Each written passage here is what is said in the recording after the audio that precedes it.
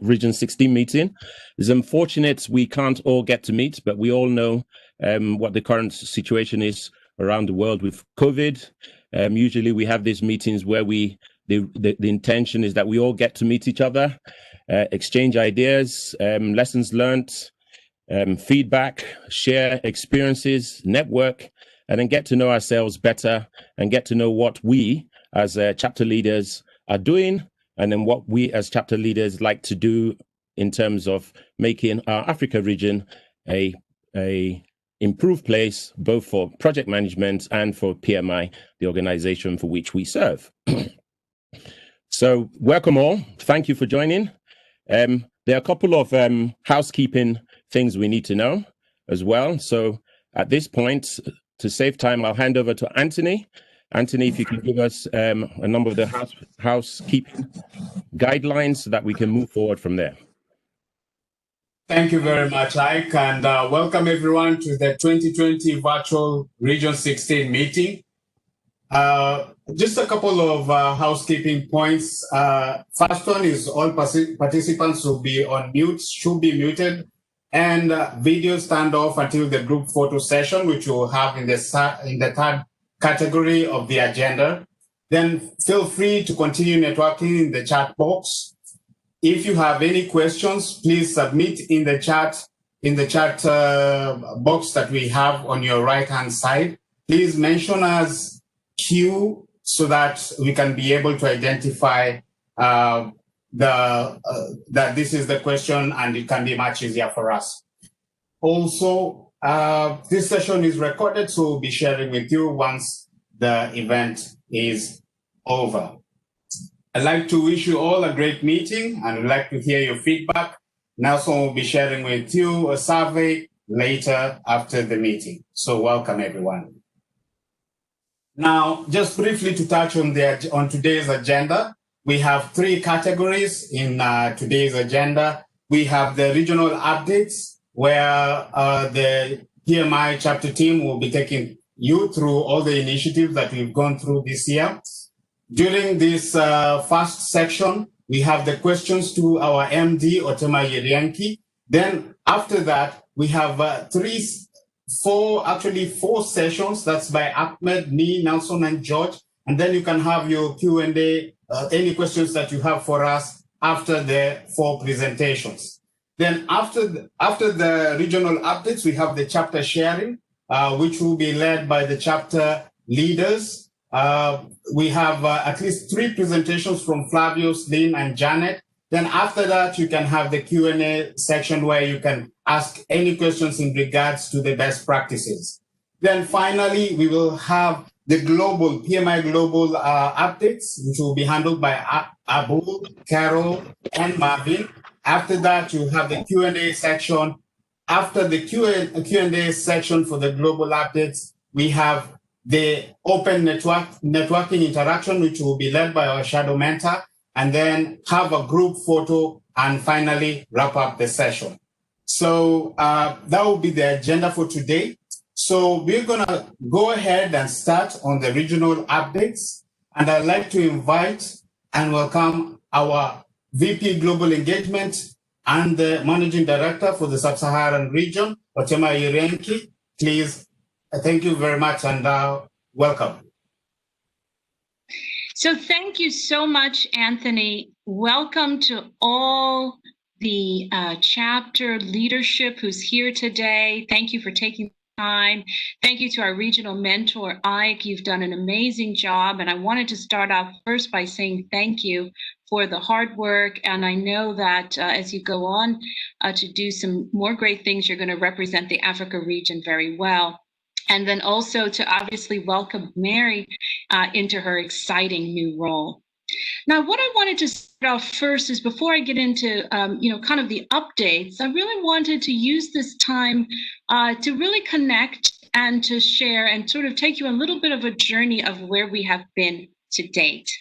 And so when we all met in Tanzania, when we used to be able to meet face to face, we heard from you as the leadership of the Africa region, some of your concerns, what you wanted to see happen from the new sort of regional model that PMI was putting in place.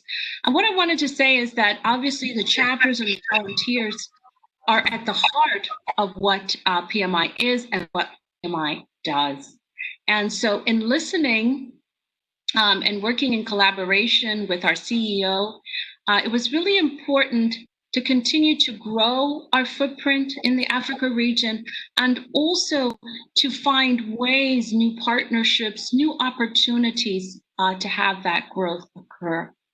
And so when I sat with the presidents in Tanzania, these are some of the areas really trying to improve the ability to do work with PMI, in terms of local currency, in terms of ensuring that the voice of the chapters is heard.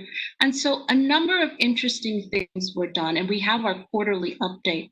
So in terms of what happened, what are some of the successes? And one of the key successes we want to highlight is our partnership. So led by the Nigeria chapter and Dr. Lambert and team, we connected with the Tony Elumelu Foundation as well as our PMIEF partners. And in that, we realized that there would be an opportunity to address a new audience, right? A broader audience who could benefit from project skills, because after all, as you know, project management skills are life skills. And then we signed this amazing MOU. And in that MOU, we talked about what are some of the things that we can do.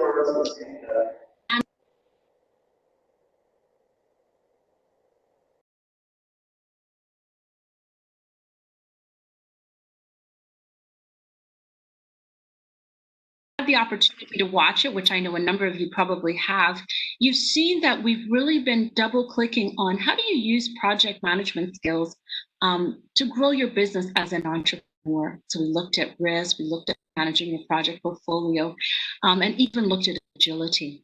And to date, we've had over 38,000 views on YouTube and over 6,800 participants who've attended the live sessions. And so this is talking about really reaching a new audience and growing and really building the brand of PMI within Africa, within Nigeria.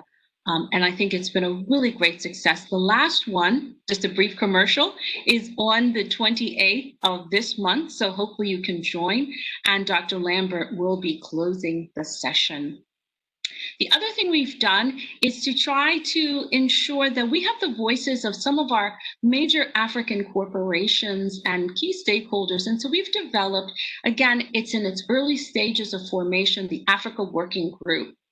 And that was to sort of get a group of senior volunteers representing multiple stakeholder groups to kind of be our sense and respond, to share with us what is it that they would like from the Project Management Institute, and specifically, how can we help to grow, to do the advocacy within Africa, to grow the profession, and to ensure that the great principles and great work that comes out of, and the impact that comes out of doing project management within the methodology that PMI espouses gets down to the ground on the projects, in the companies, and has that impact. And so we have two subgroups, because in the discussion, we thought that youth and advocacy would be the best way to move forward. And so in this early stages, we've been trying to provide, they've been giving us really good feedback around what's the strategic kind of direction. So we've worked with them to create that sort of PMI sort of value proposition, right? It says sales deck, but it's really the value proposition that we can then take forward. And then they've supported the conference, and then also the youth track. So wanting to really work with the youth and to say, how can we meet the needs of that next generation of African project managers? So that's some of the things we've been doing in partnership. And I want to move on to, in terms of the chapter channel. I mean, the chapter channel has done an amazing job. And one of the things that we've collaborated very effectively on is around the PMP initiative. And that is, in this year, which the PMP is changing, as you all know, we wanted to ensure that many of our stakeholders were aware of that change, and also to provide the guidance and the support to increase the number of people who would go through the credentialing certification process. And I just wanted to highlight here, I mean, all 31 countries in Africa have participated, and I wanted to do a shout out to our top 5 performing chapters. Every chapter has done well, but we wanted to highlight the chapters who have had very successful campaigns, and that's Nigeria, South Africa, Kenya, and Zimbabwe. So shout out to those chapters who've done a really, really great job. And then the other thing that we heard, and we heard this in Tanzania, about how do we get the French team much more engaged and feeling like, being much more inclusive around the French-speaking chapters. And so we decided, with their support, to have an Africa French-speaking committee. And of course, it's all of Africa, right? So we've included North Africa with Morocco and Tunisia. And one of the things that we've successfully done so far with that group is, around the Africa conference, for the first time we had simultaneous translation. Now, of course, being the first time, we did have some hiccups, but it was exciting to be able to have that. And then the other thing we're doing in the fourth quarter, our learning series, the Limu, we would focus to also have it in French, and then the newsletter in French as well. The other exciting thing is we're growing, right? I had talked about growth. The new chapters, Rwanda's been chartered, Ethiopia, Zambia, Namibia in potential status, and Mozambique under formation. So the team feels that that growth trajectory, it's not just about numbers, but it's about increasing the size of our community and getting more people adopting and using the discipline and advocating for successful projects in Africa, because successful projects impact the daily lives of all of you, as you know. So it's like better infrastructure, better financial services, etc. So that's really impactful, and that's what the meaning of growth is really about. And let me just also talk about the events. I mean, the Africa conference was amazing this year. I mean, I love the video that the chapters did with the regional mentor, and I mean, astounding number of registrations. It wasn't easy. Teams working with us to pivot to a virtual environment. But if you look at the total number of registrations, over 5,000, and over 2,000 people actually attended live. We had rich content, and for the first time, we had two tracks, including the youth. And Dangote, and we had speakers from NASA, very, very passionate, and it was an exciting conference. And then lastly, we've also started an educational series called Elimu, which means to learn in Swahili. And we've had different types of topics so that you can learn more about the new products, but also around motivational, where we had Anja talk about her trek to the South Pole. So and then, members are able to earn PDU. So very, very exciting, sort of a rich set of things that we're doing within working with you within the region. Next slide, please. So the thing that I wanted to do is to just have an opportunity to give a shout out on the PMP initiative. So I wanted, a bit of drum roll. I know we can't see it or hear it, but PMP Africa Initiative, best performing chapter is Nigeria. So we wanted to have a shout out to Nigeria for the tremendous work that you've been doing in terms of driving the PMP initiative, getting members out there, supporting people to take the PMP. So really, really amazing job by the Nigerian chapter. And as I said, we're an inclusive family here, right? And so we also wanted to have a call out for the best performing French speaking chapter on the PMP initiative, and that goes to Côte d'Ivoire. So let's give a shout out to them as well, because they have done an amazing job, right? So PMI Côte d'Ivoire, congratulations for being the best performing French speaking chapter. And so it's really important when our chapters do well, we really want to give the kudos, because it is a lot of work, and we really, really recognize that you put a lot into this, and we just wanted to have a bit of a kudos. So we'll send out a bit of a certificate afterward that you'll receive on that. So could I have the next slide, please?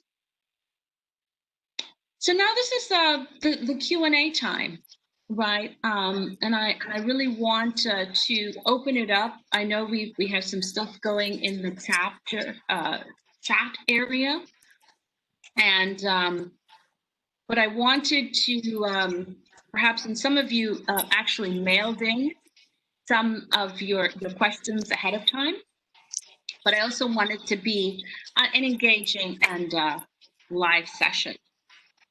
So one of the things that I heard, and I'm going to summarize here because I had several different feedbacks, but really it's like, how can we improve on the way in which the chapter and the regional organization, which for most parts, it's we always had our Dubai support area, which focused on the chapters.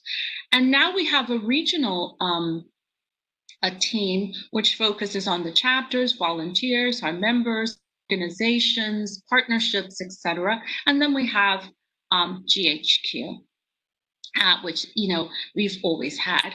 And so one of the things is that this has been year one, and it's been a learning year, right? A year for us to kind of figure out what's that best operating model and what's the best way to share in terms of the information, and also to have the chapters feel very much engaged.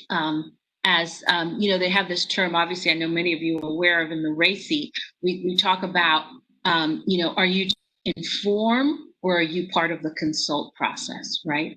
And so where we want to move directionally is to have that balance between the chapters being very much a part of our consult process as a key stakeholder, and also be part of our process of informing. So it's like we sense from you, we get guidance, and we also go ahead and take some activities. So like, for example, the partnership with the Tony and Limulu Foundation, and then put that into practice as the operational team in collaboration with the chapters.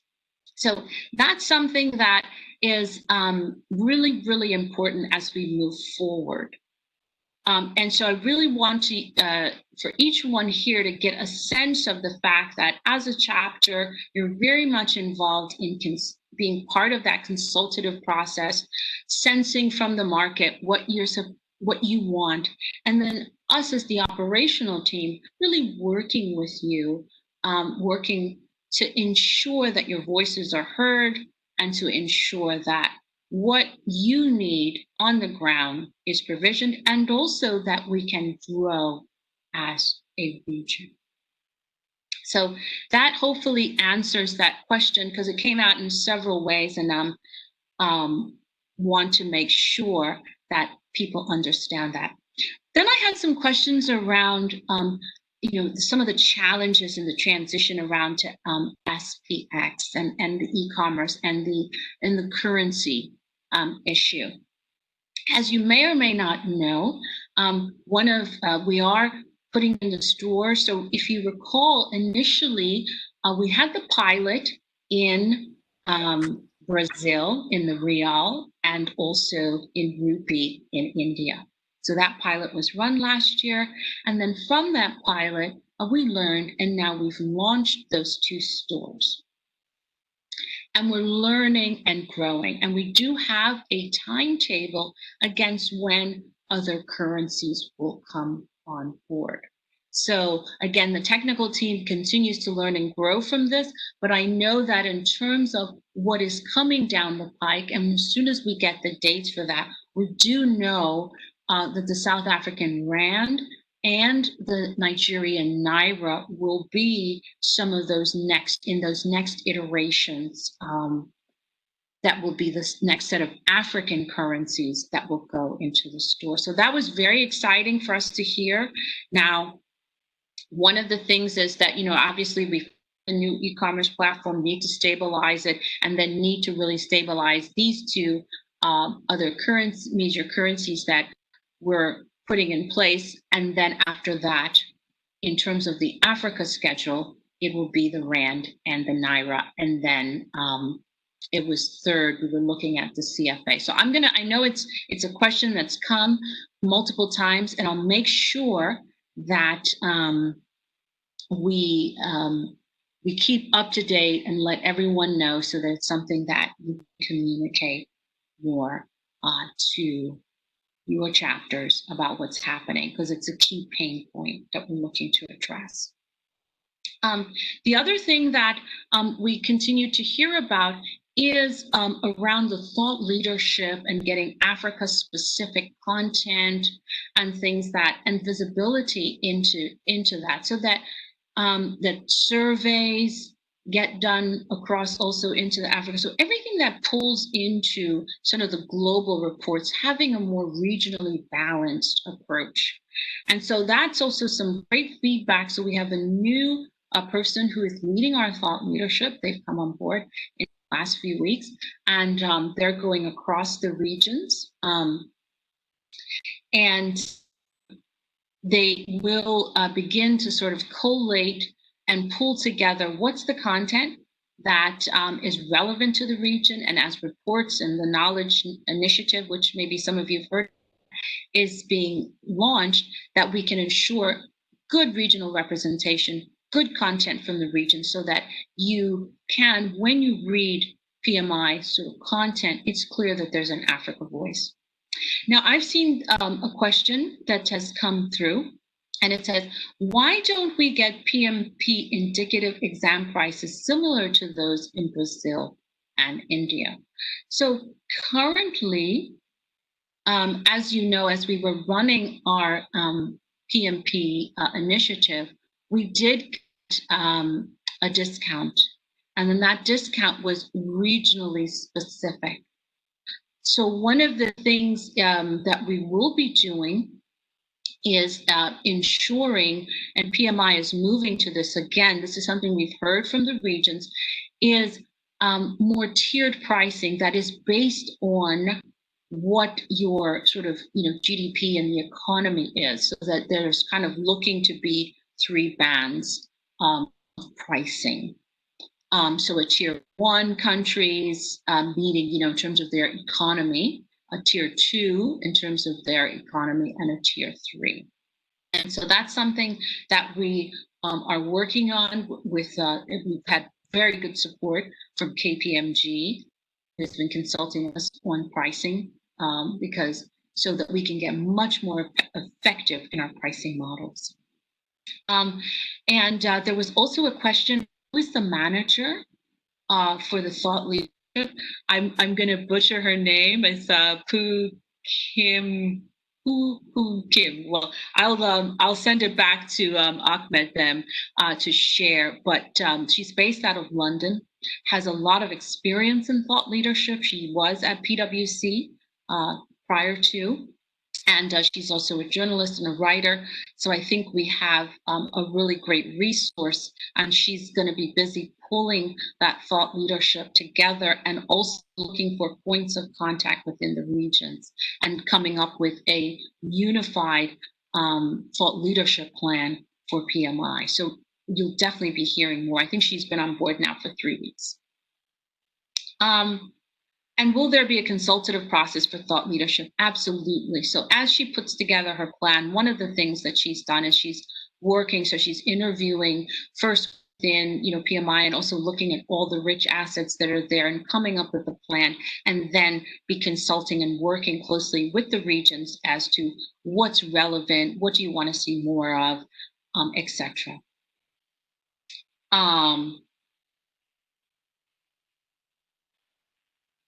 So there's another question back to, will the PMP pricing criteria also apply to membership fees? So the membership is also looking at tiers of membership.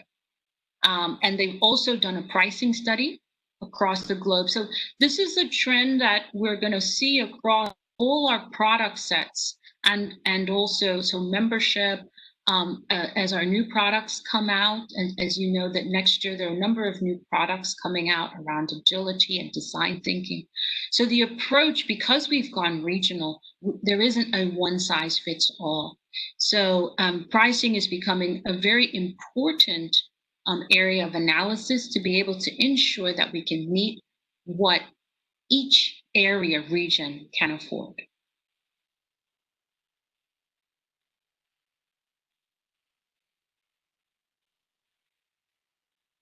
Okay, so I think I've answered the questions around, are there, yeah, so last year, Sunil had mentioned regional-based membership pricing.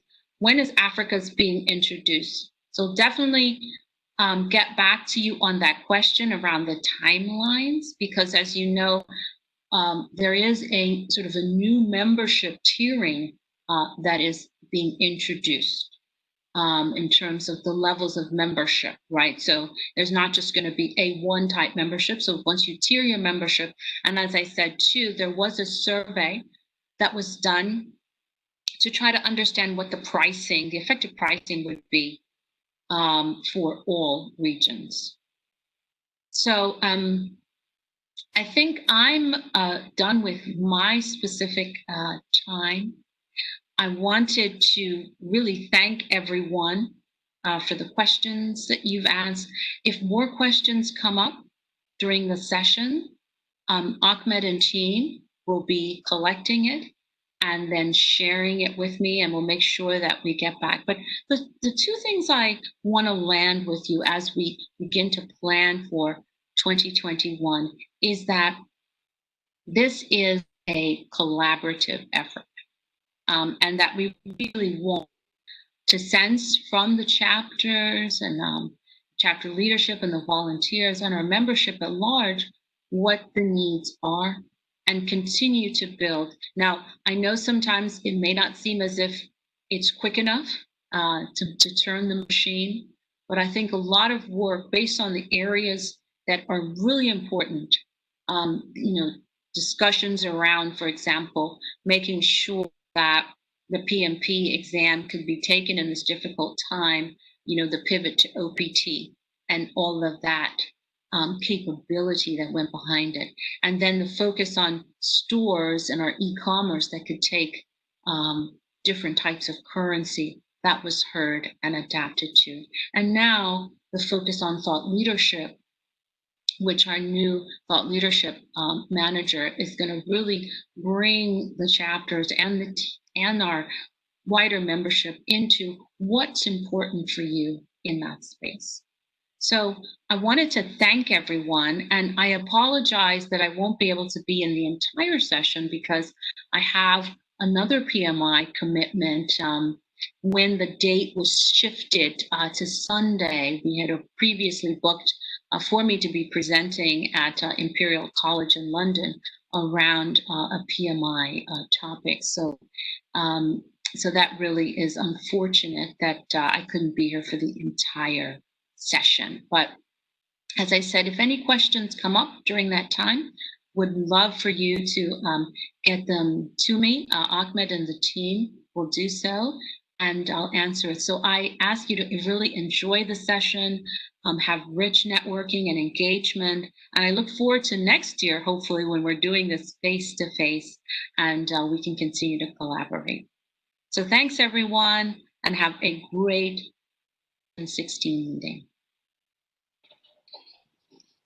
Thank you, Otma, for the questions. We definitely actually have some of more questions, but as you said, we compile them all and we create actually documents. And I'm sure from now till end of the meeting, we'll have more questions as well. So we will put them in documents and work together to get an answer and send it back to the chapter leaders. So thank you for answering all these questions so far. So moving on to actually just as Anthony, when kick off the meeting, we are going to have this, I think from now for another 55 minutes, just original updates, more in details from what Fatima has shared with us when all these initiatives, and then we'll have a Q&A at the end. So the Q&A of this section, kindly if you have any questions during those presentation of those slides, my slides, Anthony and George, just you can keep the question at the end or maybe put it on the chat and we'll make sure to answer the questions about those slides and this initiative at the end. However, those questions for Otma, we'll make sure, I think we received good questions as well from the other chapter leaders. We'll make sure to answer all these questions in written, put it in one document, PDF it, and send it to all of you. I hope that's a great approach. So just quickly, because the theme of this region meeting, actually, we want you to speak, to ask questions, to present more than us. That's why each one of us as a team member, we are limited to only 5 to 10 minutes to speak. And so I will start just speaking about the Africa conference. Now, as Otma said, we had a great event, great conference, actually because of all your support, all the chapters, 18 chapters, charter chapters, or 15 charter chapters, and 3 potential did a great job to get actually almost 5,000, over 5,000 registrations. And if you see here the attendees, we got around 2,000, over 2,000. So in a conversion rate, we are in 45%, which is great. As per the global BMI global research, it shows that the conversion on the online event between registration and attendees usually like an average of 34. So we are in 45%, which is great. Also, give you on this slide an overview about the attendees per track. So as you know, we had the main stage, track 1, track 2, youth and sponsors. And what's interesting for me to share with you the non-members and members. So here, basically, we have 74% from the attendees are members, where we had 26. And now, actually, we are taking this 26% to filtration and work with the marketing. And maybe we'll reach out to you as well to see how we can work together to share the information and the knowledge and the products with those members, with those individuals who are non-members. Also, in the second graph from the left, we have the chapter members and non-chapter members. We have 57%, more than the half are chapter members, which is great. We do have also non-chapter members, 43. But here I need to highlight one thing, that out of this 43% are also chapter individuals outside of Africa. So not necessarily that 43% are from Africa. On the last graph, actually on the right side here, we say about the credentials and non-credentials. So 65% of the attendees are credentials. Definitely 1,300 plus are BMPs, and the rest actually distributed between the other certificates. Now, we are currently working on a closing report for the Africa conference in details. And as you noticed that we have sent the survey to all attendees to ask them about the conference. So once the closing date of the survey on 17 October. So after 17 of October, we are going to compile all the survey results along with the closing reports for this kind of statistics with more depth also information. We compile it and we'll send it to all of you for your feedback and also for thoughts for the next conference. Now, when we are talking about next conference, hopefully we are looking for hybrid model where we are going to be in person and also broadcast online. We haven't yet actually met with the team at GHQ and with the marketing and with the IT team, but we are looking actually for a hybrid conference. As I said, the date is confirmed 5th to 7th September to 2021 in Nigeria, Lagos. We are already booked the venue, Eco Hotel. So basically, once we are planning for a few meetings, I think by end of November. Once we reach to a plan and some update about the upcoming conference next year, we will make sure as well to share it with you and get your feedback. Next slide, please. This is the PMP initiative recap. If you noticed, we are actually listening to your feedback and brought to our attention that we haven't shared with you the performance of the chapter for the PMP. So basically, the last week, Nelson has sent to all chapters the PMP consumed codes, the email address and the PMI IDs, and also the guest paths. So we combined all of this in one spreadsheet and we send it to each chapter. So this is going to be bi-weekly. So every 2 weeks, you expect a report on the PMP initiative per chapter, along with the guest pass as well, for you to really know how your chapter stand when it comes to the PMP initiative and guest pass as well. Now, this is just an overall, like for all the 18 chapters, I have to say that all the chapters did very well, and we really thank you for all your efforts. All the chapters without exception did a great job, and we see how many actually webinars and emails and communication we receive on daily basis. We know that there are a lot of challenges when it comes sometimes to the payment, code issues, SPX launch, etc. Nelson, Anthony, myself, and also George and Joanna were trying to resolve all these issues in collaboration with the GHQ team. But this is just an overview, and we promise to send a bi-weekly report on the PMP initiative, as I said, because I think we need to do so for your information and also to know where your chapters stand for the PMP. Can I have next slide, Tony?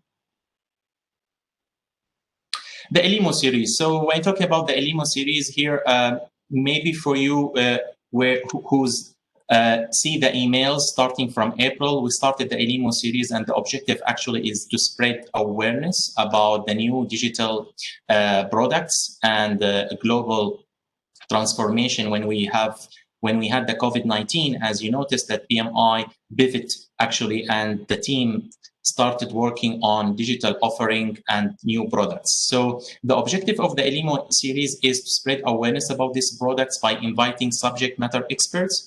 And also we wanted to have a kind of motivational sessions sometimes as well. And that's why we have invited, if you recall, Anya, she's the VP Youth, to speak about her experience. So we are planning to continue in Q4, October to December. So as you see here from October, we are going to have a starting innovation with George. And then we will have actually, hopefully by Mark Lyons, he is the Vice President of Agile in PMI. We're inviting him to let us know about the update of the DA certification journey. And also we wanted to invite Dr. Moses. I think you attended Dr. Moses during the Africa conference.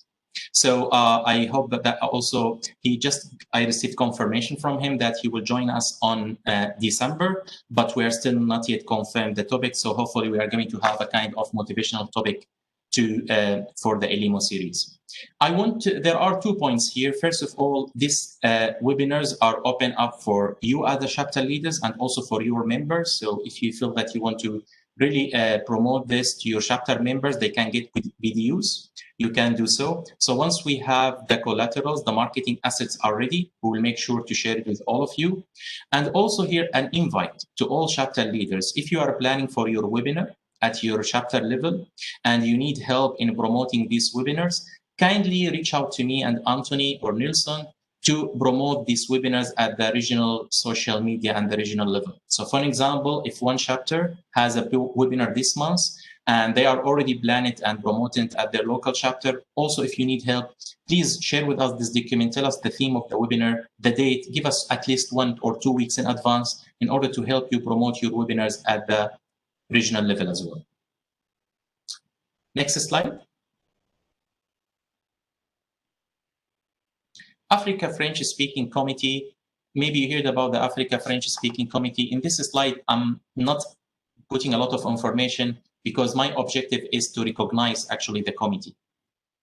We have 6 chapters from Africa, Sub-Saharan Africa, and I really want to thank them all for their effort, for their availability, and for the supporting us in building the content for the French webinar series that we are currently working on. So I would like to really say thank you to Kirsten from Cameroon, Olivier from DRC, Nelly from Côte d'Ivoire, and Dr. Innocent from Rwanda, Ahmed from Senegal, and Chitra from Mauritius. We are meeting almost once every month, and we are currently working actually in Elimo series in French. So it's going to be the same of the Africa region. It's not an independent initiative, but we are trying actually to also build a webinar series from October to December. Each month we are having one webinar in French.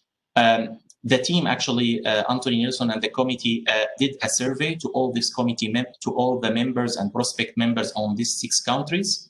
And we ended up that actually the committee or the members are looking for agile topics, looking for actually PMI certifications update and also project management updates in Africa. So we are currently working with the committee members to secure the speakers. And after that, hopefully shortly, you will see also advertisement and promotion about those webinars in the social media. And we definitely want to encourage all of you and specifically these chapters to promote it to their members, because that's the objective, is building value proposition and benefit, direct benefit to these chapters in Africa. And also 2 chapters from North Africa, Morocco and Tunisia, are joining us because we like to have this Africa French-speaking committee in the whole Africa. So we invited Morocco and Tunisia, and also they are adding their inputs, and we are meeting with them, as I said, once every month. Maybe I want to answer here when questions came always about why this Africa French-speaking committee and why we are actually duplicating effort with Regional Global. The answer is we are not actually duplicating any, or let's say competing with Regional Global. Regional Global is a very established initiative by PMI France chapter. We are on regular communication with them. Actually, I usually speak with them on regular basis. They are really delivering a great resources and great initiatives. So we really support all of their initiatives. However, the objective of this committee is to build one voice for Africa. When I mean one voice, rather than actually Cameroon going to a Regional Global and make collaboration with them, or Côte d'Ivoire, is rather than have our one voice as an African in Francophone countries before actually we do any collaboration with the Regional Global. So Regional Global actually are waiting for us now. Once we have established our program and initiative for the Africa French-speaking committee, we would need, and I think we have discussed this in the committee in the first and in the second call, we are going to meet with them and see how we can work together. So we are not competing with Regional Global, and also we definitely have to leverage and benefit from their experience because they are very mature and established since long time. And as I said at the end of this session, the regional initiatives, after my colleague Anthony George deliver their slides, we will have a Q&A to answer the questions related to my slides and other slides as well. Thank you very much for listening, and over to Anthony to take you through the annual planning and the updates of the ATBs. Thank you very much, Ahmed. Now, as you know, we are almost to the last quarter of the year, and it's time that we start having discussions in regards to the annual plans and the catalog of core services worksheet. And as you know, this year, in the beginning of the year, we did do our submissions for the chapter annual plan by the deadline of 31st January. So I would like to take you through the annual plan for next year as we plan for the year 2021. So the annual plan and catalog of core services worksheet, which is an enhanced worksheet complete with a tab for the chapter's annual plan and a tab for the catalog of core services worksheet and a tab for tracking against the annual plan throughout the year. So the chapter leaders are required to complete and submit the enhanced worksheet with the annual plan and catalog of core services tabs completed as part of the charter renewal process. So the worksheet should be uploaded directly to the component system, and I'll be sharing with you the link to the component for those who might not be having it on my next slide. So as you know, on the catalog of core services, it outlines a set of services that members have come to expect as part of their chapter membership. These services are categorized into 4 core services, which are chapter events, career developments, member communication, and member benefits, with a list of various sub-services. These services are qualified as being required, recommended, or optional, allowing each chapter to provide the service best meeting the needs of their own local territory. So chapter leaders are required to complete and submit the annual plan and catalog of core services worksheet as part of the charter renewal process. So we are requesting if you can, starting next year by deadline of 31st January, if you can have your submissions and for the chapter annual plan and catalog of core services.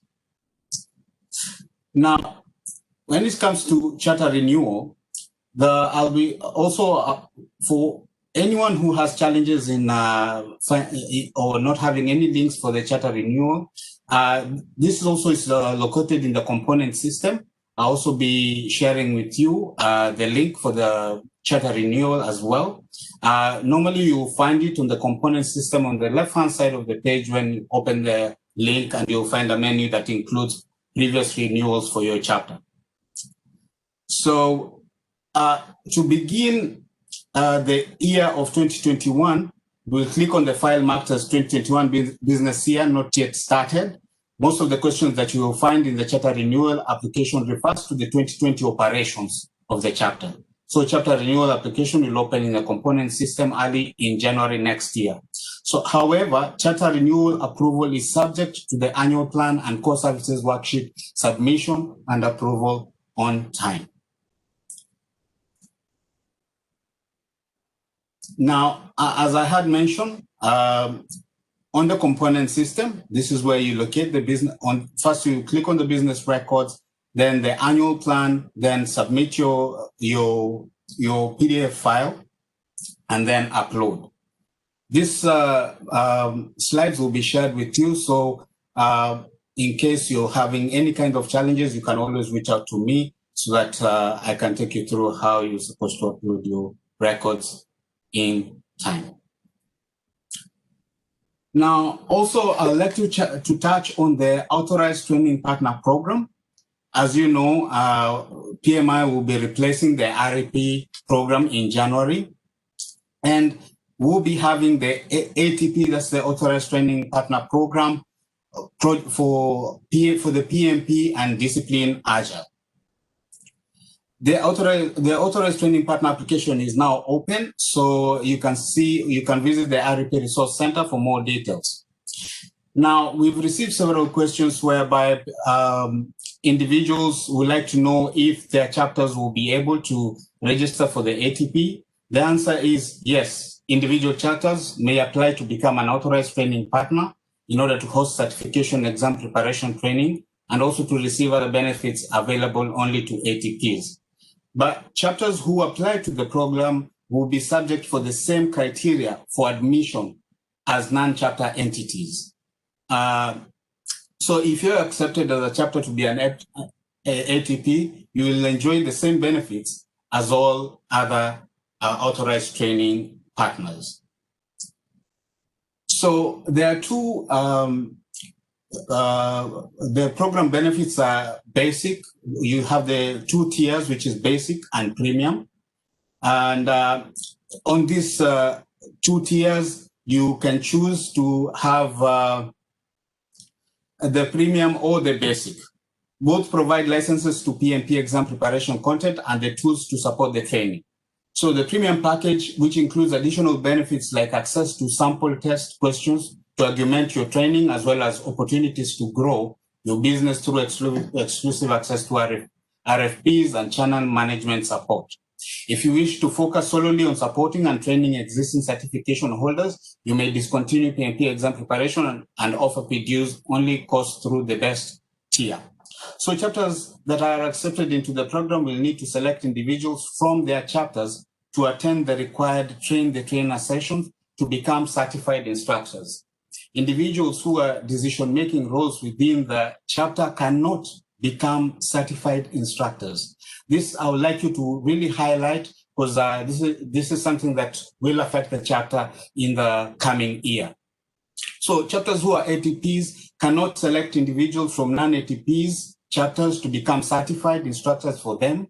If a chapter is not an ATP but has training needs, they can publish an RFP to which all ATPs, including the chapters who are ATPs, may respond to and be awarded the opportunity. So chapters that become authorized training partners may not permit their chapter board members or those in a decision-making role within the chapter to serve as ATP certified instructors, nor can they be the ATP owner, in order to avoid any conflict of interest. Additionally, ATP owners and instructors cannot serve as a chapter leader or a decision-making volunteer within a chapter while they are still an ATP owner or certified instructor. So please note that ATP owners and instructors will confirm via a checkbox in the ATP application that they are aware that PMI chapter leaders in a decision-making role may not deliver certification exam preparation training under the ATP program, and will confirm that they are not a chapter leader and will not volunteer as one while an ATP owner or instructor. Yes. So for those of you who might have any questions in regards to ATP, you would like to collaborate with the ATP or have the chapter as an ATP, please do reach out to me so that we can take you through the guidelines and also share with you all the resources which are available to support you in your applications. I'll hand over to my colleague Nelson to take you through the chapter performance. Thank you. Thanks, Anthony. Thank you so much. So I'll just, mine will be very quick, but it'll be on the chapter performance in terms of retention and membership, and also the Guest Pass program. Next slide, please.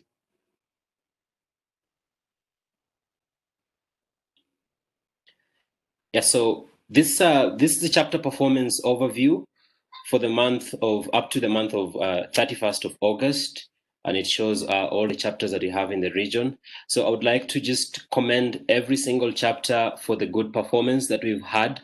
I know this has been a very difficult year for all of us in terms of membership and also retention, but we have seen a tremendous growth, and also the 3 months membership that has been offered by extension membership, and membership that has been offered by PMI has assisted with this.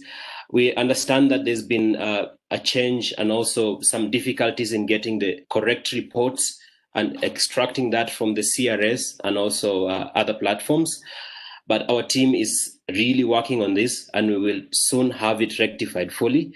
But in the meantime, if you need, if any of the chapter leaders need any report from the CRS that you probably need to use, you can contact me directly, and I'll be able to extract that from you for you and then send it to you. So we've seen a great rolling retention for the chapters, having the leading chapter as Mauritius with the greatest retention, but all the other chapters have really stepped up in terms of retention. We've seen a number of people really renew, and also a number of people also join as new members, and this has been attributed to the various programs that have been ongoing in the chapter initiatives in terms of membership, in terms of webinars. The online webinars have been supporting you to host, and also in terms of the Guest Pass program that most of the chapters are using. So we encourage all the other chapters to keep using the codes. And if you have any issue that you're experiencing with the codes, also just contact me directly. I'll be able to assist with that so that we can consume and achieve the targets for the membership. Anthony, if you could go to the next one. Well, so here's the breakdown on the chapter Guest Pass program. Most of the chapters are using the Guest Pass program, and like I mentioned, we'd like to just encourage you to keep using the codes that we sent initially. I understand that there was a change with the new platform, the SPX platform. There was a change. Initially, we had different codes that we had shared before. That was before February of this year. But when we had a change in the payment platform on the PMI website, we issued new codes. So the previous codes will not be able to work. That's why probably some people are experiencing issues with the codes, but the new codes that I had shared on email should be able to work. So I'd like to encourage all the chapters to keep using the codes, the Guest Pass codes, because we would like to encourage more and more chapters, more members to join the chapters. And we understand that this is a difficult time because of the situation that is going on in the country. But we'd like to encourage you to keep sharing this code with the members in the country so that they can join the chapter. And we'd like to congratulate the 4 chapters that have already achieved the 500 club, which is Uganda, Ivory Coast, Angola, and Ghana. And Ghana actually achieved this, the 500 club very early in the year, I think in February, start of February. So congratulations to the 4 chapters. We can clap for them. And thank you so much for really your efforts. So we encourage the rest of you to keep using the codes and to achieve the 500 club and also to achieve the membership targets for the chapter. If you could go to the next slide, please.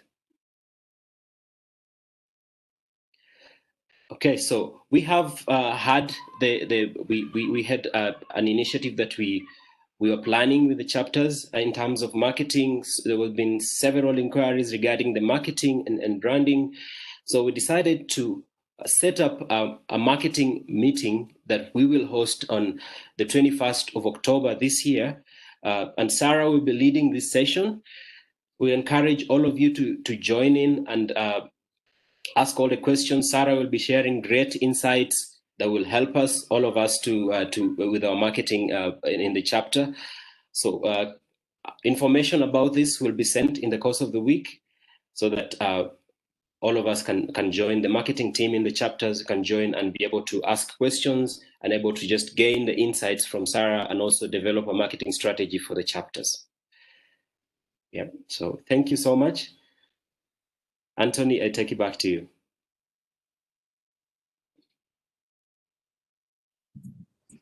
Thank you, Nelson. So next we have George to talk about the TF and CAPM. Welcome, George.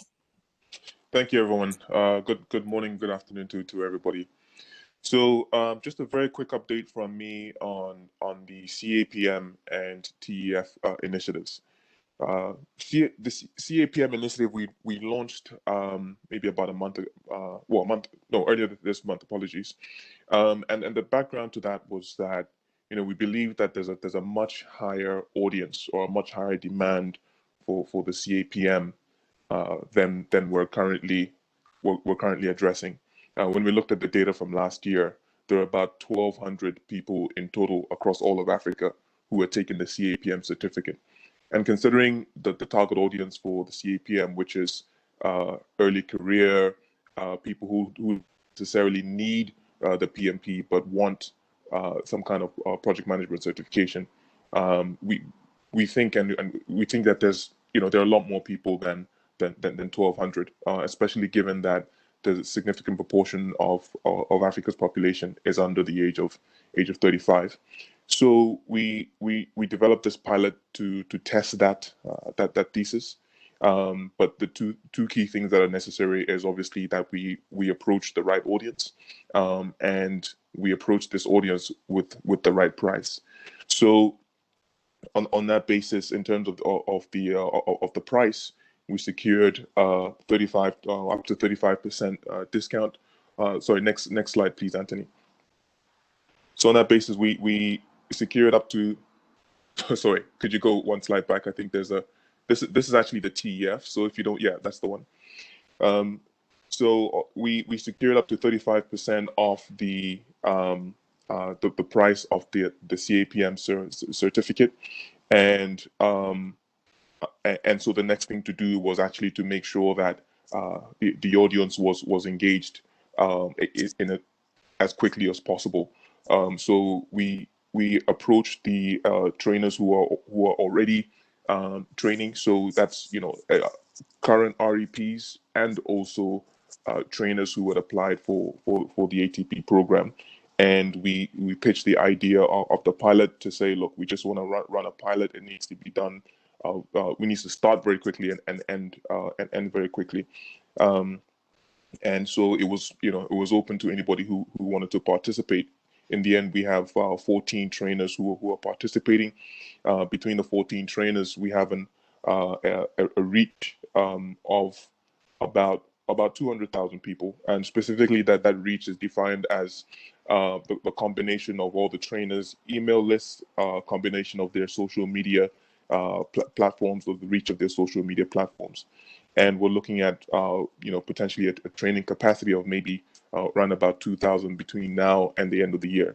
So obviously this is all theoretical, but once we finalize the program, we'll be able to look back and get a sense of, okay, what is really the demand or the potential demand in the market, and what's our ability to service that demand. So we kicked off at the Africa Conference on the 6th of September, where we announced this. There was a session on CAPM led by Eliza at GHQ, and throughout the conference, we're some of you may have seen the slide that's on right now, and we're sort of like promoting the initiative. So the discount at the moment is only available, as I said, as a pilot on a short-term basis until the end of October, 31st of October. We're just keeping our eye on the traction. That might be too short, but because again, this is just supposed to test the market. That's why we set it for 31st of October. So we'll keep an eye on the traction to see what progress we have between now and maybe over the next couple of weeks, and make a call on what to do next. If you go back to the previous slide, Anthony, please, on the TEF. Yeah, you can go to the next one. So on TEF, I won't spend much time on this. Ottoman has already spoken quite a bit.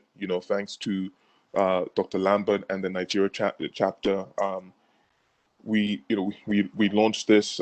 Now we have tomorrow. Actually, we have the final webinar, which is the 6th webinar, and to date there we've had over 38,000 YouTube views. For each live session we've had well over 1,000 people live on each live session, and in each live session at the end we've had about 2 or 3 minutes where we've given an outline of PMI. We've highlighted the chapters. At the end of every session, again, we send out the presentation, which includes, again, the overview of PMI and the chapters. And in the latest ones, you'll see that the link to the web page where you can find your chapter, basically the list of countries and the chapters.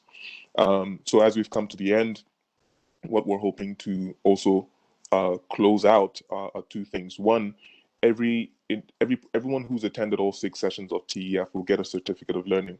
Part of that certificate of learning is, obviously, people are registering with PMI, and again, that's another opportunity to engage and to highlight PMI and highlight the chapters.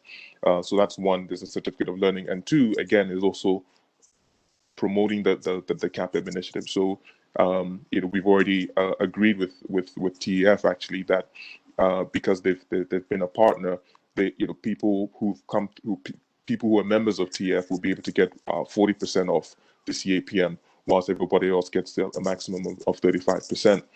And again, as we're engaging with people through TEF, then we're again talking about PMI, talking about where to go for their local chapters. And then so that's my update in terms of CAPM and TEF. But whilst I'm here, I just wanted to highlight a couple of things that we're also working on, and many of you already know about this already. One is in the international development sector, we're trying to develop more of a position within that sector. So we're hoping to hold an international development roundtable at the end of October or early November, where we can have key stakeholders from both the donor side and the recipient side of the international development sector. Still very early stages. We've had several talks with several individuals, but we'll keep you updated on that. And then the final point is not necessarily an update, but it's more of a thought. The Rwanda chapter president gave a really good talk at the conference on a standard for Africa project management. And my personal opinion, and I know a few of the chapters have chapter presidents have maybe talked about this, but I think it would be great, for the chapters to latch on to this idea of potentially leading the charge for a project management standard for Africa. As I said, for me, it's just an idea. I'm not saying this is an official communication, but I think that there's no one better positioned than the chapters and the chapter leaders to actually come up with some kind of Africa-wide project management standard that we can all take to the market. That's it from me. Thank you very much, everyone. Okay, thanks, George. And we've now reached the time for Q&A. So thank you all for your questions and comments. Ahmed, I will direct the first question to you, which is the PMP usage codes identified for Angola is not correct. The team believe this needs to be updated. Is this possible?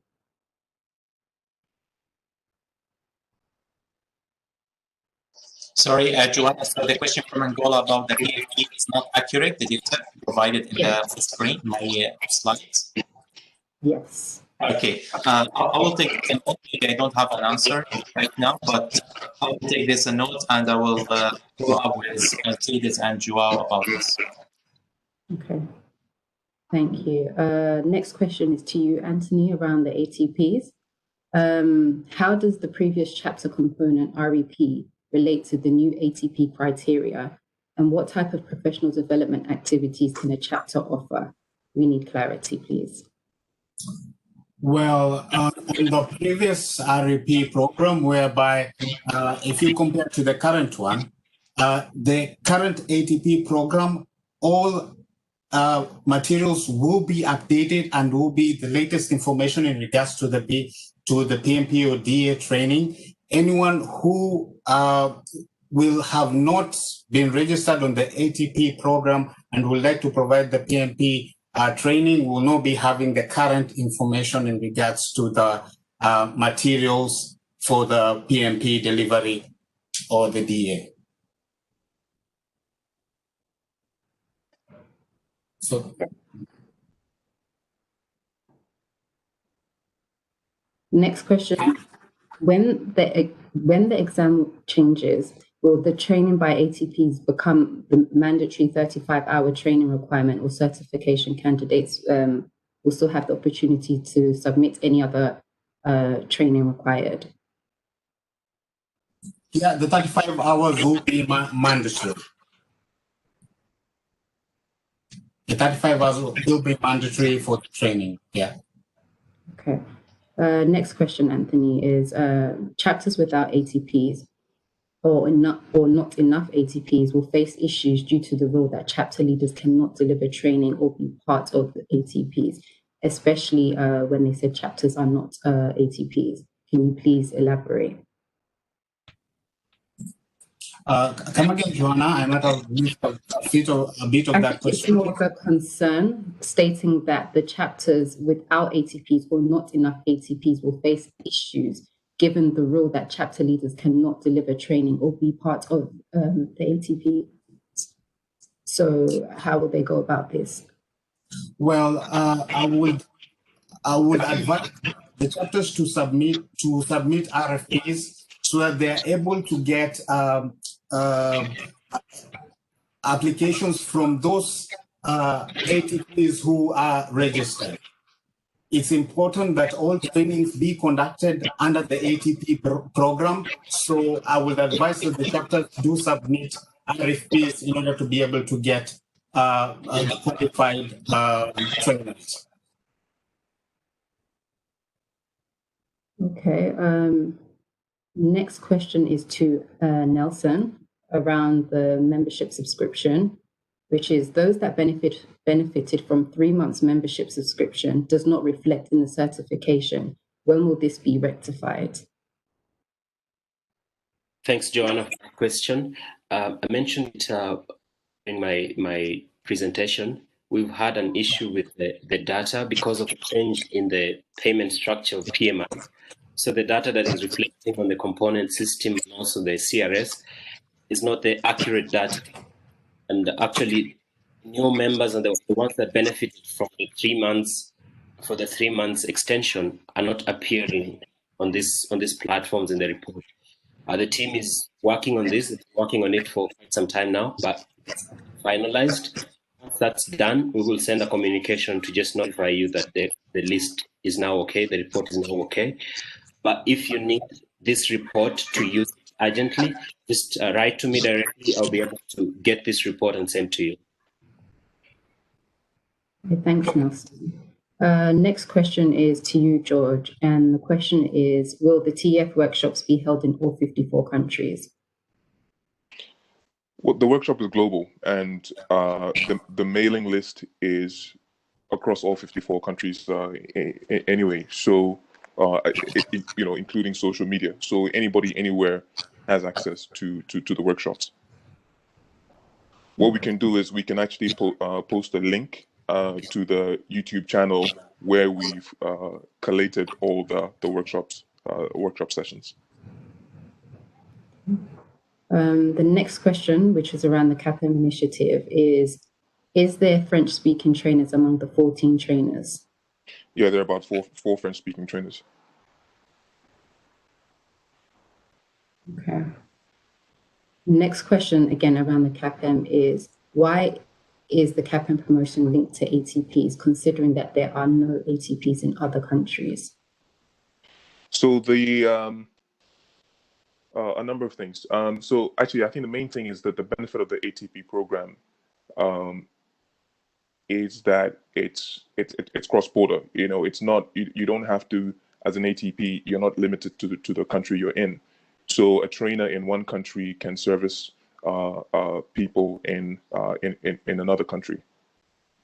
Do you mind just repeating that question, Joanna, please? Sure. So the question is, why is the CAPM promotion linked to ATPs, considering that there are no ATPs in other countries? Okay, so there's actually 2 points. One is that the training is not country specific, but the second reason why we connected with ATPs is because this was a pilot where we wanted a very quick launch to be able to test the market and test data. And we're also very conscious of the fact that already we'd engaged chapters a lot. For example, the PMP initiative and the various other communications. So we didn't want to add another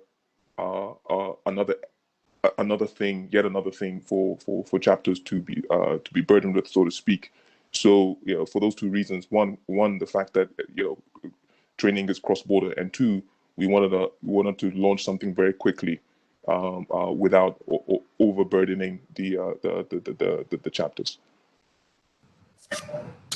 Okay, so the next question, again around the CAPM initiative, is are the trainers flexible enough to move around to other countries without ATPs, especially non-English speaking countries? So are the trainers flexible to? Yes, trainers can train around different countries, and as I said, there are about 4 French-speaking trainers, so they can train in other countries as well. Okay, thanks. Question for you, Anthony, around the ATP. Is there a special package for chapters interested in the ATP? Well, as I mentioned, that there are 2 tiers that have been provided for the ATP program. Now, for those chapters that would like to be part of the ATP program, we do recommend that if you're able to partner with a trainer who's been approved as an authorized training partner, will be the best direction. Though chapters, yes, they can become ATPs, and they can reflect using the 2-tiered program to see which is best fit for them. Okay, another question is, can we have an ATP related issues Q&A specific meeting? Yeah, we can. We can set it up. Okay. Another question is with regards to the ATP and the 35 hours training. Isn't the cost of the training going to go up, especially for countries with no or few ATPs? Who's that for? Anthony. Well, in terms of the training, we are working with the current ATPs who've been approved to see how how we can get good prices for the candidates. So we would advise that number one is work as much as possible with the approved ATPs, whom we are also working with on the background with George is working with them. Through that, we'll be able even to secure for you better rates while we are providing the discounted rates, be it for the PMP test or any other certifications.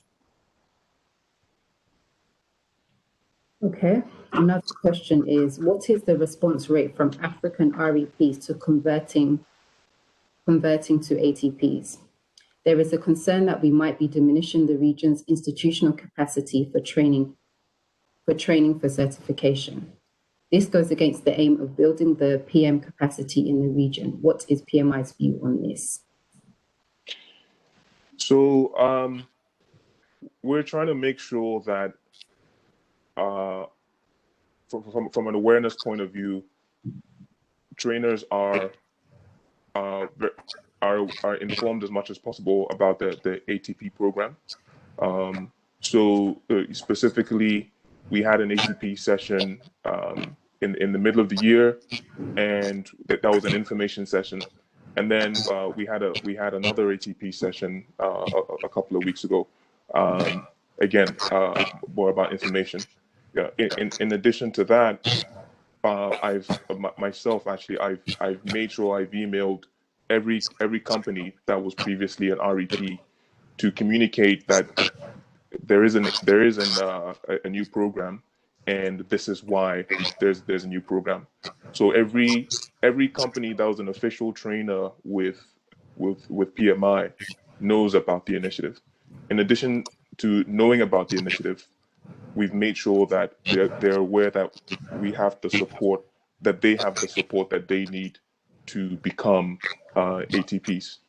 In terms of becoming ATPs, so far, I think 41 trainers have applied to become ATPs. 7 have fully gone through the process and are paid up ATPs, and another 8 are approved and are yet to pay. So I guess the summary is you said that what's PMI's view? PMI's view is that yes, we need to make sure that we maintain or even increase the training capacity in Africa. That's why we're making sure everybody's informed, and that's why we're providing the support that they need to transition to the ATP program if they want to transition.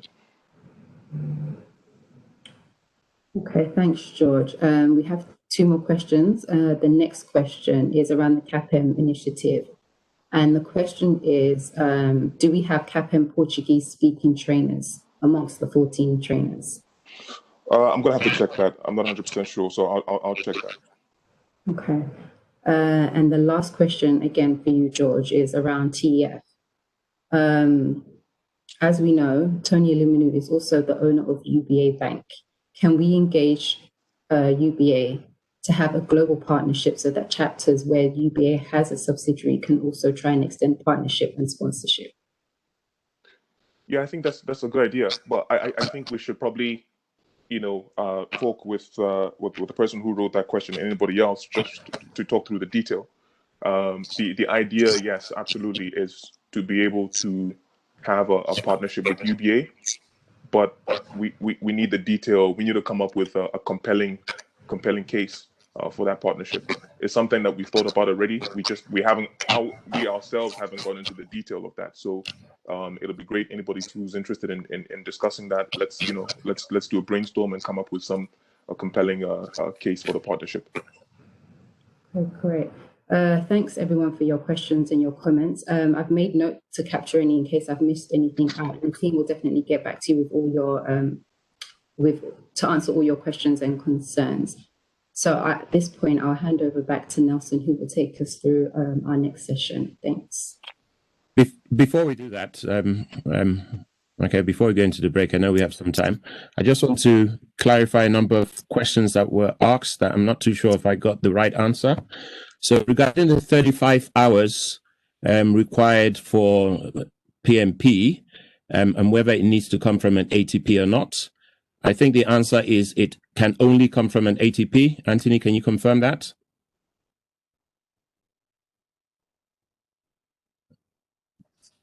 Yeah, the training for the ATP 35 hours should be coming from the ATPs.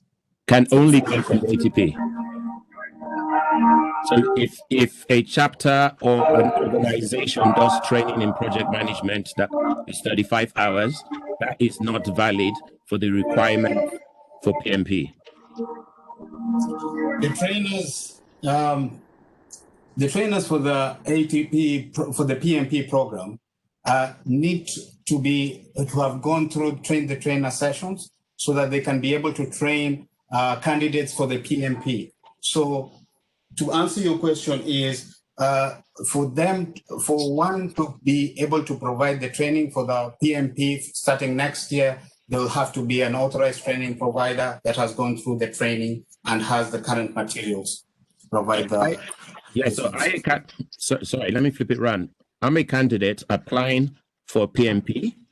I read the requirements. It says you need 35 hours contact hours in project management.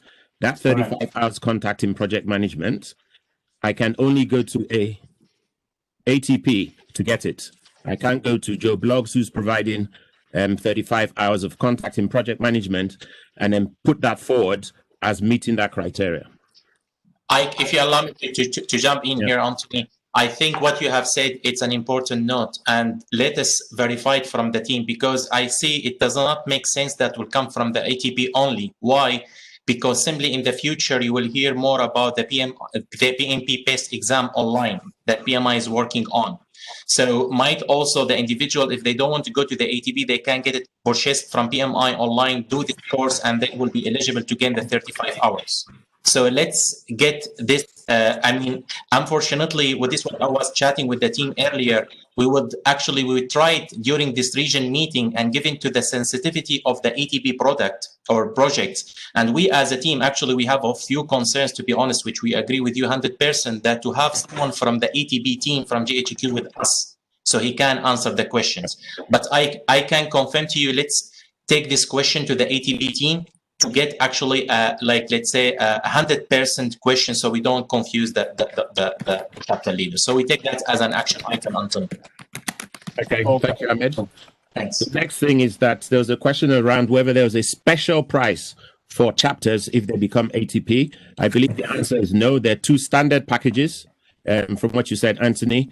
And even if you're a chapter, you still apply to those standard packages, and there's no special discounts or anything for a chapter becoming a ATP. Correct?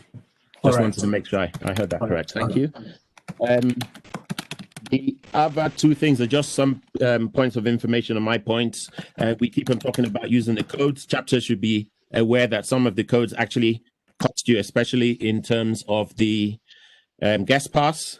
So check your numbers, check your budgets, check your accounts, so that because as you use the codes past the 500 club, you get charged for that cost. Just a point of information. And the other thing, Anthony / Nelson, prior to the meeting, I did a quick look across all the chapters and the status of their charter renewal. And I know, Anthony, you talked about business plans and charter renewal, but there's some chapters that currently in the competent system, it's not confirmed that they have been renewed.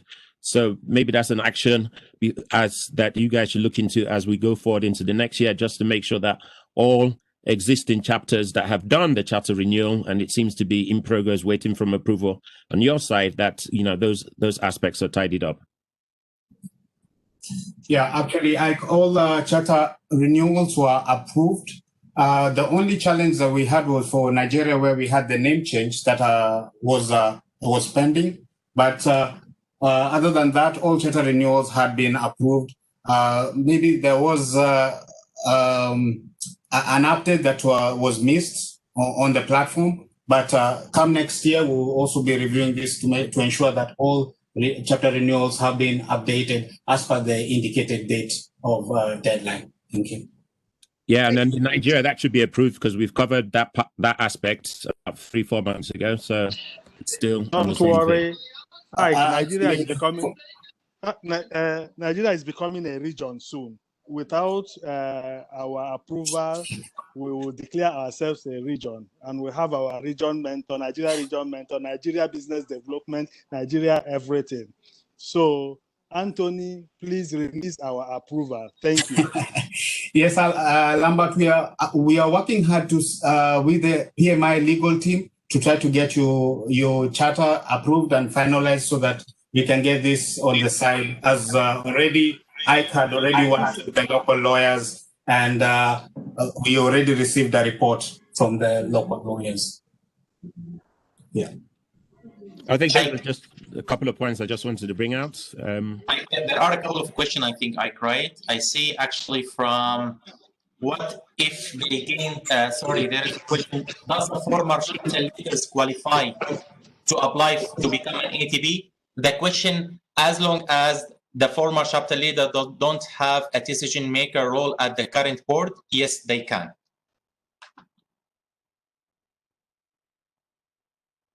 Thanks. I just wanted to answer this question, Ike. That's a good point. I think we're ahead of time. I just wanted to make sure that all questions in relation to the updates that have been provided have been either taken away as action points to come back with further clarity or clarified at this meeting. So I just picked those two things of areas of not being very clear. But the one on ATP, it's a strong point. So in terms of what chapter leaders can or cannot do, what individuals can or cannot do. So please be aware of that when you're, as chapters and chapter leaders, when you're looking into the ATP program.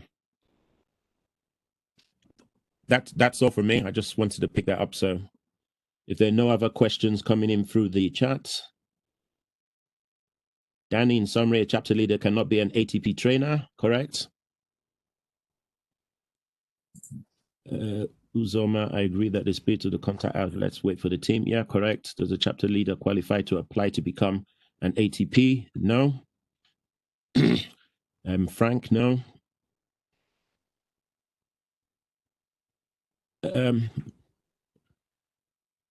Back to you, Ahmed, Nelson, Joanna. That would be Nelson, thanks. Can I ask a question because it wasn't answered properly?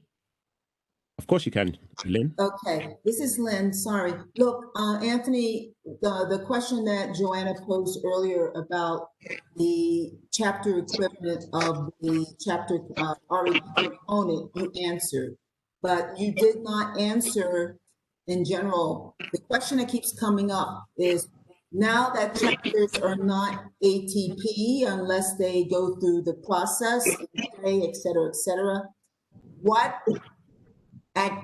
kinds of training, professional development activities are the chapters barred from carrying out? For example, in South Africa, we used to put on a PMP workshop, which was a prep workshop, okay, just to kind of gear people up for the exam. We've done other short workshops on strategy and projects and other things like that. So we need more clarity on what are the types of activities, training, professional development activities we cannot carry out by virtue of not being an ATP. Because we are no longer at the end of the year a component REP. Well, Lynn, to answer your question is, come next year, when it comes to the PMP training that should be conducted under the ATP program, the chapter will not be able to train under this particular umbrella. but I can get more insights in regards to which other activities the chapter can conduct, as you mentioned, like the workshops and all that, to see if there are any other additional initiatives you can take in to assist candidates. And if you allow me, Anthony, just also wanted to clarify to Lynn. So build up on what Ike said, Lynn. Basically, as per the ATP new program, no chapters anymore from 2nd of January 2021 can provide PMP preparation course or PMI study group or anything related to PMI. However, chapter, and this definitely can Anthony clarify it and get back to you, but I'm pretty sure that chapter can still give any professional development training, your leadership, if you are having any kind of training, but it's most important that won't be around the PMP. That's actually what the communication we received so far. That chapter can give it training or maybe leadership, power skill. I mean, it depends on what the need of your community. For an example, some of the chapter I know they are doing some of the leadership training. Some of them are power skills training. So that's totally fine. Now, if you have a specific case, for an example, some chapters not in our region, outside of the region, they want to do a Camp M training, maybe, or a workshop, or maybe a PMI ACP training. So if you have those kind of things, kindly let us reach out to us and we'll try to get for your approval. I think it shouldn't be any problem as long as it's not a PMP. But we will get that for you in written so you are confident to move forward. I hope that's clear. Yeah, Can I just add? To add, it's not only PMP. Exactly. Including disciplined agile. Yes. Two flagship stuffs that non-members are not allowed to undertake. But I believe every other training chapters can take. I've made that inquiries in the past, and that was the answer I got. So I know the ATP for now is about PMP and disciplined agile primarily. Thank you. Right. Thank you very much, Dr. Walker. That's 100% true, because as you may hear, or maybe Anthony also touched base on that the ATB, what we are going to do also, the ATB we are offering to the ATB to provide also DA training. So exactly, this is the two certificate, DA certificates and also the PMP, those that chapter cannot provide training on. Thank you. Ahmed, can I just also just add to that question? Yes. Sorry, go on. Go ahead, George, please.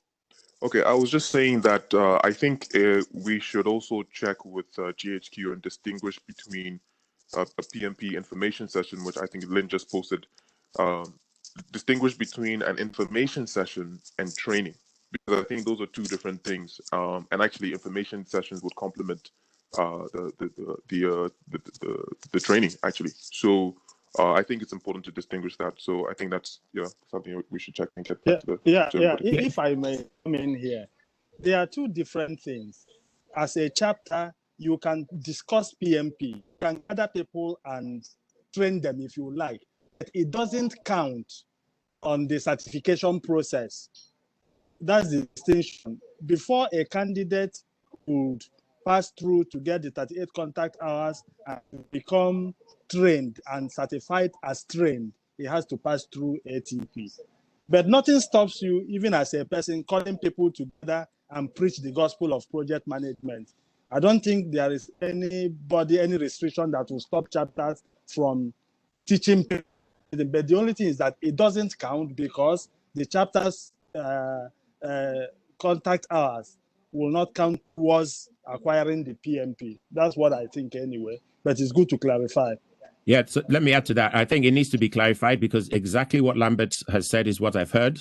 Okay, the fact that it doesn't count towards the contact hours means you, as a chapter, you can still do PMP boot camps, you can still do study groups, you can still do all those. Just bear in mind that the candidates who attend should know that it won't count towards the 35 hours of contact knowledge. But I think it's extremely important that these slight differences are confirmed with specific examples so that chapters know. Because the guide actually says it doesn't stop you from doing PMP boot camps. It actually states it in the guide. And then the candidates must know, we the chapters must let know that they must have to pass through ATPs before certification. That's just the difference. However, we will make sure, as Ike said, now we do have, I think, 2 action items on the ATP program where we can clarify it with examples and a clear answer, so we avoid any confusion before end of the year. We can get it actually from the consent team and put that in email and send it to all of you. Sure. Danny, Okay, you just can a ask the quick one. question. Ahmed, yes, but I think I can and Dr. Lambert as I think bring more clarification, because the point is I've been through the journey of the PMP. There is the 35 hours training, which is have to be submitted in the application, but we all know that you can't pass the exam right after the 35 hours training. So there's always a period of preparation that's, for example, in DRC, the chapter wants to take the lead on that because there is no actual actors to do that. So now I think the question is clear, and I hope that the clarification will help to the chapter to position themselves and to know how to communicate to the members. My question was, I've seen it was not answered, or maybe earlier, but I had some issue with my audio, is that a chapter leader, if I understand well, is not, he cannot combine his active chapter leader role with an ATP trainer role. Is that right? There is a second question that another colleague asked is, a past chapter leader, can he be an ATP trainer? So I wanted to have a clarification on those 2 questions, please. Ike, you want to answer? Sorry, Anthony, you want to go also? Okay. Now, Danny, just to answer your first question, is any chapter leader or any person who's in the influential part of making decisions within the chapter is not allowed to be part of the chapter leadership if owning an ATP or even as a trainer. So coming to your second question, where you say a past chapter leader. So as long as this chapter leader is not in the decision making of the chapter, then he or she can conduct training if approved to be a trainer. Let me add to that. Let me add to that. We have some chapters have roles like past president, okay, that forms a particular function within either their bylaws or within a chapter. They cannot be. So when you say past, is definition. So if you're a past chapter president and your bylaws or your chapter doesn't give you a role as a past X, then you can be. But if you're a past chapter or former, whatever the words, and you still have a role, maybe advisory committee or maybe just providing advice to the chapter board, then you're in the decision-making process as a part, and therefore you can, as a past president or past X, therefore you cannot be. So it's clarifying that there's an official past role that you can do, but you have no engagement with the chapter, and then there's the official past role where you do have engagement with the chapter. If you have an engagement with the chapter, you cannot be an ATP. If you do not have engagement with the chapter, you can. Danny, I think you have clarified very well, yeah. So basically for PMI is we are looking at the current individual, if he is serving at the board currently for the time being, then it's not. But if he was part of the board last year or last few months, that's totally fine. So absolutely, I think he answered very well. So I hope, Danny, you had that. This is no need to get it confirmed from the GHQ team because this is put actually very clearly on the guideline on pmi.org. Okay, it's clear. I mean, it comes with challenges, but it's clear. At least we know how to organize ourselves. Thank you. I know we are over time, but I think Titi, she said she has a question. So Titi, if you want to unmute and ask, yeah. Hi everyone, good morning. Thank you. Thank you, Ahmed. So just a quick one, because I have recently referred people to chapter boot camps. And my question is, this distinction between the boot camp not counting towards your 35 contact hours, is that being consistently sent out? Because for me, I'm hearing this for the first time. So I don't know if that message has been consistently shared, and if perhaps it hasn't, will there sort of be like, what would I say, like a backdoor to say, okay, we're going to cut off at this time for those who did not understand that as of the time they were signing on for a boot camp? I hope my question is clear. Yeah, it's a very good point, Titi. It's very clear. That's a good. I think that, you know, I agree with you that this message was not clear, not in the guideline of the new ATP or in the PMI.org website. So basically, some of the chapter or individual, they call it study group. Some of them, they call it bootcamp. So we're going to put all of this information to HK to confirm to us, and then we will have a clear communication to our chapter leaders in Africa. Can I just check, Titi? Okay, Are you not talking about people who are studying this year? I think the discussion about whether it counts or not was for the ATP program, which starts next year. So let me just add to that. So if I've done my application, because you have 1 year to do the exam, if I've done my application 31st and done a boot camp on 30, I'm being tactical here, 31st of December, and I've done my boot camp training, so that is put that forward as my 35 hours, is still valid for the entire year, whether I go for an ATP or not. Yes, your eligibility is valid. So that's where the question is. Yeah. Just like to clarify, because we are running series, even as of today, we are doing a boot camp. Titi, the people, assuming you referred people to our boot camp, it is valid, just like George said, because we are still in year 2020 and we are maximizing our opportunities. We are maximizing our opportunities till 31st of this month. So please refer more people to us because we will continue tirelessly. Thank you. Okay, there's no 31st in September though. Hi, IK. Hi. Sorry. Hello. I think just to add to what Titi has said, sorry, my name is Uzoma, Botswana chapter. Just to add to what Titi has said, I think there must be a clear communication that goes out to all of us in the chapters so that we pass that. Let's not just assume that what has been said now is clearly acceptable by all, because we don't have a formal communication in that regard to pass down to the chapters.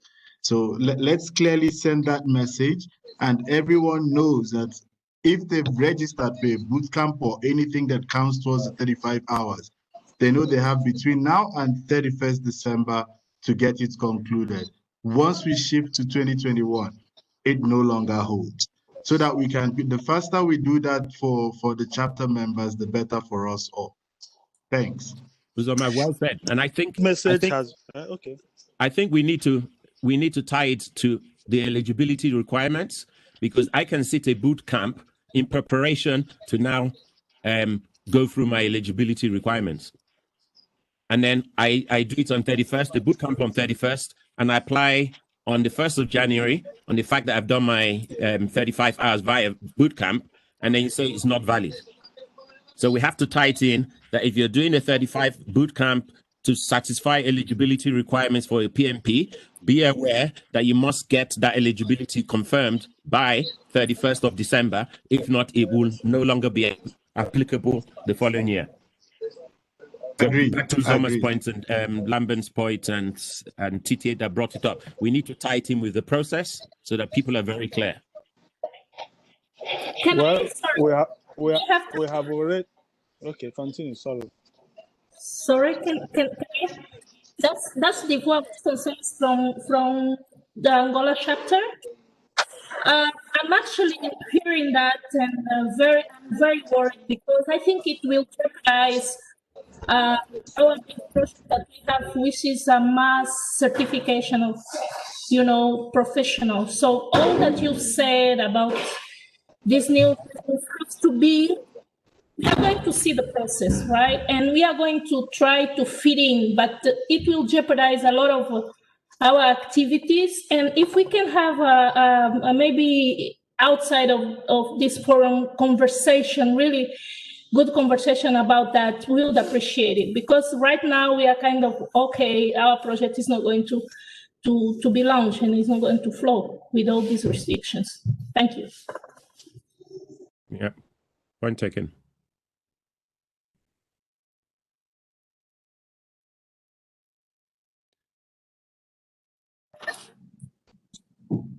Right.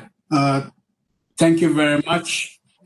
These are quite good questions that have been highlighted in regards to the ATP, and we will take them with us and come back to you with all the actual answers for this new program. Now, since we've taken much of the time, I will ask Nelson to take us through the networking break. Thank you. Thanks, Anthony. I will quickly take us through the networking break. On the chapter sharing, this is where the chapter leaders will be providing in terms of best practices within their chapters and sharing with the rest of your chapter leaders. So we will start with Flavius Kofi from Zimbabwe, the president of the chapter. Flavius, please welcome. Thank you, Anthony. Yes, thank you all. I'll be talking about the issue of ATPs. Very interesting considering the questions that were being fired here, and that I'm coming soon to speak something about that.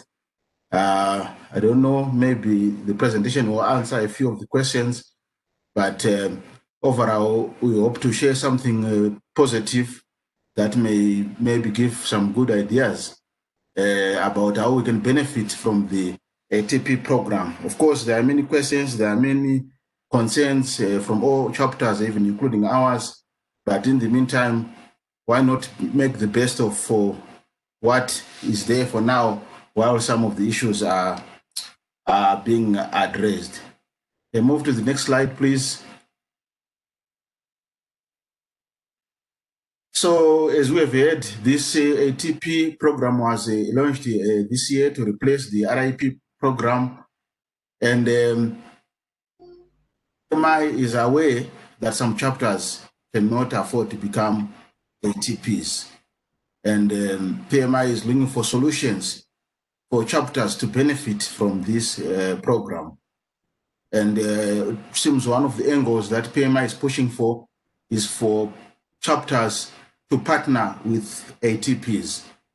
In the case where chapters cannot become ATPs themselves, PMI is encouraging chapters to partner ATPs.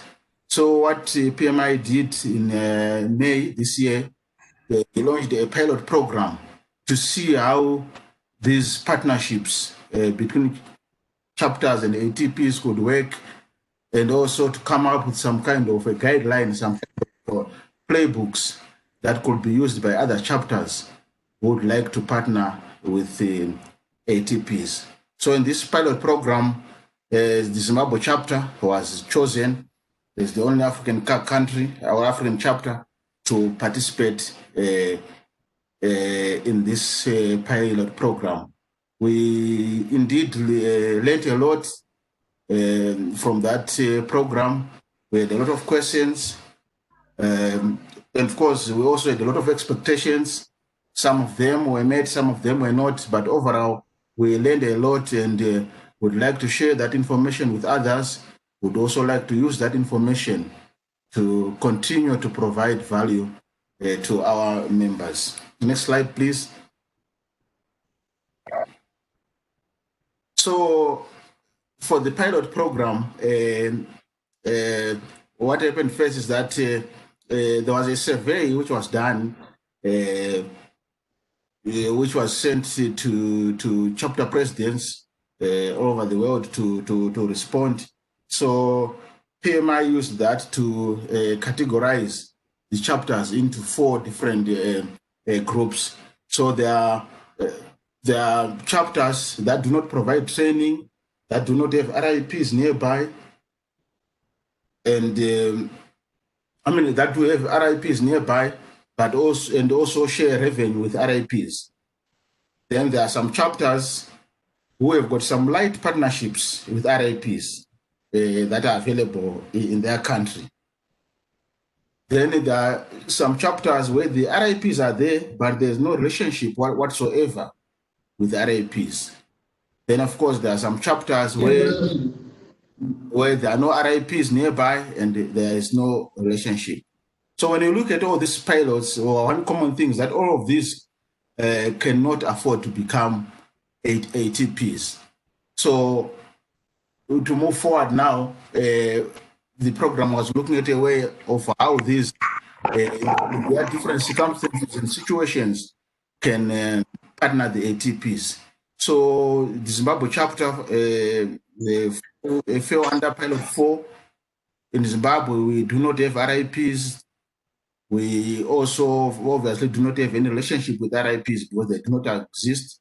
And like most of us here, we also cannot afford to become an ATP. Next slide, please.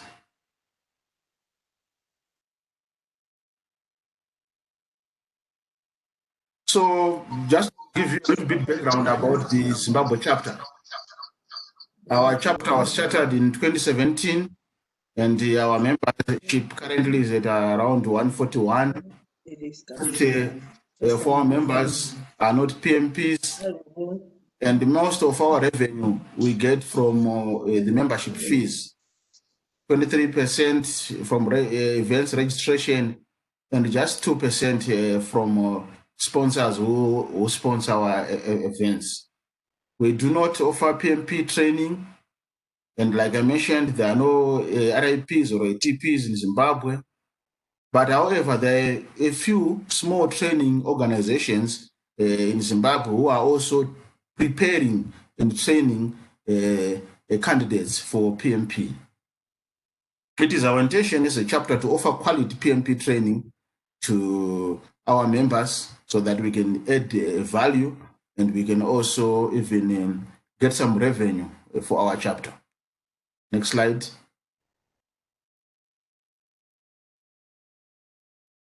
So when we had this pilot program, which was led by KPMG, were actually chosen to lead the strategy on this program. The solution was that we have got to partner with an ATP so that we can be able to achieve our goals of offering quality training and also getting a revenue. So for the sake of the pilots, they paired us with an organization called Simply Learn Solutions Private Limited. Then RIP, which is becoming an ATP with a global presence. And they started, I think, 5 or 6 years ago. They also offer training in many other disciplines. So there was envisaged an opportunity for the Zimbabwe chapter to leverage that global reach that Simply Learn has got as a training provider. So we're looking at aspects like revenue sharing, marketing approaches, sponsorship, participation at events, as many ways in which we could collaborate with Simply Learn to grow value for our organizations and also to benefit the project manager or the practitioner. And it also gave an opportunities for Simply Learn to contract reputable local providers in Zimbabwe who cannot become ATPs themselves. That way, it would allow for local ownership of the training process and the cultural considerations. So that was the proposal that was put before us. We had some meetings with Simply Learn. Of course, they were moderated by KPMG. We shared ideas, we discussed challenges, and came up with some kind of a model which KPMG took and put into what they call a playbook, which they said this playbook will be shared with other chapters. Next slide. So that partnership would have would provide some solutions, financial solutions. For example, when the chapter funnels its members to the ATP for training, the chapter may get a revenue share, or maybe chapter members can get a discount. There will be a risk there that the chapter may fail to provide a minimum number of attendees. So once the candidates in the country know that they an ATP which is conducting training, they may just go direct to the ATP and leave out the chapter in the process, and the chapter would miss out on the revenue. Another solution was also to have that ATP sponsor our chapter events, which would also increase our revenue as a chapter, at the same time increasing exposure for the ATP. Again, there was a risk that the ATP may hijack our events and oversell to chapter members. Simple Lane could also become a sponsor on our website, which would also bring revenue to us as a chapter. But what would other potential sponsors think? Maybe they may be deterred when they see that we already have got this big sponsor with us already. Another avenue was to have the chapter marketing other offerings from the ATP. For example, Simple Lane trains in other management disciplines and the other, even project management aspects. So the chapter would market some of those events, not necessarily PMP training, and get some revenue from that, or some profit sharing, or some discounts for members. Again, there was that risk of overselling to the members. Next slide, please. Operationally, how would this be done?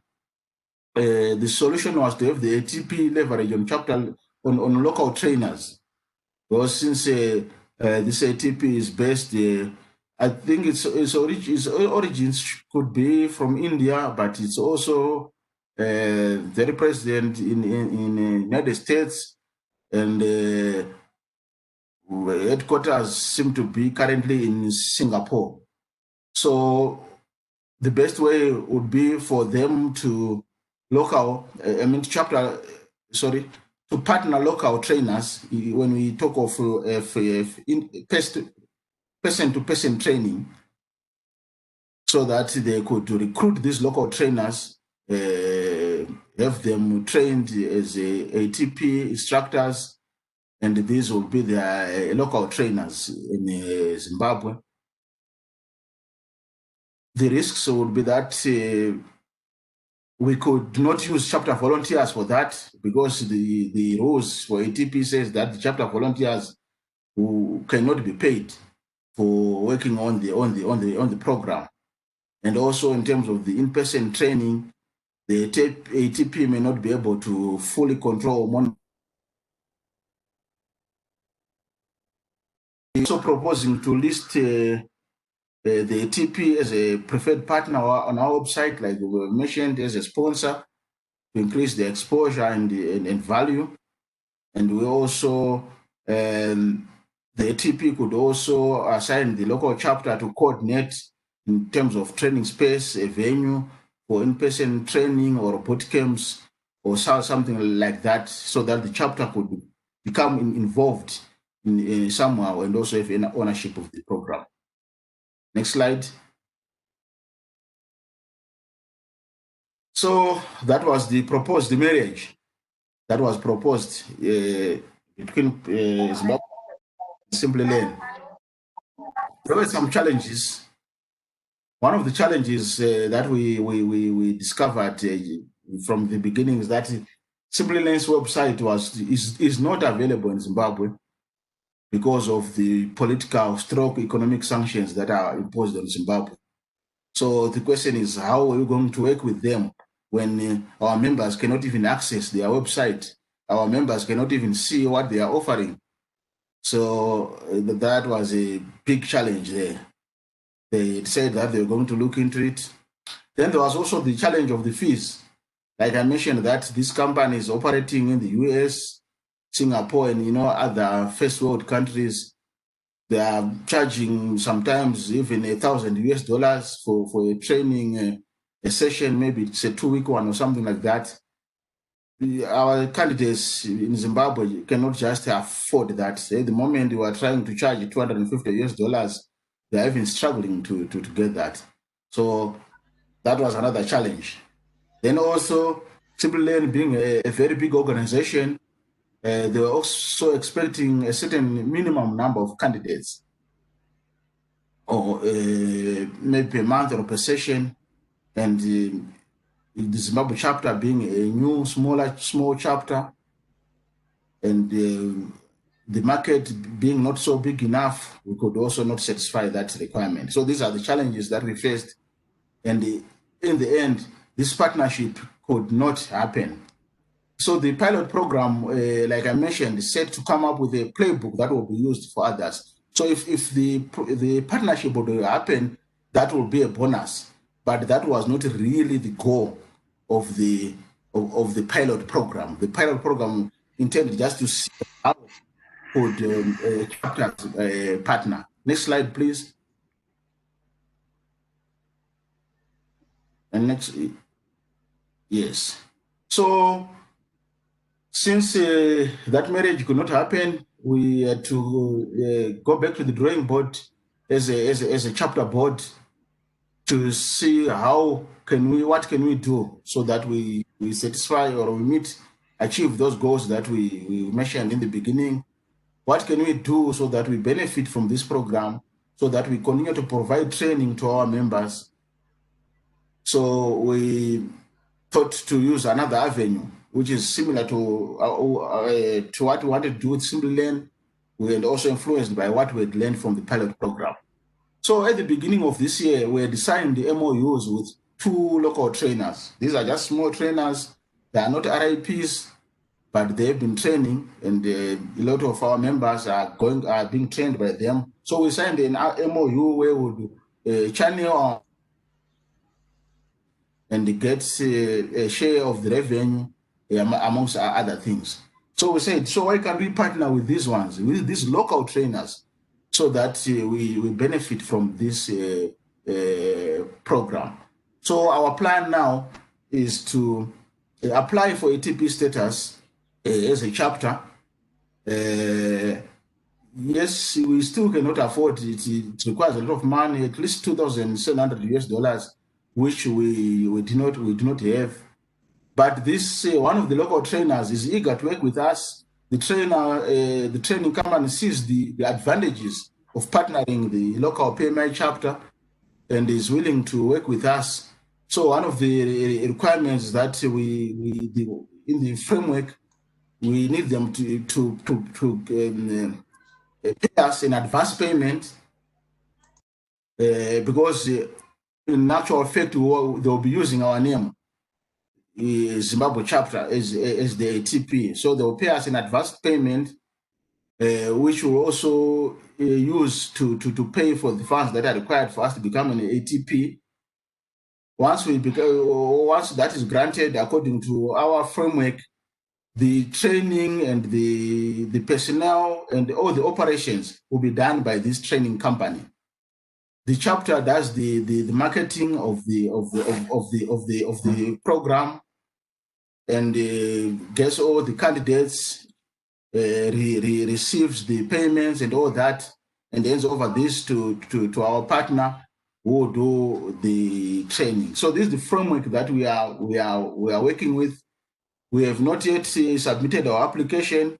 It has so the partnership has not really started working, but we've been brainstorming on this, and this is something that we'd like to try, so that we can be involved in this ATP. And the good thing about this is that the issues of conflict of interest are dealt with, because as chapter leaders, as the board, as volunteers, we will not be involved in the training itself.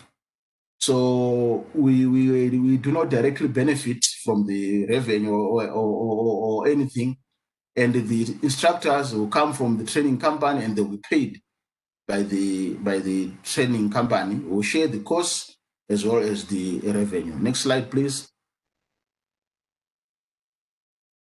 So in conclusion, what are we saying? We're saying that PMI is aware of the challenges that are faced by the chapters and is looking for solutions, and the solutions are inclined towards promoting partnerships between chapters and ATPs. When we started this pilot program, we thought ourselves that this program is to help us as a chapter to become an ATP. But we realized, no, it's actually to encourage us to partner with the existing ATP so that we can benefit from that. So ATPs, they also realize that they cannot survive without the chapters. We are the ones who are in contact with the candidates, with the members. So the ATPs, they realize that they need us as well, and they are willing to partner with us. So like I said at the beginning, in the meantime, while some of the concerns are being looked at, maybe let's think of ways that as chapters we can benefit from this program that has already been put before us. Chapters cannot afford to be ATPs, but they can at least afford to partner ATPs that are already there for mutual benefit. Next slide. Yes, thank you very much for your time. I'm done. Thank you very much, Flavius, for the presentation. If you have any questions for Flavius, please enter in the chat box, and after this category, you'll be able to ask the questions directly to Flavius. So next, I'd like to invite Dr. Lynn Keys to take us through a topic which is lessons learned in shaping new pathways as leading a chapter through disruption. Welcome, Lynn.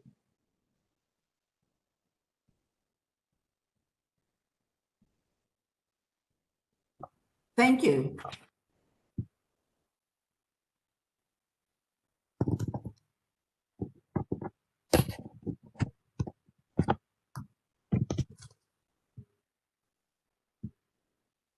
I'm not able, let me see if I can start my webcam. It's not starting. So I guess we'll go without it. Yeah, that's fine. Okay. Thank you everyone for this opportunity to talk to you about our experience through this year of COVID-19. And what I want to talk about today are some lessons learned in shaping new pathways to value for our chapter. Could you move to the next slide, please? I'll just say next. Okay. In this presentation, I'll talk about some of the impact of disruption on a chapter, and then talk about some lessons we learned as we embarked on a journey of learning, renewal, and trying to build resilience toward new value pathways for our chapter. Next slide.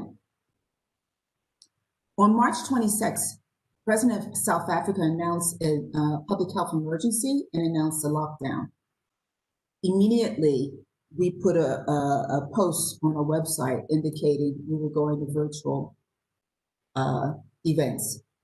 We saw this as a temporary disruption at the time, and I pulled this definition from Merriam-Webster Dictionary, which is an interruption.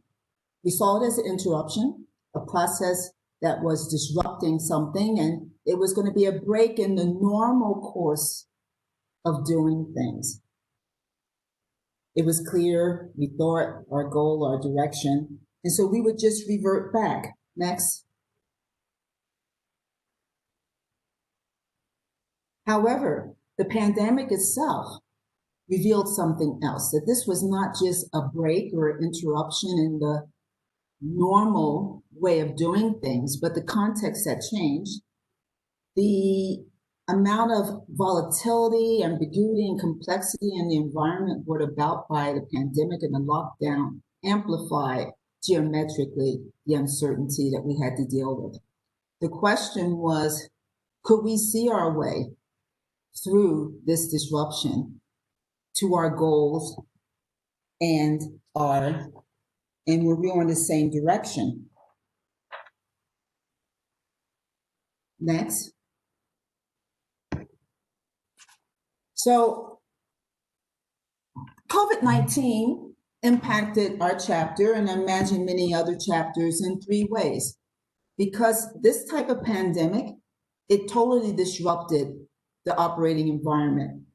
And it disrupted it in terms of our own psychosocial and behavioral conditions, how we were responding emotionally, intellectually, and even our own behavior to it.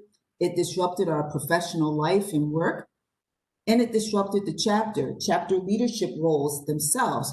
And so we needed to look at the shift in terms of how these 3 dimensions intersected. Importantly, when we look at this and look at how these 3 dimensions intersect, we also realized that at the time we were maybe only reaching 10% of our members through in-person events, and that we needed to really now understand the pain points of our chapter members. And we needed to address this intersection of personal, professional, and chapter concerns. Next.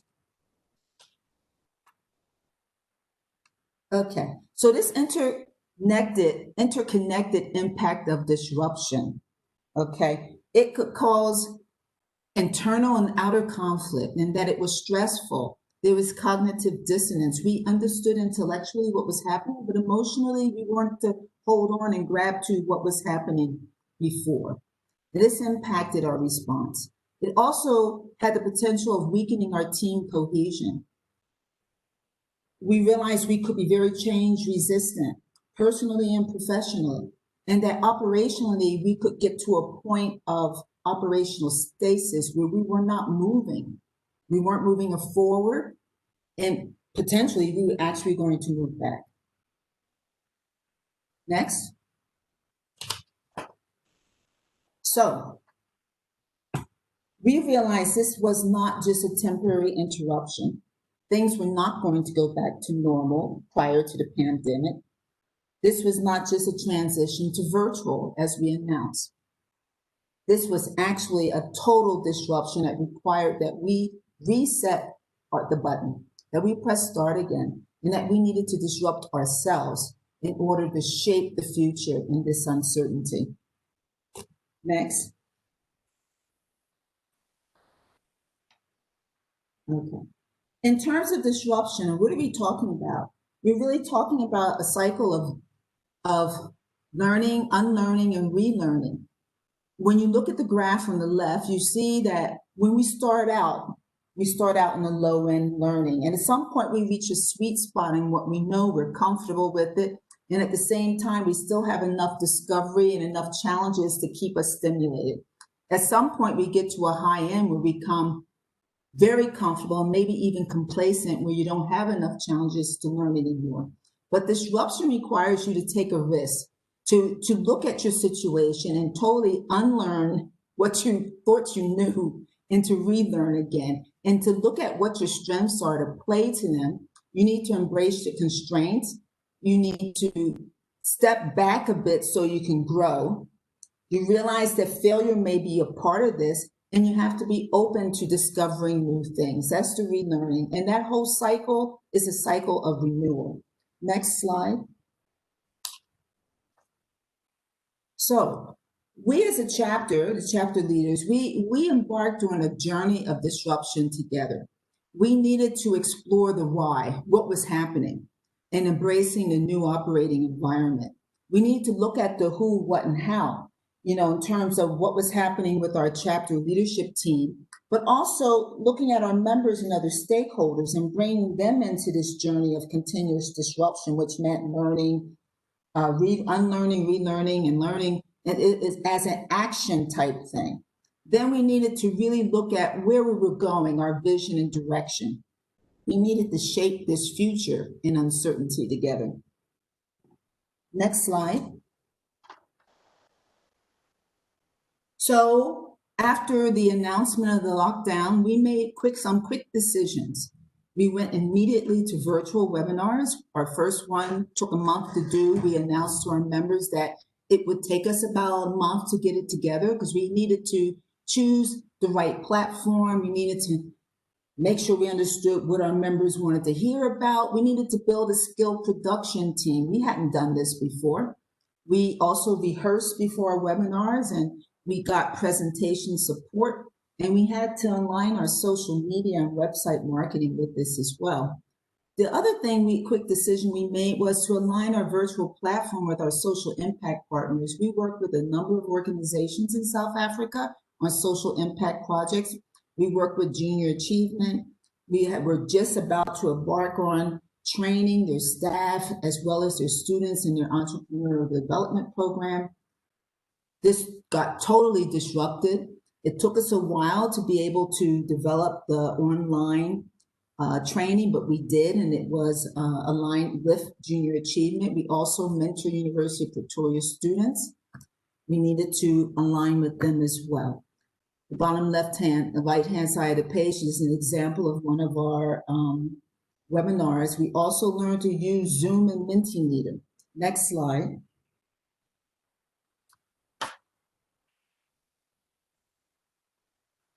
However, though we could take some quick decisions concerning going virtual, given that this was a true disruption and we were not going back to pre-COVID times, we needed to go through a longer-term transformation process with the view to change and to adapt to the new operating environment. We needed to get in touch with our own individual thinking about disruption, what our pain points were, the pain points of our members and stakeholders as well. What was their thinking? And then together we needed to co-create. We needed to move forward together through a co-creation process. We started this process by posing some key questions to the leadership team and then eventually to our stakeholders and members. What are the challenges you face due to COVID-19 lockdown? What is the silver lining or opportunities presented by these challenges? The COVID situation created tremendous stress and pain for a lot of people, but there were some key opportunities that came up, and we wanted to know, what are those opportunities you want us to take into the future? And then what are some of the solutions to these challenges? The team early on in May made a significant commitment to meet every Saturday from 10 a.m. to 12 noon virtually. We have done that since the 9th of May to take ourselves through this process and with our members and stakeholders. Next slide. Okay, our transformation process. As I mentioned, we had to deal with the why, the recognition that the context had changed. And we needed to create opportunities to reach all of our members, which we realized we weren't really doing very well through in-person events. Though we did quite a few, they look good, but given a chapter that is national with 9 provinces, and at the time, over 1,000 members, we were not reaching everyone through in-person events. We went through a process of ideation of what we could do and how. We learned new collaboration tools.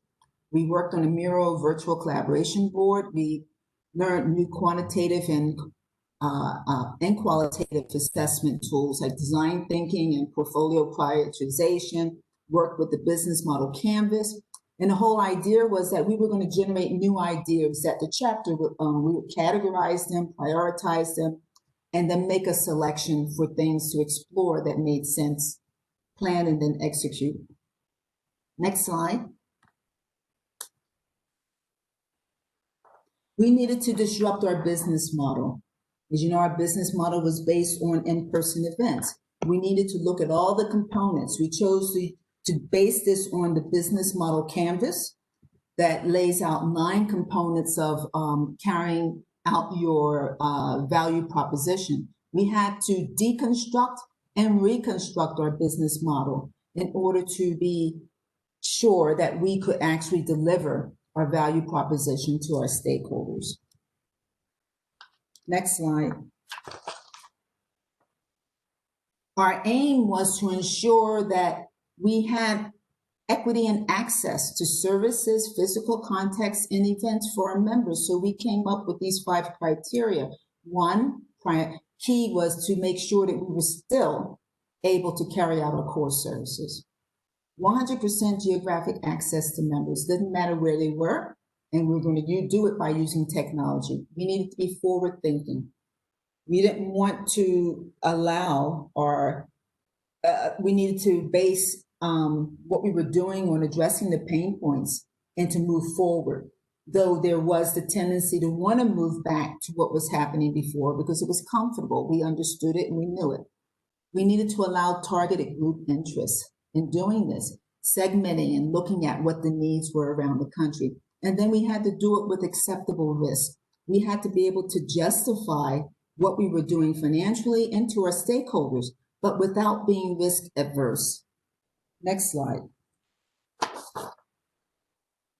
Our first meeting with our members and stakeholders was in a webinar on May 13th. We called it Evening Chat with the PMI South Africa President, Shaping the Future. And you can see on the right-hand side, at the bottom, the people who participated. We presented some of the information that we showed the information here that we put together from the Miro board. But what we did in that meeting was to talk about how the COVID situation was disrupting lives, disrupting work, and what were the pain points for our members. And we used Mentimeter in order to engage participants in that webinar. We posed the same questions we had posed to ourselves, and we got feedback from people. Next slide. This is just an example of some of the responses from Mentimeter, which were very good, and we took those things into consideration. I won't read through all of them, but we wanted to know what were their concerns. How could the chapter enable this disruptive journey we're on? Unlearning, relearning, and renewal. Next slide. What was important was to close the feedback. Once you enable your members and stakeholders to provide you with information, you must respond and let them know how is that information used. So we just held Shaping the Future Part 2 last week, where we fed back, we gave back to our members and stakeholders what we were doing and how their feedback impacts what we're doing. We wanted to know that what they said was important and had impact. So we closed that feedback loop and presenting to them a new way of working. Next slide. We recognize there's a need to build resilience into a way of working. And just so here you see, organizational resilience is the ability of an organization to anticipate, prepare for, respond, and adapt to incremental change and sudden disruptions in order to survive and prosper. We were not going through incremental change. We were having a sudden disruption. Were we as a chapter resilient? I would say partially, because we were able to respond and adapt through a process that we put in place. But we did not. We had not anticipated the change or the disruption, nor were we prepared for the adaptation and change that was required. But in going through the process that we've gone through, I could say we have learned and we are building in new feedback processes that are enabling us to be resilient as a chapter. Next slide. So what did we learn from leading in disruption? First thing, we needed to demonstrate empathy. That means allowing time for our team members to express their feelings and do so with respect and consider the personal and professional stresses. And at the same time, we needed to ensure that the chapter was still moving forward. We had to develop a core team because reality is with this disruption, not everyone was able to perform at the same level of performance pre-COVID due to job losses, business failures, increased demands from their current work. So we had to adjust for those pressures, and we had a core team. Disruption requires unlearning, learning, relearning, and it's a renewal cycle. And that enabled us to adapt to the new context. So you have to do some quick unlearning and relearning for quick changes. For example, like putting into place our webinars. But then you need profound change, then there's profound change that requires much more time and maybe not so obvious to your participants. Next slide. In making the quick decisions, whenever possible, you need to keep the transformation moving, to make the quick decisions to keep it moving. You need to focus on what is a minimum viable product and prototyping early on when possible. You need to keep up with the customer expectations and changes in the environment and keep the team motivated. Unless this is an important lesson for us, because while we needed to move together as a team, and that sometimes meant moving forward once, moving back twice, the quick decisions didn't always happen when we thought they should have happened. So in retrospect, we would try and maybe do that a little differently. But very importantly, change is internal and external. It requires changes in thinking or attitudes and behavior, and it requires time for people to catch up. And you can't do change without your team. You need your team on board. So the process itself is going to be impacted by your ability of your team to move together cohesively. And then expect the team to wax and wane from decisions from time to time. And remember to revisit why you're making the change and respond to the questions and make sure people understand the relationship between why of what they're doing, the what and the how, and to make sure everything is aligned. And it's important to have regular retrospectives, introspectives, and prospective reviews. They're very important to ensure that we're still developing the desired pathways. Next slide. You need an engagement framework with processes that enable transparency and adaptability. You need the tools and the ability to explore. And the framework needs to motivate the team to collaborate and stay involved. And the framework and the processes themselves need to evolve as the maturity of the process evolves. And that's getting also regular feedback. It's important to maintain contact with absent leaders who are distant due to disruption and to check up importantly on their health. We actually had members who got COVID. Fortunately, they retired, and we've had volunteers, not currently with the team, who had COVID. So in a crisis like this, it's very important that our members, our team, know that we care. We maintain the contact. And you need to get reconfirmation of leadership commitment at an appropriate time. At this time, where a number of leaders may have become a bit absent, this was not the time to say, oh, you're not coming to meetings, therefore we need to,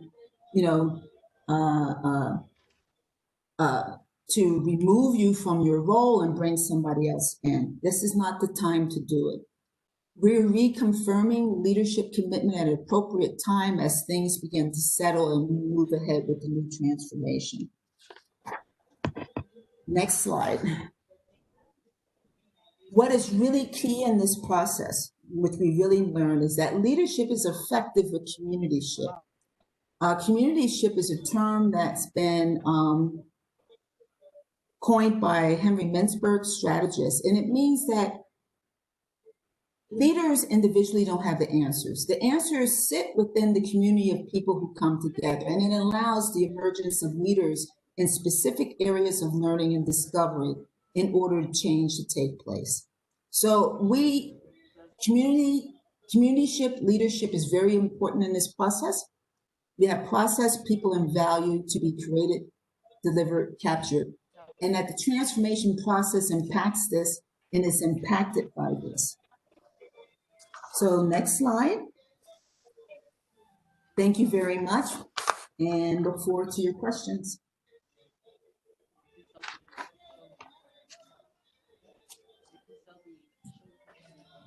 Thank you very much, Lynn, for that session. Next, we have Janet Mbula from the Kenyan chapter, who will be taking us through the Youth Quake Challenge. Welcome, Janet.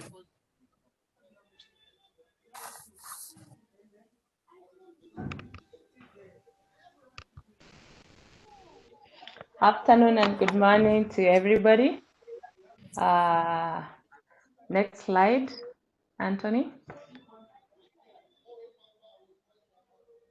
Yeah, I will be fetching from my experience with the Football Foundation Africa, where we've been working with the youth in football, and youth will always come together to play football with very high spirit, and this has been a very good experience for us, and this will form part of my experience with the youth. I know the presentation is based on the Youth Quick, but the Youth Quick only took 15 days, so I chose to also include experience from other programs. I will also put in some experience from my role as a mentor in the program for the South African Pretoria University Mentorship Program. Next slide. So the youth have a lot of diversity, and this influences how they react to what you want to involve them in. They have of different education levels. Some will have dropped out of college, others will have gone all the way to the university and found their first jobs. They have from different ethnicity, and their culture and how they've been brought up will influence how they think through everything they want to get involved in. They will choose what they want to spend their time on depending on their lifestyles. And they will, of course, see everything that you're discussing through different windows based on the three aspects that I have mentioned. So you will realize and appreciate that the youth will probably show up in one of your activity, ask questions, and some will disappear on you, and you will ask and find out where is so-and-so, and they'll ask, why are we doing that? Next slide, Anthony. So the questions that the youth will ask will be probably define what are they like. They will be willing to be trusted with activities, but often they will show a lot of doubt in what they are involved in. Do I have all the capability? Is this the right time? Is it the right thing? So it is important for the people working with the youth to try and understand them at their level and build their confidence so that they can release their doubt on what they want to do. And as I will say in the next slide, that most of them will be happy when their questions are answered. So the youth will always go, everybody says they are the leaders of the future. But they don't want to be told they're the leaders of the future. They want to be involved in everything today. They want to make decisions on what you want to involve them in and how to do it, when to do it, with who to do it, and they will always keep redefining why they are doing it. So it's a very dynamic group to work with, and the leaders who are working with them have to keep checking whether they are still on the right path and whether they're still with everybody on board. The other interesting bit is they want instant gains. They want quick gains. They want to be rich fast. They want to be the people leading and the people involved, the people in charge in a very short time without going through the learning curve. And it's the leaders and the people working with them to keep reminding them, look, it takes 1, 2, 3 steps to get to where you're going, and keep the pace, not too fast, but not too slow. So with the generations of millennials where there's social media catching up with them, a lot of school activities which are group-based, the youth now prefer to work in groups. They don't want to be isolated and they want to work together, and they always will have the buddies club, which is what I'll call the buddies club in my presentation. So they will trust one another and watch over the other and drag everybody in that group to whatever they want to do. And for me, this is a strength that you can leverage on as a person who wants to work with the youth. And I always encourage everybody, make sure this never works against you, because if it does, it is a very great energy that you cannot work against. It's a waterfall, I'm telling you. Everybody will decide they don't want it, and they will not give you a chance to explain. They will not explain, and they'll not give you a second chance to try. And if they do, then you have to work 100 folds of the same effort you would have put when they trusted you at the beginning. Next slide. So what works best with this group of people? You will find they want to know, why are we doing it? Who are we doing it with, and why, and when, and how? And these questions must be answered at the beginning very clearly, because this is where you either get the trust of the group or lose it. So you will find they will want to know, how much of my time will I spend in this thing? How will it benefit me in the next time? Is it going to help me get a job? Is it going to give me more certification? And when do we get to the next step? It's taking too long to be in the groups of learning. Can we start doing this? And these questions have to be answered. They will always ask you, what is it in it for me? How do I benefit? And if you can answer these questions from the beginning and keep assuring them that your answers are still valid as they proceed, then you'll be able to keep your groups together. And one of the important questions that I have seen they want answered very clearly is, why are we doing it? Because that feeds into how much time they will put in it, and when they will be available, and who they will drag along into your event, and where they will do it, because they have their favorite joints of where to do it. With the footballers, I've seen they will always want everything done around the pitch, because they will definitely want that time, most of the time spent playing. So they'll give you 1 hour to talk to them, and they'll go in and play. And that's probably one way you use them. You bring them together, congregate them with their very important event. That is why their meeting is, they will play football. They will listen to you and learn about project management and ask themselves, how do we apply it in our other activities to benefit us into the future, to help us get jobs? And so these questions have to be aligned, and you'll realize they are intertwined, because how you answer one influences the next question they ask you and how they make decisions.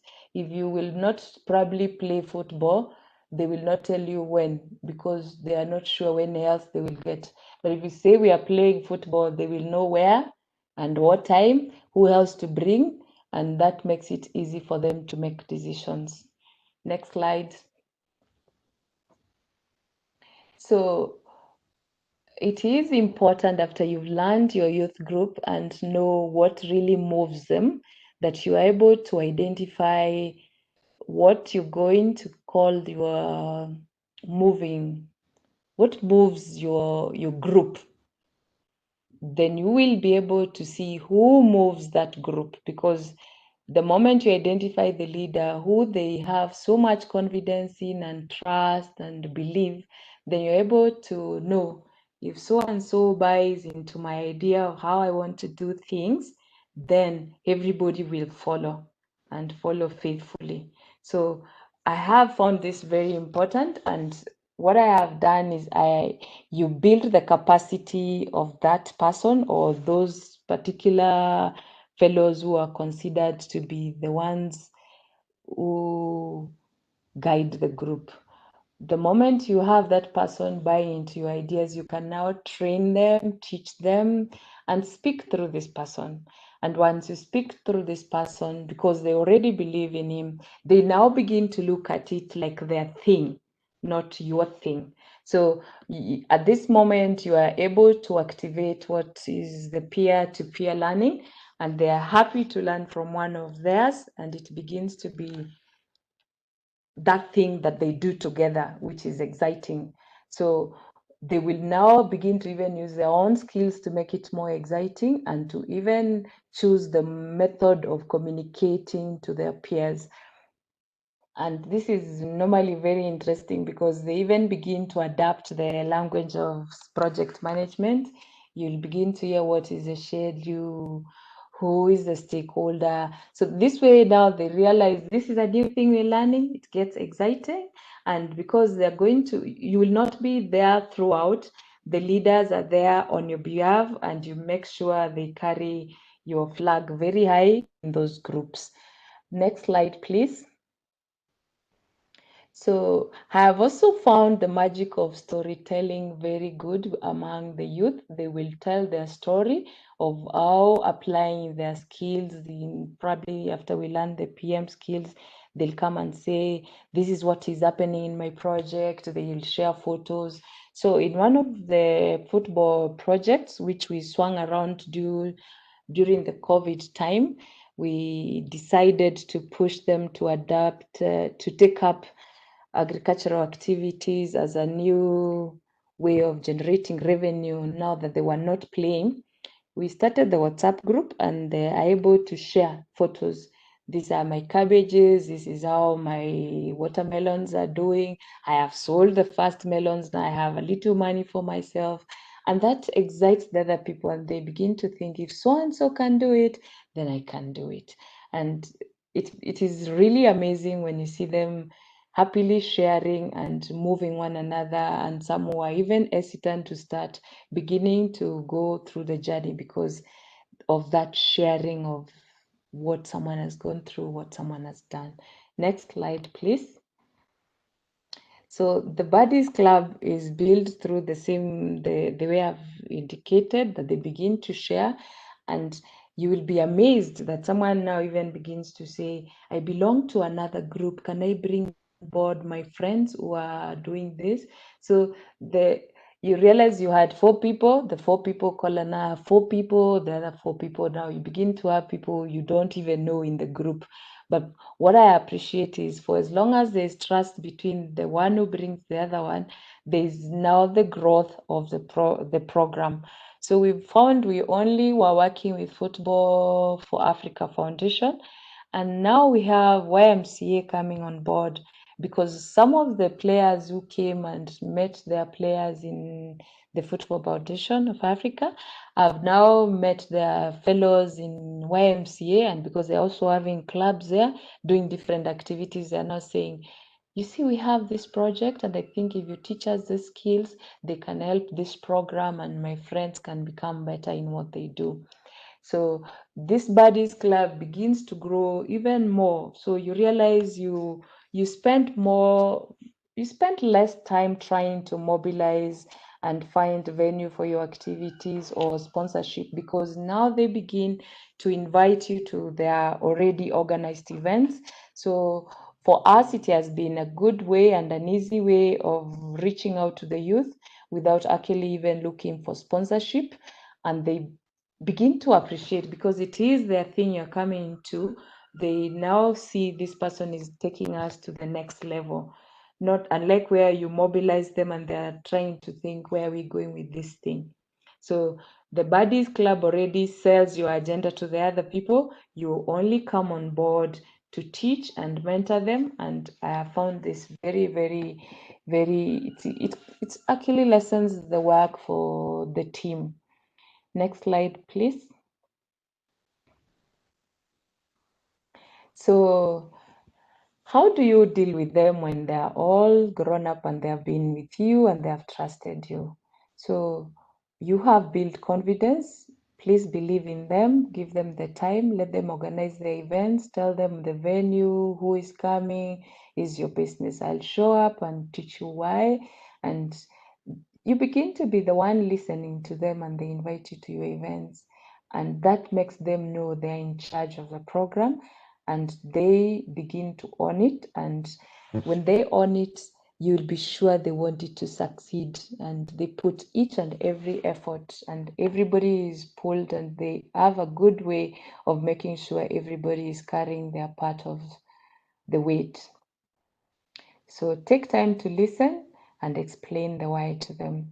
I have found it very important to always make sure the why gets to be the reason why they're involved. Let it be a benefit for them and not for you. I always keep reminding them, I am a volunteer. I am spending time to help you become a better person. I am sharing experiences so that you don't make the same mistakes our generation have made. And that way they are able to see, oh yeah, this is for us, not for them. So let them do it their way also. Guide them, but don't insist on your idea taking the day. They'll always have ways of doing their thing. Please let them do it. Allow them to try things that you consider have failed because that was you. They might have a way which is different.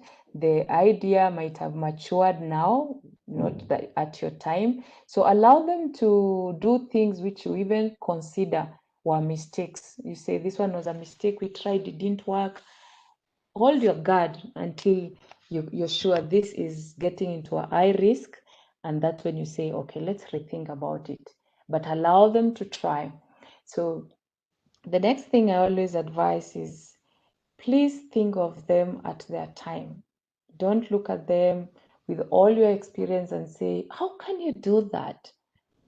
Remember, they're just trying. So make sure your comments don't kill their confidence and trust for you. So be very sure to check your words and put yourself in their status at the circumstance they're in. If you didn't have money, you are going to play for football and get some little money. Someone tells you, now try agriculture, and then it fails, and you're saying, oh, I gave you seeds, they hot dried, you didn't water. So you now begin to think, oh yeah, they might have gone playing late, but they didn't remember to water. So just remember to correct and work with them at their stage, not at your status. Next slide. Thank you very much. That is it from my side. And maybe to add a little on the youth quick. The youth quick was also amazing. It came in late and we had very little time to work on it. But we were able to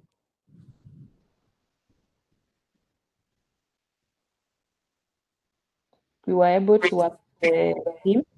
So what I did, I put it on the WhatsApp group and for sure out to many people, and they were able to encourage other people and surprise. And they would make comments, and the best video, of course, won the challenge. And we are very happy that we took the winner and the winning position. Thank you. I now hand it over to Joanne. Thank you, Janet, and thank you, Flavius, Lynn, and Janet for your insightful sessions and sharing your best practices. It's now time for some Q&A.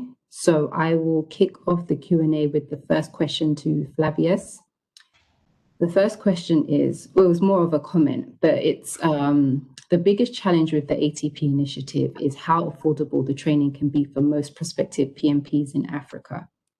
I can see a number of PMP candidates decline if things do not change. What are your thoughts?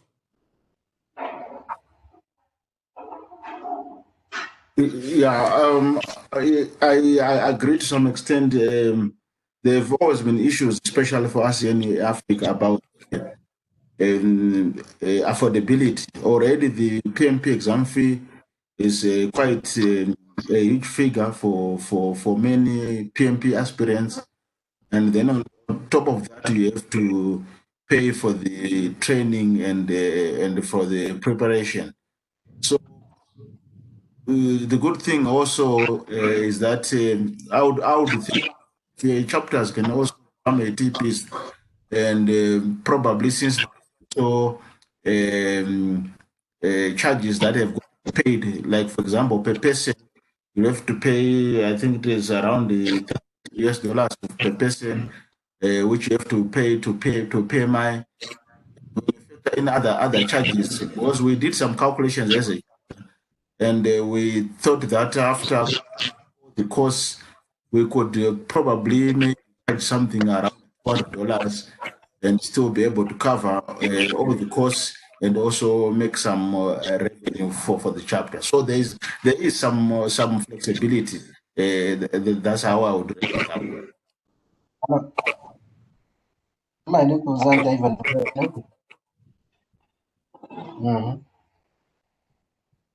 Okay, so the next question is, the issue of fees is real for our members.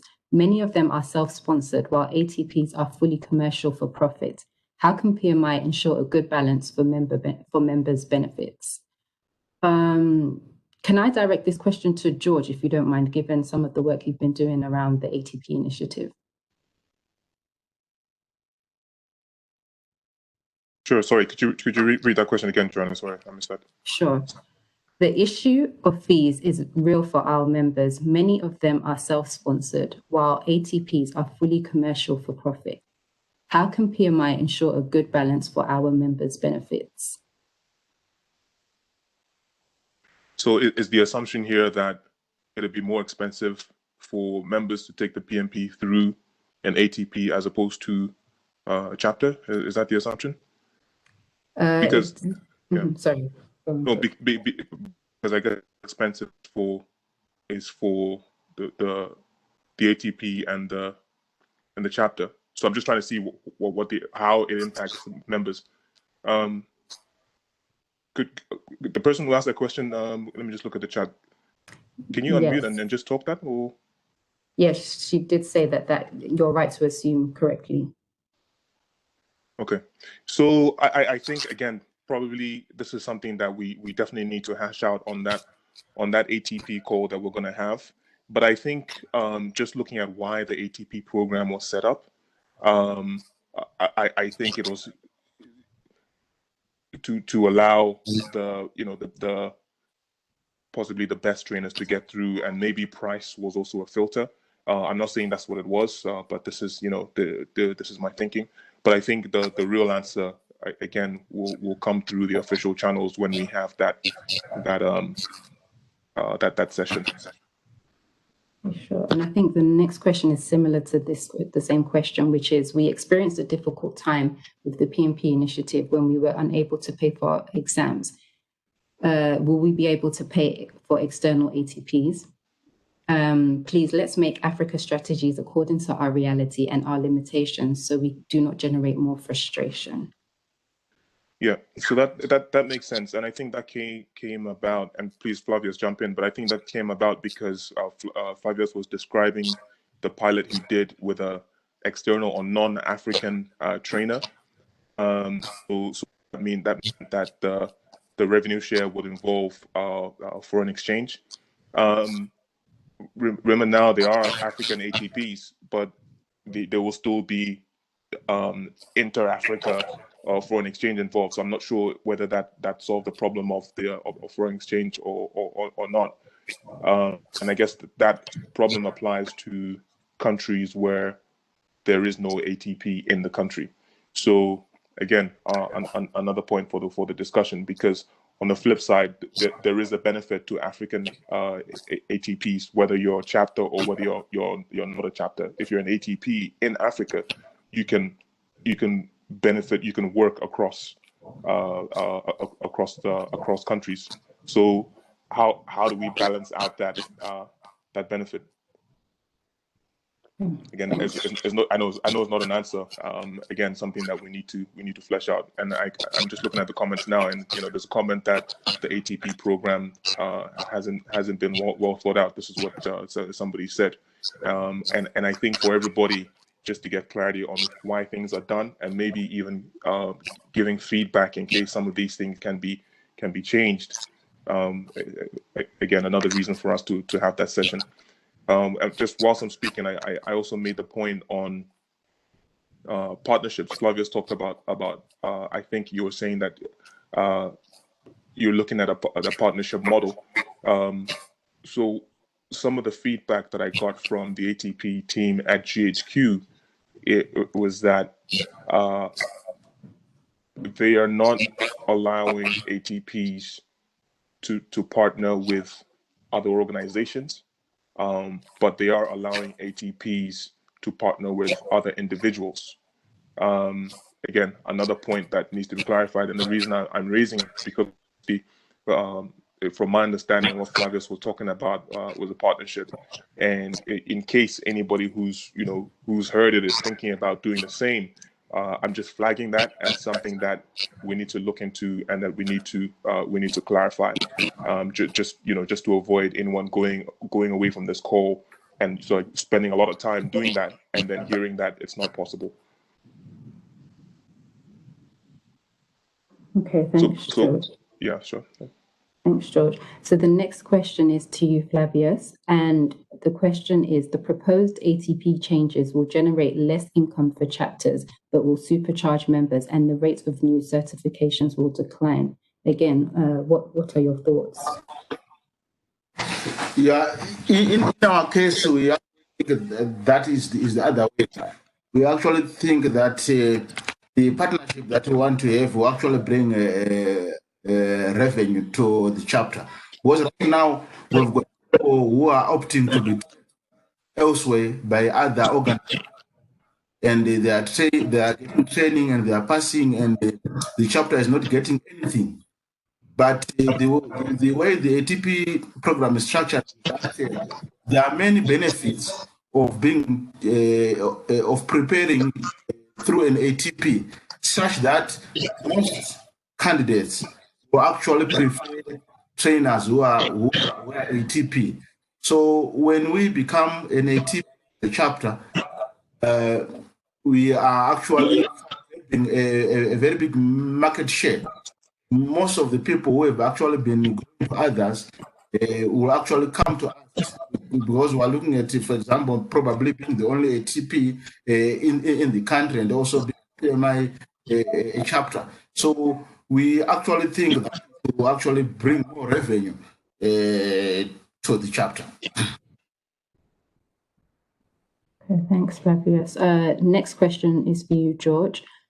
Is the decision to go the ATP route final, or is there still room to review the upsides and downsides with other chapter representatives to get their views prior to proceeding with the change? Yeah, the decision is final. I mean, the chapter's already onboarded. Some chapters have already been, fully paid in Africa and around the world. But I think what we might still be able to influence are some of the nuances, like can an ATP partner with another organization or not, and so some of that other detail. In terms of moving from REP program to ATP program, that's already decided and it's already it's happening in practice already. Okay, thanks, George. The next two questions are for you, Lynn. The first question is, can you please tell us more about the chapter board efficiency? What did you do to keep the board members committed? And did you observe a drop in their dedication to the chapter? Okay, thank you for that question. As my presentation indicated, there were people who were not able to participate at the same level as prior to the pandemic. What we did and committed to keep people engaged was to do those weekly meetings. It was tough, and the fact that we did it from May 9th until maybe 2 weeks ago, now we're meeting every other week, was a demonstration of the commitment of the people who could sustain doing that. We recognized there were people who had serious job problems who had to step back some, but we did maintain a core team the commitment came through empathy, came through open discussion, talking about our own pain points as well as the chapter pain points. It was a period of time in which we got to know each other very well. And there was a lot of team cohesion and caring that resulted. And I think that is what kept people motivated. There were times when people were tired, really tired. And there were times in meetings where tempers might have flared even. But as a team, we kept coming back together because our commitment was to seeing this thing through. And it was the regular communication that really fed the commitment. Without that regular communication, it's very easy to drift apart, especially at a time when you can't even physically see each other. But we are a national chapter, like many of you, and so we're not in the same place anyway. So we really got to make the most out of the virtual way of working through this process. Okay, great.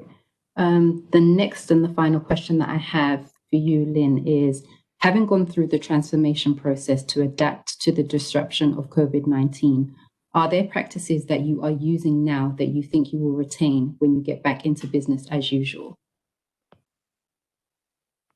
Okay. Very important to say is that there is no going back. Okay, we are moving forward. Everything we're doing now, we're taking into the future, along with some other new approaches that we're going to be prototyping. Even the things that, virtual webinars, we're not going to stop that. We realize that with the virtual webinars, we're reaching, giving access to all of our members. It doesn't matter where they are, as long as they have a phone or a laptop and access to internet. We're also doing our social impact programs that went virtual. Though when things get safe, they may start doing things in person, but it's not going back to where it was before. It's the whole idea that we now are seeing the context in the future from a very different vantage point. And we are incorporating technology and other kinds of things in order to make our programs more effective and more accessible. So everything we're doing now, we're taking into the future, and including the new stuff. We won't be going back. Okay. Thank you. That's it in terms of all the questions that I have.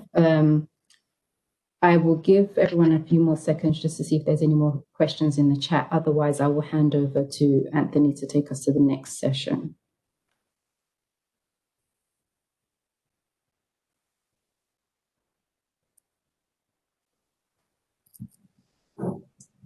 Thank you very much, Joanna.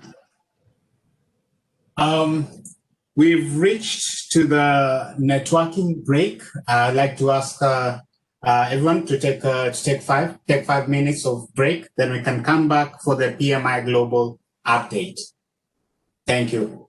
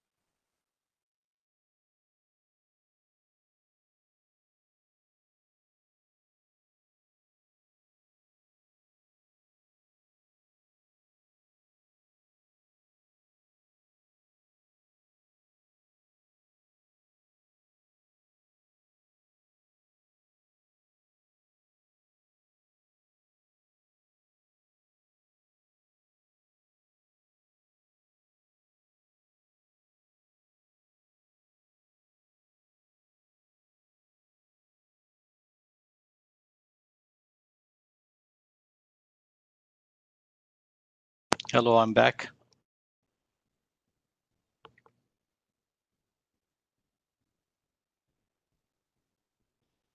Anthony, can you hear me? I can hear you clearly. Very good. I'm here whenever you guys are ready. Sure, just allow for 1 more minute and then we can start it perfectly. Oh, thank you.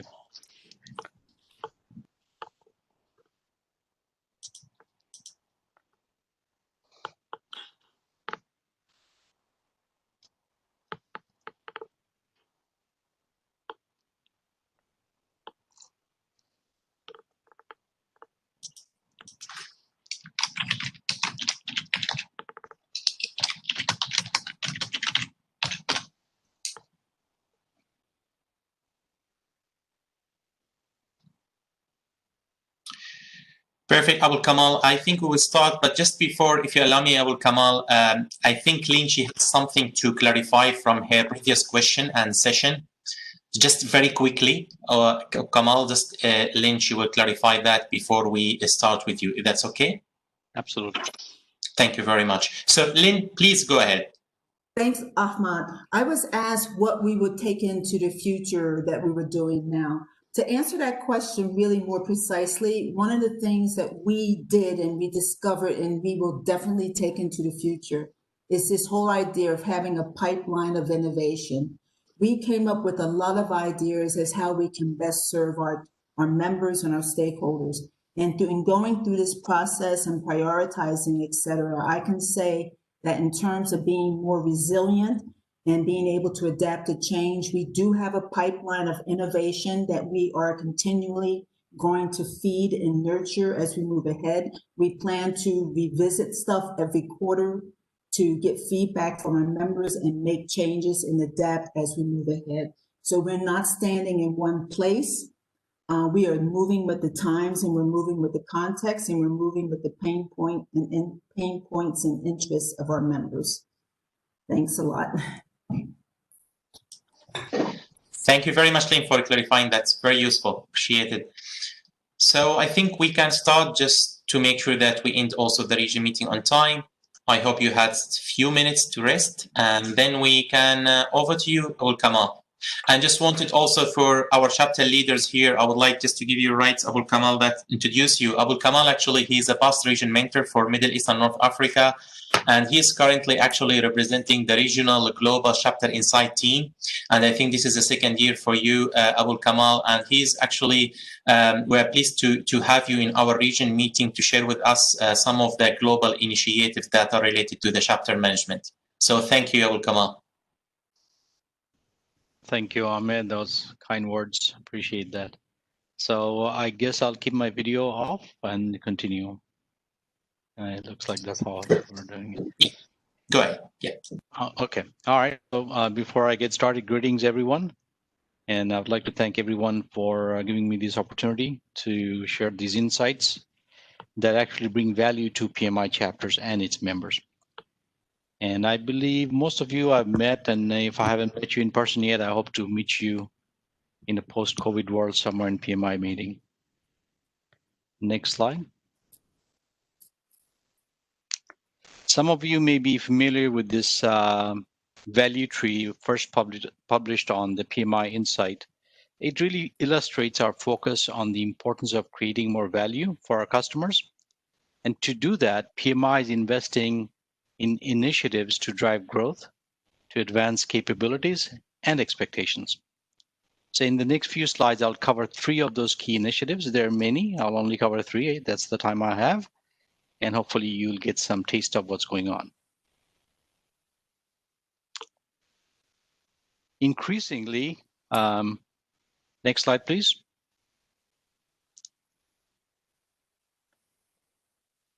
Increasingly, project management is playing a bigger role in our society as it's having a huge impact on local and global economy. And that's why project management was identified by all 3 consulting firms, like McKinsey on the very right you see in purple, as a skill that is expected to grow in importance in coming years. It's a very good news for all of us. Next slide. So the first initiative I would like to highlight is the PMI's transformation into a new brand called the Project Economy. And if you could click twice, please. One more time. There you go. Thank you. So everywhere we look, the world is becoming projectized, and we know this, and most of you have seen this before. Just a kind of reminder that recently PMI unveiled about top 50 influential projects in the last 50 years, which had major impacts on our society. As projects are means of delivering value to our economy with new methodologies, technology, innovation, PMs, project managers, are becoming PMs are asked to be value creators. They're actually looking at us. Next slide.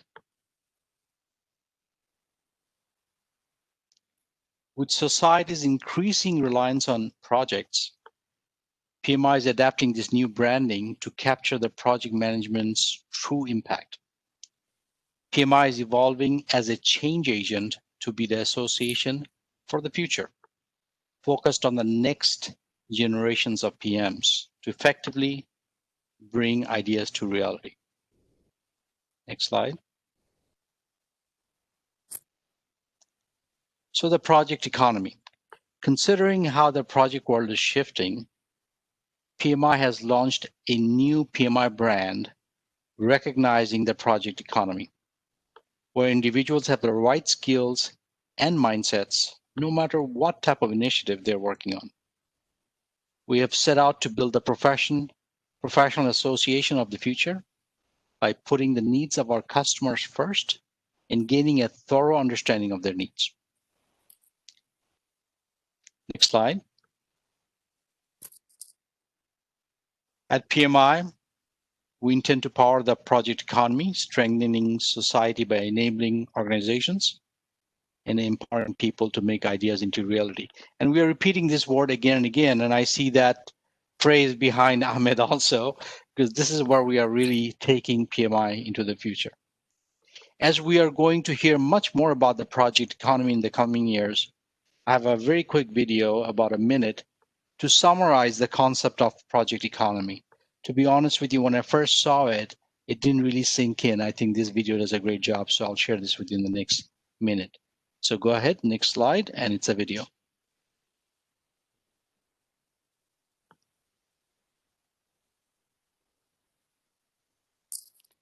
Do you have to click the video? It looks like you have to click the video, Anthony.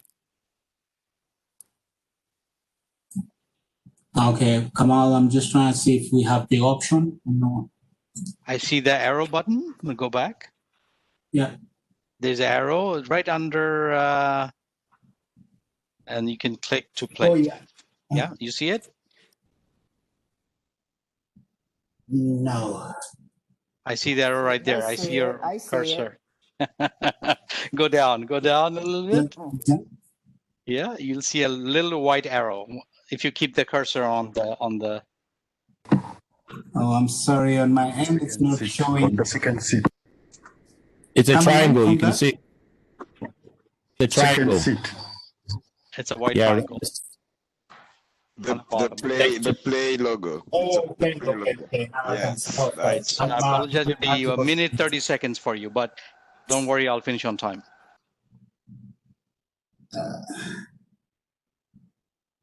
Clicking on it doesn't seem to be.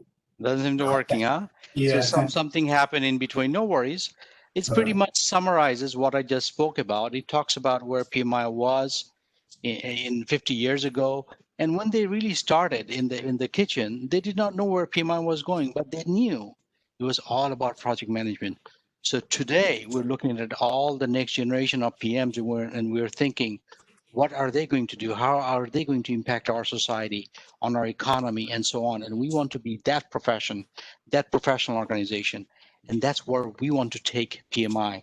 And obviously, we need everybody's support to get there. And you'll hear this more and more about PMI powering the project economy. And this video was really nice, about a minute video.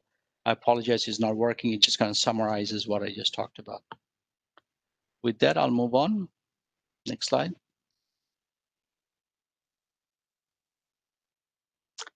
All right, so that takes me to item number 2, the chapter digital engagement platform.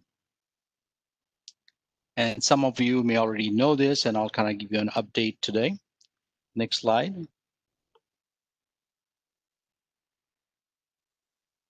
You may have to click twice. One more time. There you go. Okay. So PMI is seeking seamless integration with all chapter touch points. I heard the word pain points, touch points, places where we can help. They want a seamless integration and wants to promote an universal customer experience. Whether the member is logging in Canada or in Africa, they will have the same experience. With today's world, we know that people move all the time, and somebody goes from one region to the other and they have a different experience. And with this new platform, that will go away and you will have a seamless integration. Next slide, please. So a formal definition what this platform is. The chapter development engagement platform is that solution where PMI provides chapters with a website platform where members will have a consistent experience when engaging with PMI or its chapters online, which I just covered. Chapters will experience reduced administrative burden from maintaining the website, an improved view of their members through better access to data and content. And the data repository will be a dynamic information source or a data warehouse available to chapters and PMI alike to improve the chapter's knowledge and its audience and their interest. Next slide. All right, so chapters and PMI have been working very closely together to create this platform and its requirements. And here are some of the requirements on the left, what PMI did, and you can see what the chapters did. They've been working very closely. So let's look at one or two. On the PMI side, obviously, they're creating content for the website. Okay, so you don't have to worry about the content. And they're updating the PMI chapter content and events constantly so that you get latest and the greatest. On the right side, if I look at the right side, on the chapter side, you can see chapters are providing feedback. What is good, what is bad, what works and doesn't. And they have also assigned a single point of contact for the team to work on this CDEP platform. So there's a direct link with the chapters who are helping develop this platform. Next slide. So far, we have already piloted this platform on 11 chapters, and more are coming as we go on to 2021. As you can see here, I see PMI Zambia chapter, which is potential, and Ethiopia chapter is there, and I'll show you the slides on the next. So next slide, please. So here's a sample of the Ethiopia chapter, and if you click again, Anthony, we'll see the Zambia chapter with the next click. There you go. So as you can see side by side, these two chapters have the same feel, same experience. Whenever you land on these chapter, you're coming in from different areas, you'll have the same experience, similar experience. It's standardized. Next, please. All right, so what are some of the features that's already been launched?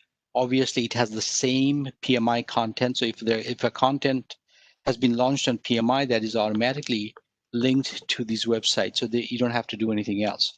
It has the chapter events portal. You can put in the calendar of events to show detailed upcoming events. It has a single sign-on. That's the best thing I love. You don't need a separate password to log in. It's the same password and user ID that you put in for the PMI. So once you sign in, you are logged into both. It has the event registration and dues collection. Now, if some chapters are already collecting with a third party, you can still continue to do that. PMI will just kind of add a link to it for now. As sponsorship ads, it's supporting localized content. You can upload localized content, and obviously ease of navigation. When you have the same way of navigating regardless of which chapter I'm working with, it's easier for members to come in and just kind of use the features. That's on 1.0 version. So if you click, go ahead, Anthony, give us a click to next slide. All right, so what are some of the things that we have already learned? Obviously, as predicted, chapters have realized that there's less administrative burden on the chapters to update the content. There's nobody, you don't have to assign anybody to kind of keep up. It's done for you. It can be better than that. You can focus on providing value to your members with this on the very first one. The second bullet, laying the groundwork for data sharing. So you'll see more and more. The 1.0 version just kind of laid the groundwork. We're now having the same data. The data that PMI has, the chapter has. Automatic alignment with PMI brand, no brainer there. Anything on PMI is on the chapter side. Establish advertising services beyond ad space and establish baseline level of service to deliver against PMI's commitment. So these are some of the wins that have already been captured from these 11 initiatives or 11 pilot program. Next slide, please. So with COVID-19, obviously there's a delay and some of the improvement to 2.0 will be delayed to 2021. And I think everybody understands that, but this is something that we need to understand going forward. Next slide. Now, as PMI, I mentioned earlier, is continuously looking into offerings, what they can offer. They're partnering with TED to increase the value. They have already worked with launched Discipline Agile. They're working with Navigator snippets. I know I'm familiar with it. Brightline, most of you are. All this, projectmanagement.com, most of us have already used it. All this will be automatically linked to the website on the 2.0 and 3.0 as we go forward. Next slide, please. All right. Just keeping an eye on the time. I'm not going to get into all the features that may come in. Just be aware that we can do more and more as we go forward in 2021, 2022. With the chapter's help, you'll get more of this website. Obviously, you can put local content, you can have local language, and so on. Next slide. So with that, I'll conclude the chapter digital engagement platform, and I'll give you 5 minutes or less of chapter collaboration platform. That's the third initiative that PMI is working on. So go ahead and click twice. One more time. There you go. Okay. So what is this chapter collaboration platform? I think most of you are probably already familiar with it. Next few slides is really for people who haven't seen it yet. So apologize if it's boring, but I'll see if I can introduce to the folks who haven't seen it yet. So the goal for this platform is to have a single platform for all chapter leaders so that they can collaborate, communicate, share documents, and they can do lessons learned and share best practices. That is the goal. Next slide. So why do this? Were there something else? There were something called PMI Online Leadership Communities, OLC, but we realized that it's insufficient. It doesn't have enough. And people were going outside to collaborate other than PMI. So why not, then PMI realized, why not provide a platform where our chapter leaders can come in one place and share knowledge. Next slide.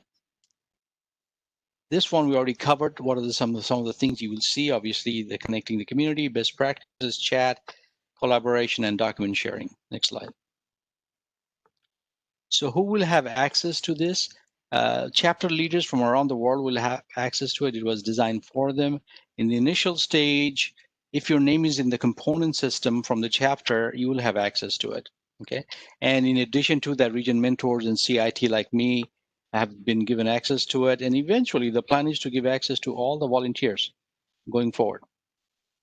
Next slide, please. So what's the current status? One more. Pretty much this thing has been launched on target. We are in Q3 2020. All the steps before that has been done. And the whole thing has been launched formally. So really today, right after this workshop or our meeting, you can go and log in and you'll see it's working for you. Obviously on the green part, it has to be continuously managed and maintained. That has to be done, but this thing is on time and has been launched formally. Next. So who tested it? Next slide. Our very own Ike was there. Myself was there during the EMEA. Liam, we tested it and it works great. Next slide. So now you will get a feel for how this website works. You have to go to https://ccppmi.org. And once you are there, please click one more time, Anthony. Once you're there, you will see you log in with your PMI ID and you will see this landing page where it welcomes you. And as you can see, you can chat, you can look at the calendar, you can look at what chapters are doing and so on. And Anthony, if you click one more time, you can go into communities. Go ahead one more time, please. You can go into communities, for example, South Africa channel. You can become a member of the South Africa channel and see what some of the discussions that are ongoing. And please do not share this link yet externally. If they're part of the chapter, they can have it, but we really don't want the members, large members to have it yet. But eventually they will, but just today, it's only for the chapter leaders. Let's kind of keep it there until we hear more from the chapter partners. And next slide. And with that, I conclude my presentation for the 3 initiatives that PMI has taken on to add value to chapters and its members. Thank you very much for your attention.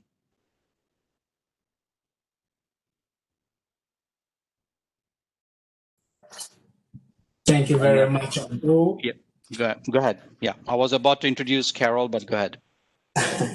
Thank you very much, Abu. Next, we have Carol Martinez from PMIEF. Carol? Awesome. Thank you, Anthony. Hello, everybody.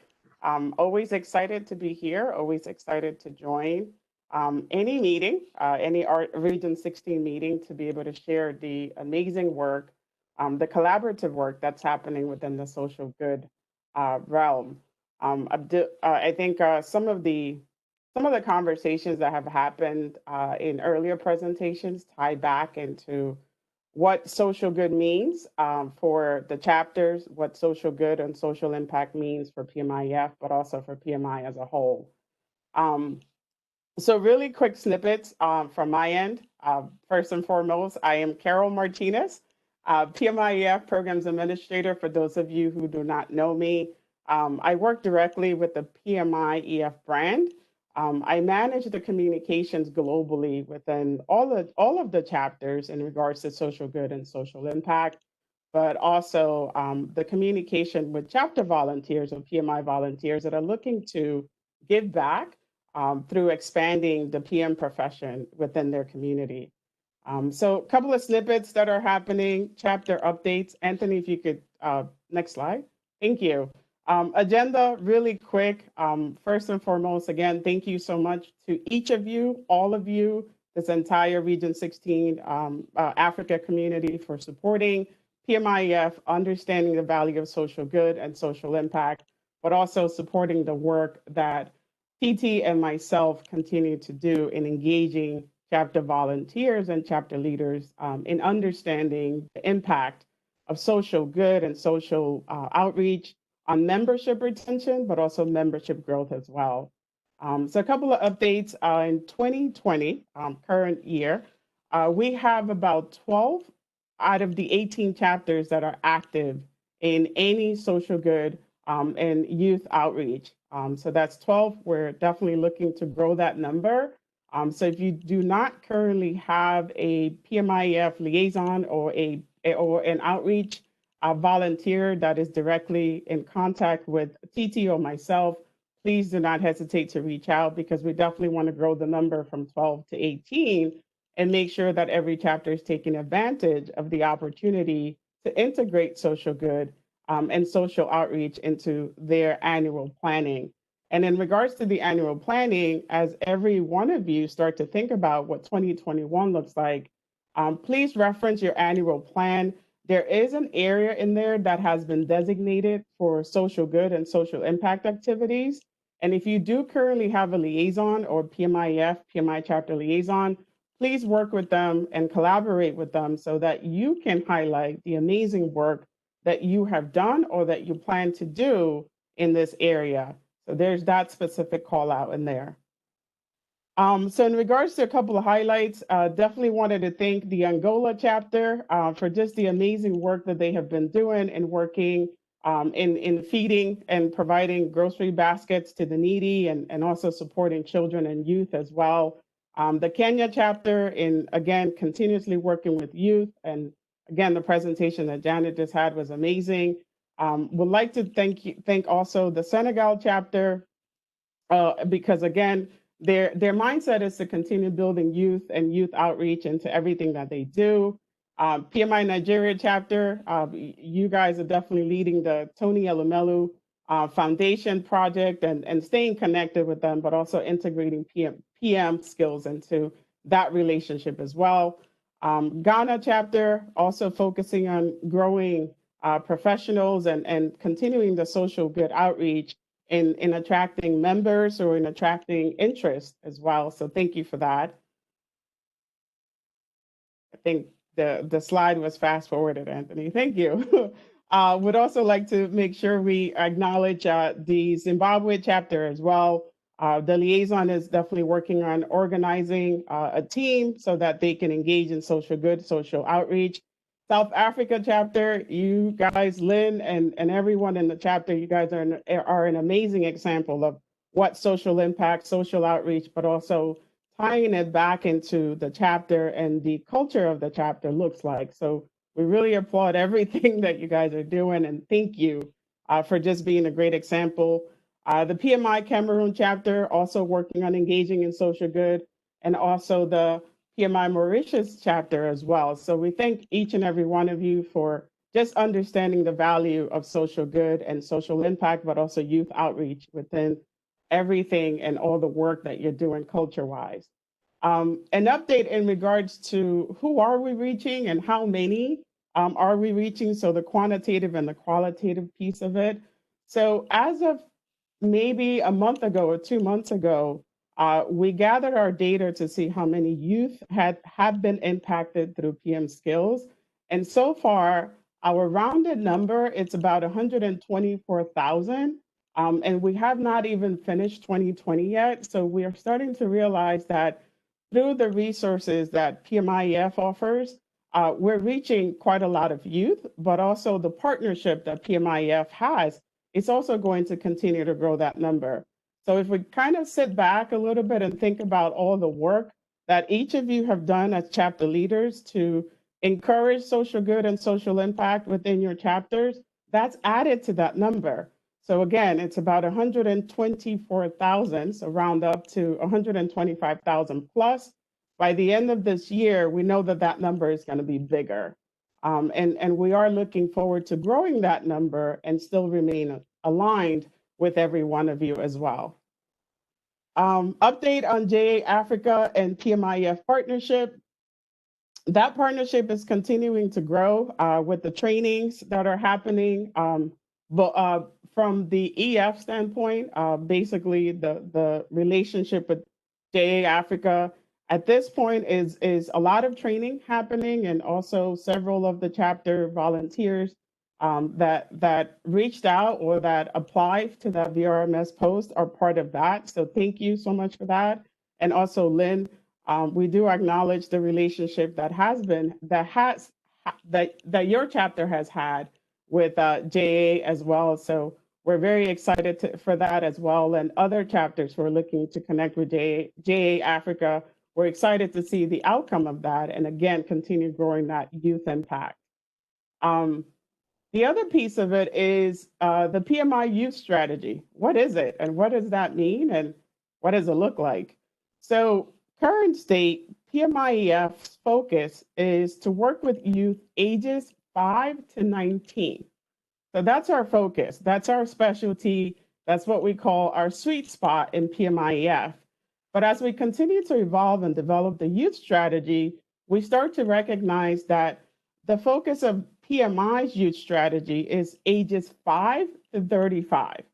So the overall umbrella of PMI youth, if we were to give it a number or to give it an age, we would say that is ages 5 to 35. What does that mean for PMIEF? It means that in current state, PMIEF has basically merged with the academics team at PMI to really look at our offerings, to look at our operations, to look at staffing, to look at supporting the chapters, and how do we better provide service, but how do we also better provide engagement for youth ages 5 to 35. So 5 younger kids, 19 transitioning maybe into higher education or transitioning into their first jobs or having a family, having a first career, 35 young professional and growing. So again, we're revising and reviewing everything that we're doing, the resources that we currently have, so that we can better support each of you and support the outreach that all of you are doing when it comes to the youth umbrella. That also means that PMI now has an umbrella where every outreach program that you have within your chapter is now going to fall under that. So I'm excited to partner with my colleagues from PMI and also within the chapters to be able to give the youth umbrella a definition, but also have staff members support the work that you guys are doing and the work that your volunteers or the EF liaisons are doing. And some of that is actually also the offerings of PMI memberships or PMI accreditation to some of the universities as well. So currently, since 1998, the University of Pretoria has been accredited as a GAC, and that's the Global Accreditation Center. So for any volunteer who's currently working with a university or would like to engage a university, we do have what we call a global accreditation program as an offering that too is going to be part of what that youth umbrella looks like as well. So that's basically the summary of what's going on and what's next. We do plan to have a communication to talk about what the work is that's being done to really define the youth strategy, what the work is that's being done to be able to support the chapters in their outreach, but also understand how to define that youth based on your communication, your community, and also your operation outreach as well. And that is all I have. Questions? Right. Thank you very much, Carol. Questions will be sent out after Marvin Nelson's session. So thank you, Carol. Thank you. Right. So next we have Marvin Nelson, the product specialist for PMI standards, and he'll be covering about introducing the PMBOK Guide 7th edition. Welcome, Marvin. Thank you so much, and I appreciate the opportunity to just quickly give you an overview of the work that's being done for the 7th edition of the PMBOK Guide. You go ahead, next slide. So at the outset, I want to share that this is still a draft. It's subject to change as we complete the process of the development. But what I'm going to present to you is the high-level structure and a bit of insight into what elements are being incorporated into this exciting new next edition of the PMBOK Guide and the standard for project management. And let me just say here at the outset, the question that often comes up, I want to put your mind at ease before we move forward. This update to the PMBOK Guide has no impact on the PMP exam change that is releasing the first of next year. As I just said, this is still a draft, so the exam can't possibly reflect any content that's specifically in here in this planned release of the PMP update in January. So rest assured, eventually it will be, but for those who may be preparing for the PMP right now, or if you hear chapter members who are concerned about both of these changes, just put them at ease, continue to study as they have been preparing for their PMP exam, and this will update later, and then the exam at some point in the future will change to reflect that. Next slide, please. So just quickly give you an idea of the table of contents. So I'm going to talk a little bit about the case for change. I'm not going to spend much time on that. And then I want to just walk through the standard and the guide and the content in it. And I will talk just very briefly about a new platform that we are currently building called PMI Standards Plus. Next slide. So I'm sure you're asking what led to this change. So we know that in the past there's been a cadence of every 3 to 5 years, there's been revision to the standard as needed and to the guide. So what informed this change? Next slide. There's been considerable ongoing research that we have done, but as we were moving towards this update, we launched several pieces of research, and 3 things came out of that I think are significant. One is the participants in the research said maintain and enhance the credibility and relevance of the standard and the guide. Second, we need to get it more readable and useful, and avoid overstuffing it. So for those who have been around for a while, you know that every edition of the PMBOK guide has just grown in page count to the point that the current 6th edition, I believe, is just over 750 pages.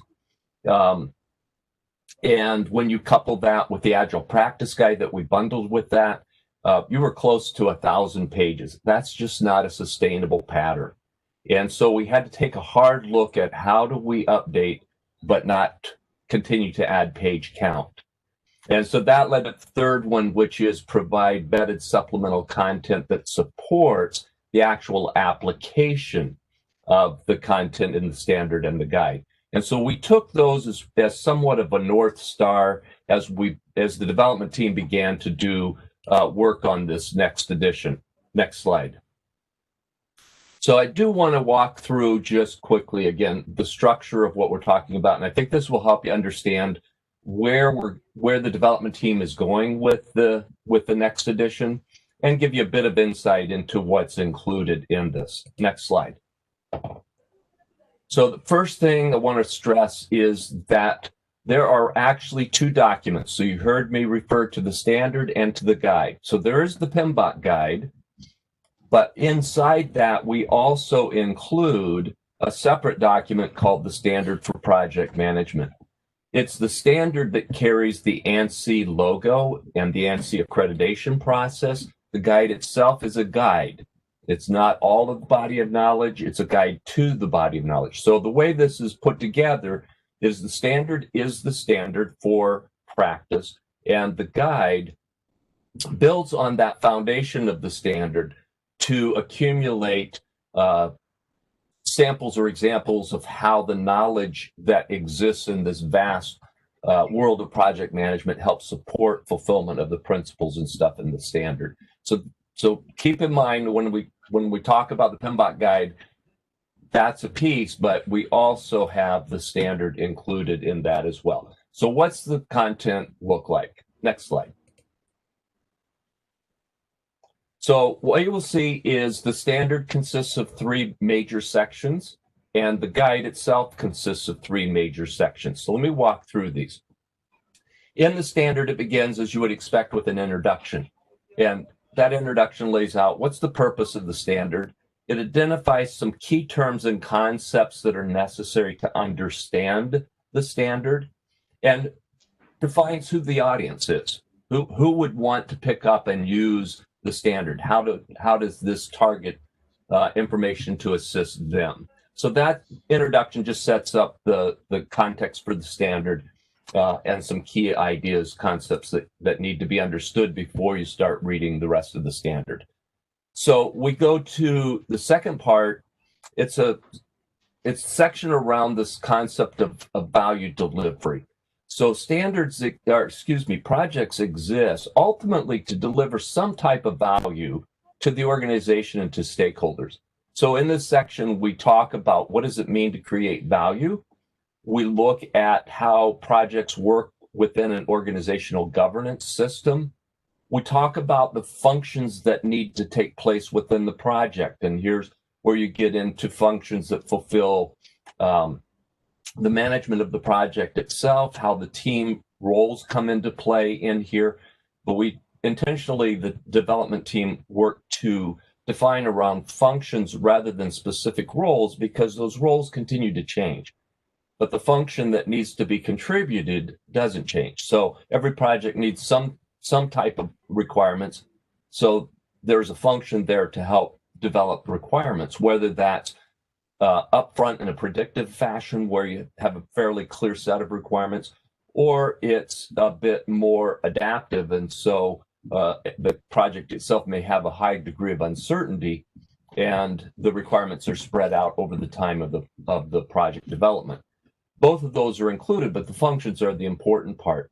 It also lays out the project environment and other management considerations. Specifically, how does this relate to the difference between a project and a product, and how they're becoming blurred? So that's all in this package of value delivery system, but don't let the title fool you. Within that, there's a very recognizable concept that has always been in the standard, and that's the concept of portfolios contain programs and projects and how those interrelate. So this whole idea of this section was to get the focus on that project as contributing to something bigger than just the delivery of an output. It's working to build towards enabling outcomes that were envisioned for the project in the first place. So that's what the value delivery system is working to identify. Next slide, please. So the third part of the standard is project management principles. These principles that are set forth guide behaviors and actions across the life cycle of the project. They are aligned with PMI's Code of Ethics and Professional Conduct, but they're not duplicative. So within this section, there are 12 principles that are described, and those 12 principles have to do with the core fundamental what and why of project management. And as I said, important to keep in mind that their intent is to show that these principles then define or guide behavior and actions throughout the life cycle of the project. Next slide, please. So when we move into the guide, then it picks up and builds on that foundation of the standard, but it organizes now, instead of around knowledge areas as in the past, it takes on a new format of organizing around project performance domains. And these domains are really groups of activities. They're areas of focus that all projects have to take into consideration. There's activity or actions that are in scope of that domain. But it's important to remember that these domains are all interacting, they're all interrelated, and they're all interdependent. But it gives you a structure for viewing the entire project and seeing these relationships between actions and decisions that are made and how those impact other performance area domains. So that's the concept that that builds on the guide builds on. Next slide, please. Second section goes into tailoring. Tailoring has always been recognized as an essential process of project management. First really started to be introduced in the 4th edition of the guide. And the 5th edition, it became a little more evident. In the 6th edition, it became very much a piece of every knowledge area. But when the development team looked at this, we need to get more focus on the tailoring aspect itself. And so rather than talking about that within each performance domain, the team decided to pull a whole section devoted to tailoring that then looks back to the performance domains for doing the work. So tailoring is a framework with some key questions to help tailor the processes, but it's important to note tailoring doesn't replace organizational guidance. It works with and incorporates organizational guidance into the project management process. Next slide, please. So the third section is a section we titled Models, Methods, and Artifacts. In past, we've had tools and techniques incorporated into the PMBOK guide, and that's part of why the page count kept increasing. Is there are more models, there are more methods, there are more inputs, and there are more tools and techniques and more outputs and more how-to. And what we looked at when discussing this section is we need something that's more flexible to reflect how the application is changing over time, and incorporate and quickly respond to new emerging techniques or whatever. So what they did in this section is a high-level description of various models, methods, and artifacts, the most common ones, but they present them as a means to an end, not the end in and of itself. In other words, it's not to produce the artifact. That's not the intent. As the artifact serves the project, it goes through tailoring. It works to evaluate what tools should I use. And I often use an example here of the difference between a cook and a chef. I can cook if somebody gives me the exact recipe that I need to follow.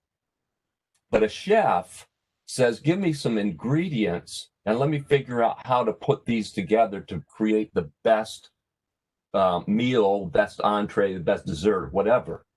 Because they understand all of the influences and the way those various ingredients interact, they're able to envision how to select the best and most appropriate for what they're trying to produce.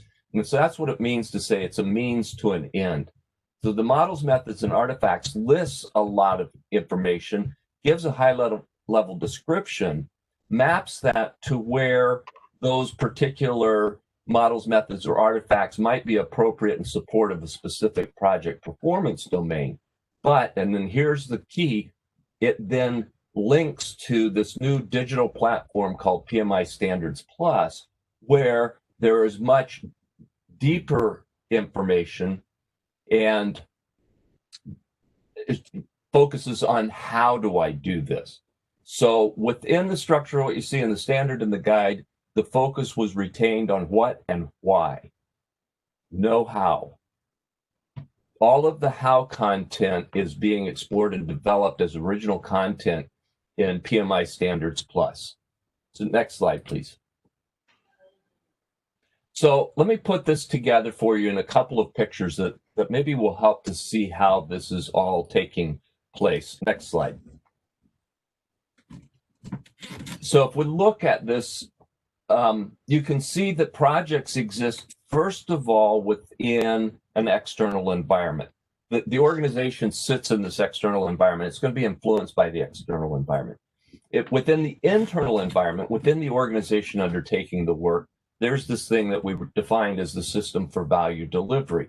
And so what you see here is that's context, and we have the principles of project management from the standard guiding the behavior in these 8 project performance domains.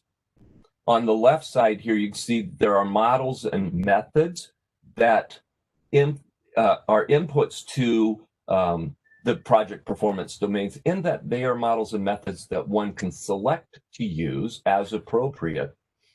All of that is tailored to the project context. And then on the right side, you see that the output of this process is the deliverable that the project was to undertake and the artifacts that support that work. So this is just a very quick high-level picture of how the standard and the guide work together to enable outcomes as envisioned by the project. Next slide. So if we look at what's the change from the 6th to the 7th, it can be summarized like this. The standard for project management moves from a process focus with 5 process groups to establishing 12, as it is in draft right now, 12 principles for project management.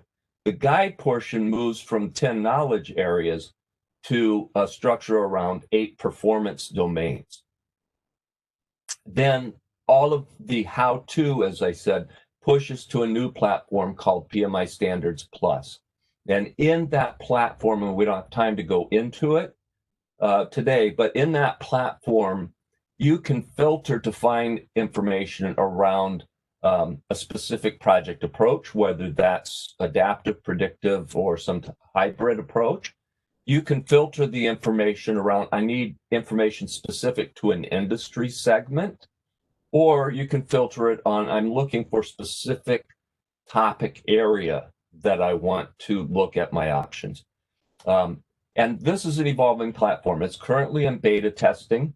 The anticipation is hopefully it will launch before the end of the year, but already there's a lot of content that has been developed, and it's undergoing continuous improvement, meaning we're taking beta user feedback, in looking at that feedback and using that to prioritize what's next. So if you're interested and you want to see the platform, you can go there as a PMI member. Just go to standardsplus.pmi.org. Again, that's Standards Plus, spelled out, P-L-U-S, standardsplus.pmi.org, and you will see the platform. And if you can't find that, feel free to contact me, and I will get you the link. So that's the high-level structure of what's coming. Next slide, please. I do want to point out that we recently launched a web page to capture all of the latest information. So you can go to pmi.org/standards-projects, and there you will find a lot more information, and we're continuing to update that.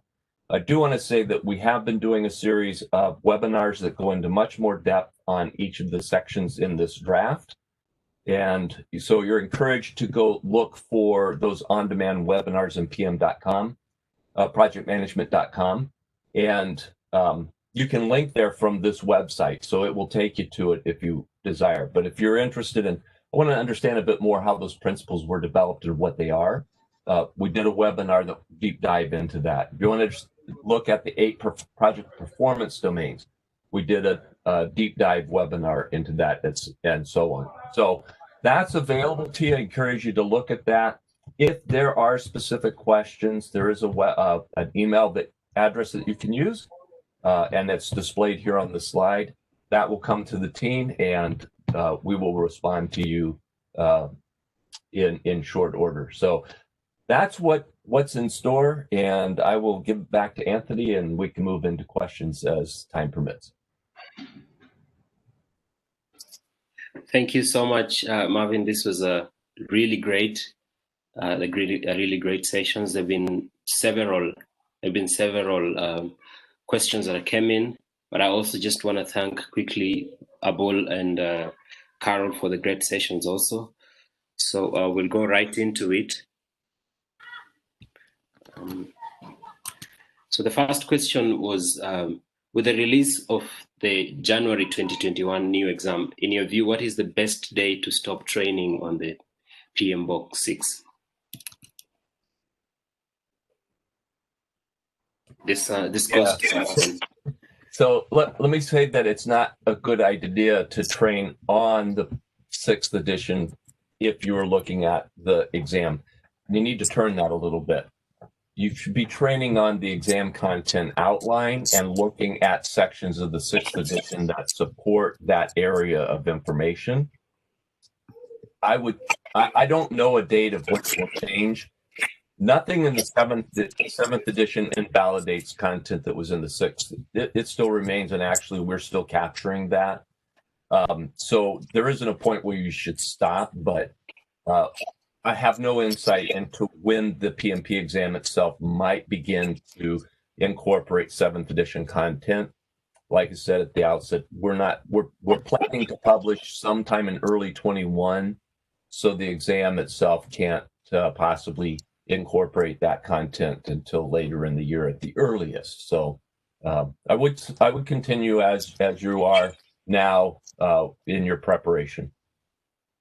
Great. Thank you for that. And there was another question around, is there any room to contribute to the draft for the PMBOK 7? We did the open exposure of the standard back in January and February of this year, and got a lot of great input that helped improve the work. At this point, it's fairly well, pretty much done. There's a little bit of work left to do, but we're closing in on the publication date, so probably not any more significant change will be made. All right. Thanks, Marvin. And I'll just leave you a little bit and just go to Carol. There's a question that was asked regarding with the introduction of the youth PMI strategy. Are there any specific programs that have been developed and planned for implementation that can be shared with the chapters? So I believe you gave an insight on the chat, but if you want to add something to it. Right. Thank you, Nelson. So basically, current state, we are in the process of reviewing everything that is on the academic side, and we're also reviewing everything that is on the PMIEF side to really start dialing into the programs that are currently working and they're working well, and then looking to see what else we can develop or evolve in order for those to go under that youth outreach umbrella. And current state, the group student membership and also the partnership with academics, which is that global accreditation center, those are programs that are working extremely well, as well as the liaison, the PMIEF liaison and the PMIEF CEC program is also working extremely well. But we also are understanding that we can't do this by ourselves, right? We definitely need the ongoing partnership with the chapters, but also your feedback as well as to what is working currently in your community so that we can start to work together towards creating those programs in the future. Great. Thanks, Carol. I'll just jump quickly to Abul. There was a question around what is the chapter selection process for the CDEP 2.0?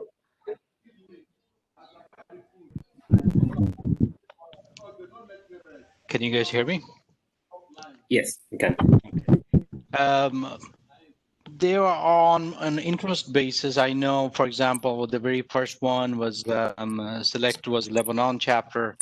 Why did we pick Lebanon? I think they wanted a good representation from a chapter that is flexible, is willing to work within the timeline. So just they met the scheduling criteria and the interests. They did want to mix up different regions. They wanted one from Africa, a few from US and so on. It's big chapters, small chapters. So they want to kind of combine all of them. Once they found a fit, they kind of went with it. So yeah, chapter size, region, interest, schedule, criteria, and so on. All right. Just to stay on the same question, so what are the delivery timelines for the CDEP? Yeah. Yeah. So version 1 has already been launched. It's working. Version 2.0. They're actually working behind the scene, but formally we're saying Q4 in 2021. So because of COVID, a lot of work has been kind of diverted to other priorities now. So some delay will happen 2021. Okay, so just lastly on this question, will it have a capability to be in other languages apart from English? Yeah. So I'm sorry. I would say yes. I would say yes on version 2.0. That's in the works. I had a discussion, and the impression I got is yes. All right. Thank you. I'll just go back quickly to Carol. And Danny says that it's not clear to understand and identify the boundary between PMIEF and the PMI Youth Initiative. Is it only the age that is making the difference? Danny, so what I would really like to convey to you and everybody is that we're at the point of not even considering a boundary. We're at the point of, again, putting PMIEF and academics under the youth umbrella so that we can service and provide the PM support and provide the social good and youth impact support to all of our chapters. So if you have a line, Danny, that allows you to see the separation between the youth strategy and PMIEF, then I would ask if you can delete that line and just see it as one strategy coming together so that, again, we can better support. Great. Thanks. So another question from Danny to Abul. How can a chapter volunteer be part of the CDEP 2.0?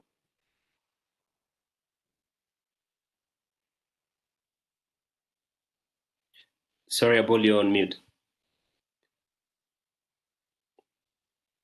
So for the CDEP, the point of interaction has been identified through the chapter. Normally, PMI would work with the president to identify that person, somebody who's available and answer question, test, and so on. So the chapter will nominate, the chapter president normally would nominate to work with the CDEP. But if you are interested in this type of platform, you want to help, let me know. I'll connect you. If you have the time on 2.0 and 3.0, why not? You just come through, Anthony, and hopefully I can connect you to the right person. Great. So before, I know there's a question around the VRMS from Jackie, but we'll come to that shortly. I will just quickly go back to the to Marvin, and then there was a question regarding the PMBOK 7. Will the PMBOK 7th edition be better suited to an electronic version rather than the printed version, especially with the linkages to Standard Plus?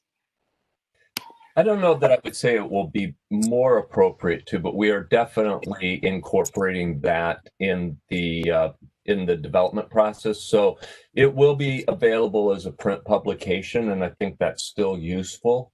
But we are also looking at more than a flat PDF. So there will be an ebook version. So the linkages are there.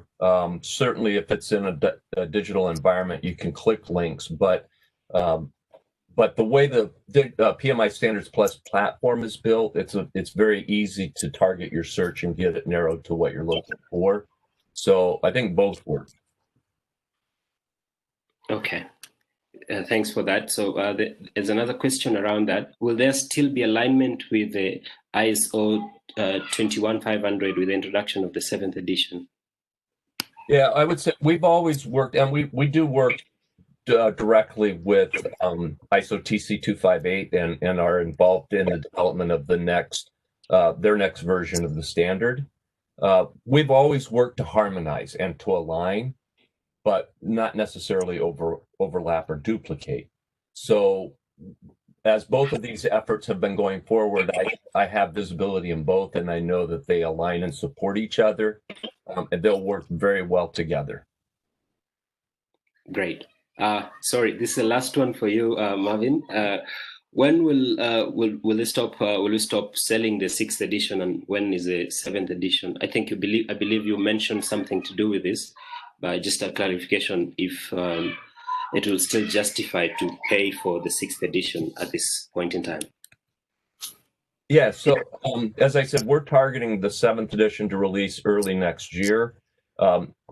We have not set a date when we will stop making the 6th edition available. Obviously, that will happen at some point next year.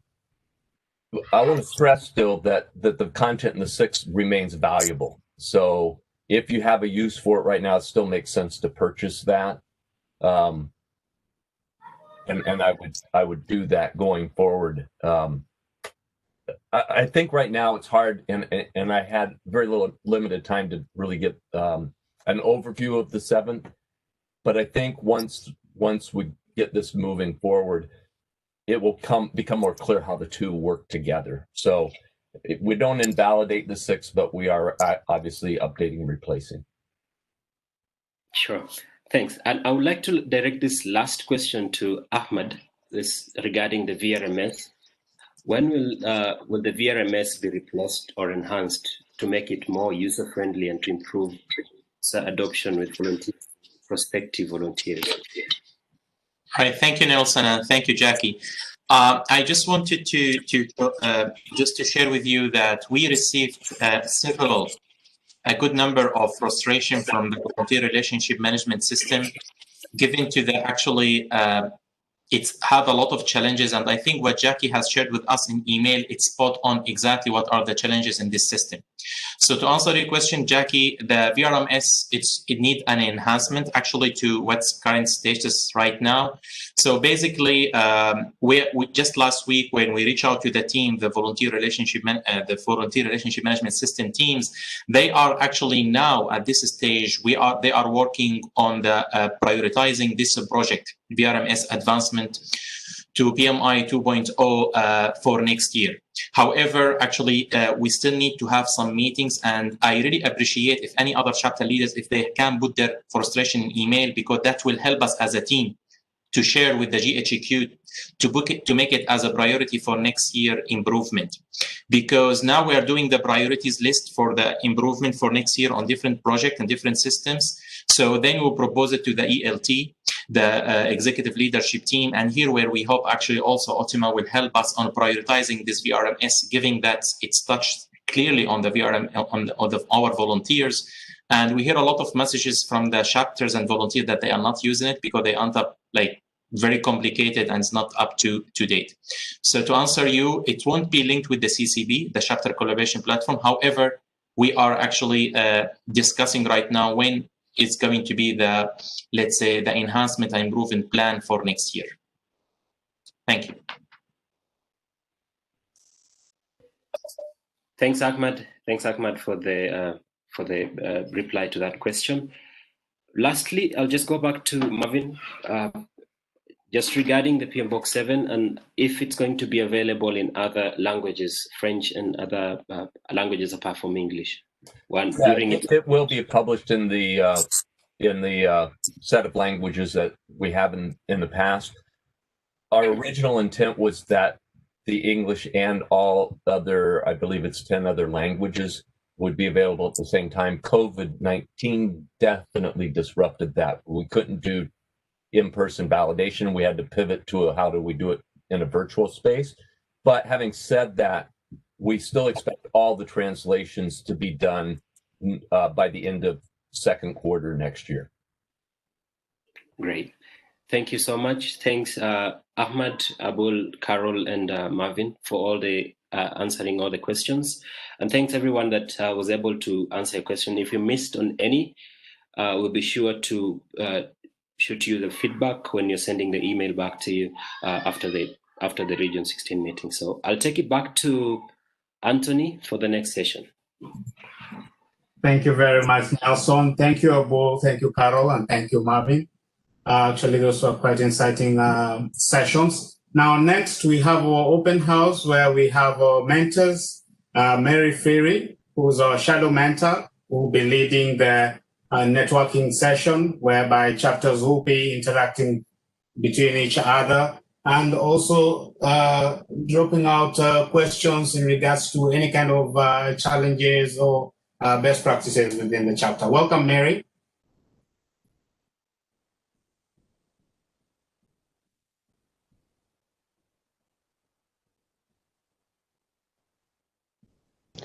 Hello, everyone. Welcome to the networking session. Can you hear me? Yes, we can. We can hear you, Mary.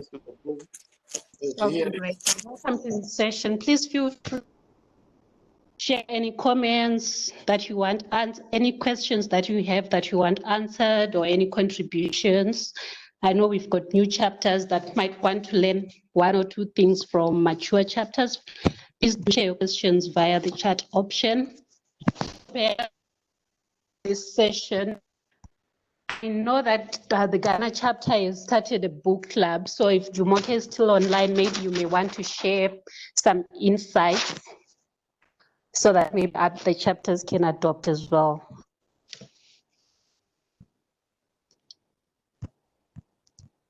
Okay, I didn't know I was going to say anything. Good afternoon.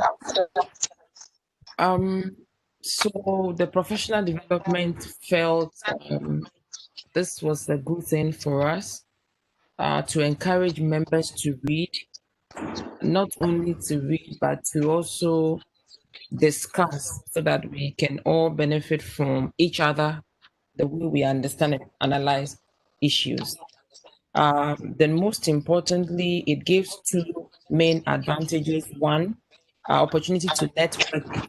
Two, PDUs.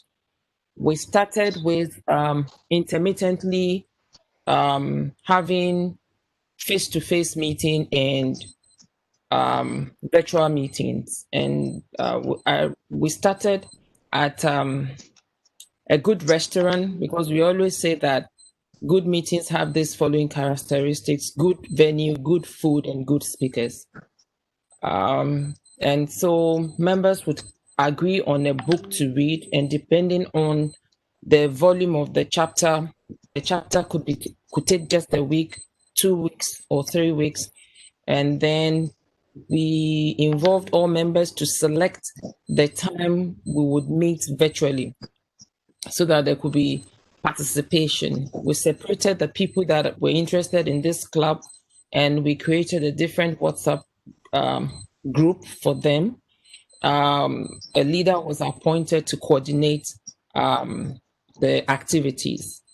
So for now, Nelson has been kind. He scheduled the meetings for us because sometimes we exceed 1 hour. So after that, we meet, we discuss, questions are asked, more members are encouraged to join. So in a month, if you're a member of the club, you get 4 PDUs. Aside the knowledge, you would also acquire through the discussion. So this is what we've been doing currently. Thank you. Okay, thank you for sharing. Please, guys, do share your comments, contributions, questions. This session is just meant for us to network, to replace, the cocktails that we should be having now. So since we're doing it virtually, we just need to chat and stuff. So please do ask questions. If you've got any question that you still need answered from the previous sessions, please do ask as well. I'm waiting for your questions. The mentors, Ike is here, and the PMI staff is here to answer your questions. Please do ask. Perhaps I can ask JJ, I know you recently got chartered. Any challenges that you're facing that you need addressed? Any questions you've got to mature chapters? This is Rwanda.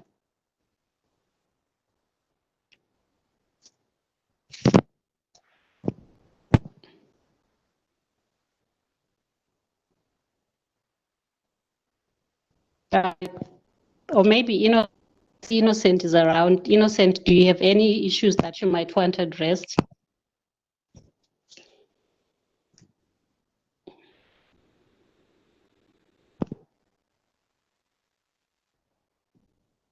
Okay, we've got a question from Dr. Wanju.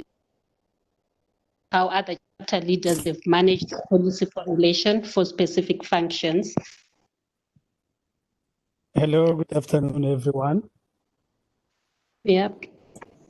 Thank you for giving us a few minutes to express our feeling about the first lean we just attended.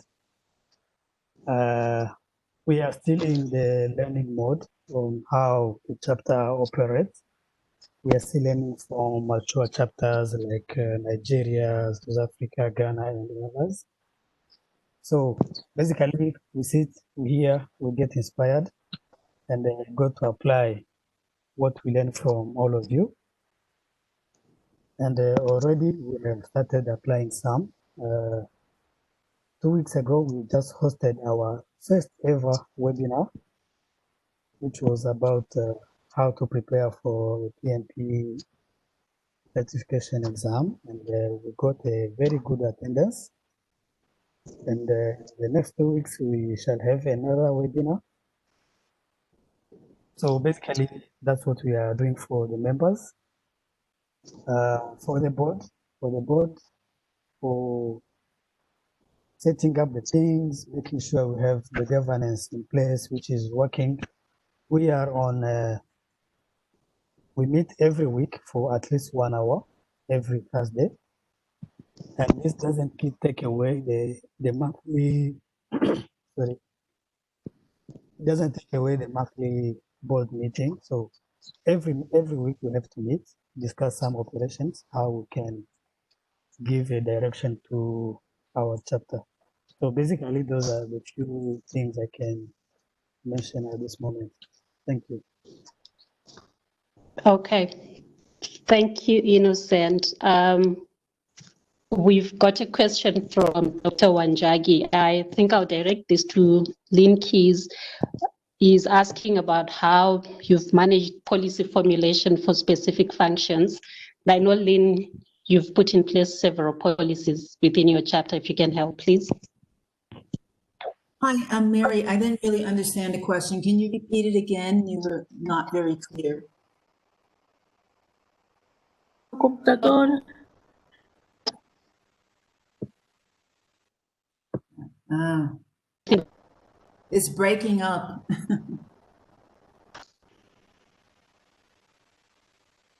Hi, Can you hear me just clearly maybe now? I can. Yeah, go ahead, Mary. Yes, I think now we can hear you.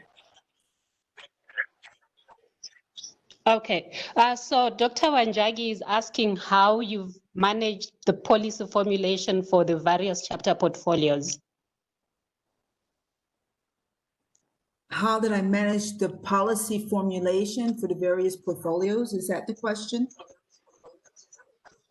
Yes, so I've just directed it to you because I know that you've put in place several policies for your chapter. So I thought maybe you can just share with the chapter how you've done. That's kind of it's a very broad, big question. So let me answer it from where I think I can. In terms of portfolios, initially we followed the PMI chapter leader delineation study that talked about roles and also the role of the VP, but that role of the VP was very much the role of the portfolio itself. We went through an exercise over the last year or so. Let's say we've been going through it for 2 years. It hasn't gone as quickly as we wanted, where we were actually going through a chartering process for each portfolio, where the portfolio lead, the VP, came up with the description of the portfolio and then the specific responsibilities for that portfolio. And then on an annual basis, the specific outputs and outcomes expected from that portfolio, which would be also linked to the annual plan. We also try very hard to create a synergy and integrated work between portfolios so we don't operate in isolation. It really depends on the type of program that you have in place.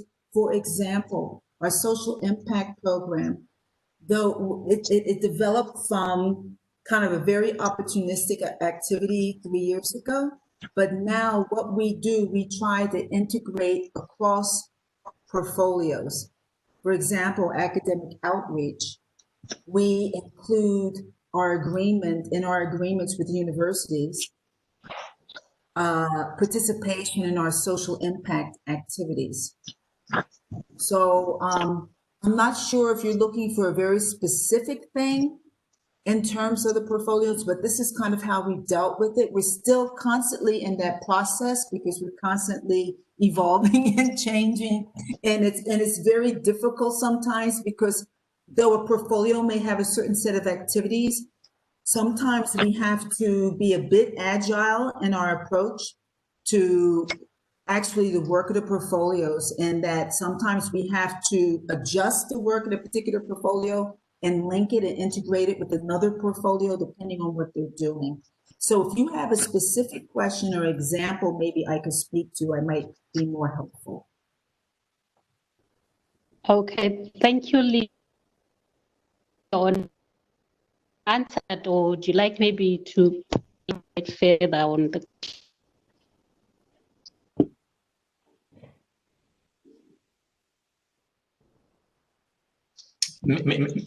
Mary, if you allow me here, actually, I just jump in because I think that we received sometimes from, I think Anthony and Nelson can confirm, from the chapter leaders, purely those new chapters, like saying, what other governance that usually chapters need to develop? So maybe Lynn here the question, for an example, do you really create policies or governance about, let's say, travel policy? Do you have vendor selection process policy? How do you usually, do you have kind of those policies or document? For example, do you have, if someone from the chapter leader would like to pay some, let's say to buy something for the board, laptop or what, stationery, etc. Do you have a process, a governance or policies for all of these areas? Maybe I'm just giving you examples from my side. I think I understand. We have a somewhat unique situation here. We have an executive committee, which is referred to by PMI as a PMI board. And we have a company board of directors. In South Africa, we are registered as a not-for-profit company. Our organization is governed by the board of directors, the company board, and we follow the King Code of Corporate Governance, which is a voluntary code. We try very hard to stick to the King Code of Corporate Governance. I have to say, at the executive level, not everything is written down very specifically, but in terms of processes, the company board would require us, if we have to go out and hire a vendor, that we would normally have more than one. We would try to seek proposals from more than one, or if we're going with one, we have to provide a specific reason as why we're going with one, okay? But because we have this governance entity, in addition to the PMI, what is called the PMI board, which is actually our executive, we have another governing body above us that guides what we do and how we do it. At the board level, there's a finance committee. We also have a committee on social impact that's being developed. Jackie, you want to jump in here in terms of some of those board committees? I'm not sure what they all are, but we follow the King Code. So at the chapter level, because you don't have a double board, I would suggest that you write up, doesn't have to be super detailed policy statements, but they have to be statements that make sure that your chapter are following good governance principles. You might, of course, obviously PMI has guidelines for that you should go to concerning chapter operations. But for example, if in your country you also have a voluntary governance code, I don't know which country you're with, governance code, you should also look at those as well. We operate within the PMI standards concerning chapter, but we also have to operate within the Companies Act in South Africa. So which puts us in a little different position. I don't know if you can hear me, Lynn, just Thanks, to add Jackie. to that. Thanks. So all of our chapter leaders will go through the PMI training for chapter leaders. And that will include the policies and the ethics and the code of conduct, finance, marketing, membership, etc. Then for company specific, as Lynn has just explained, we're governed by the Companies Act, and then we also have King's Code. And what we try to do is use collaboration tools. So for example, Trello, I'm sure many of you are familiar with Trello, and that's an easy way to share information. And at the moment we're using Google Drive, but we may be switching over to Microsoft 365. And that's also an easy way to share the document. So we try not to be too heavy on like long-winded policies and procedure documents, because things change very quickly. So it's more a case of we've got a short checklist or a template. Obviously, the auditors might need to go and find all of our documents for 2019. So that's in a specific folder. The stuff for the charter renewal goes onto the component system, etc., etc. So using something like Trello is very useful because we can put direct links to all of the different systems.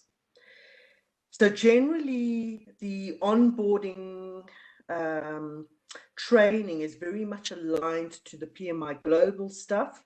And then for a country context, the contextualized stuff, we've kept mostly aligned to the Companies Act and Kings. I don't know if that's helpful. Yeah, thanks, Jackie.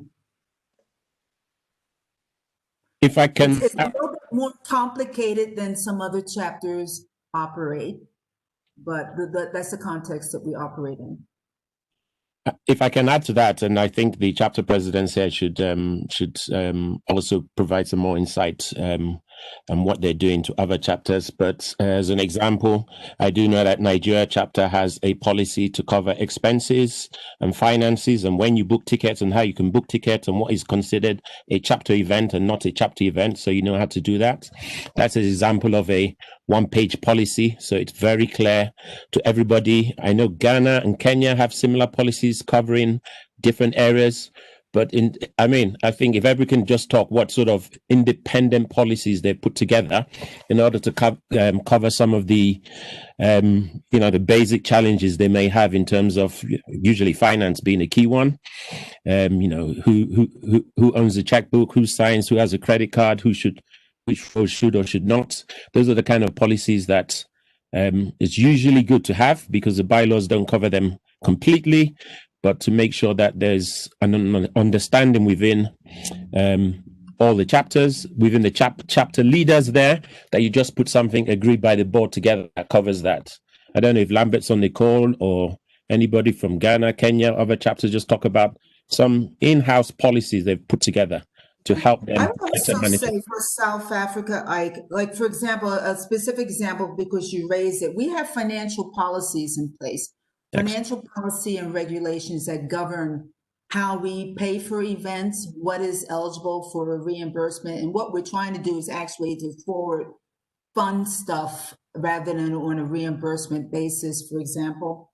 But then again, all these things have to, for us, we do them and then they have to be approved as chapter policy also by our corporate board of directors. Yeah. I thought at one time Nigeria was possibly looking also at corporate board other than the PMI board. Waiting for Lambert to have this. Yeah. It's not as detailed as yours.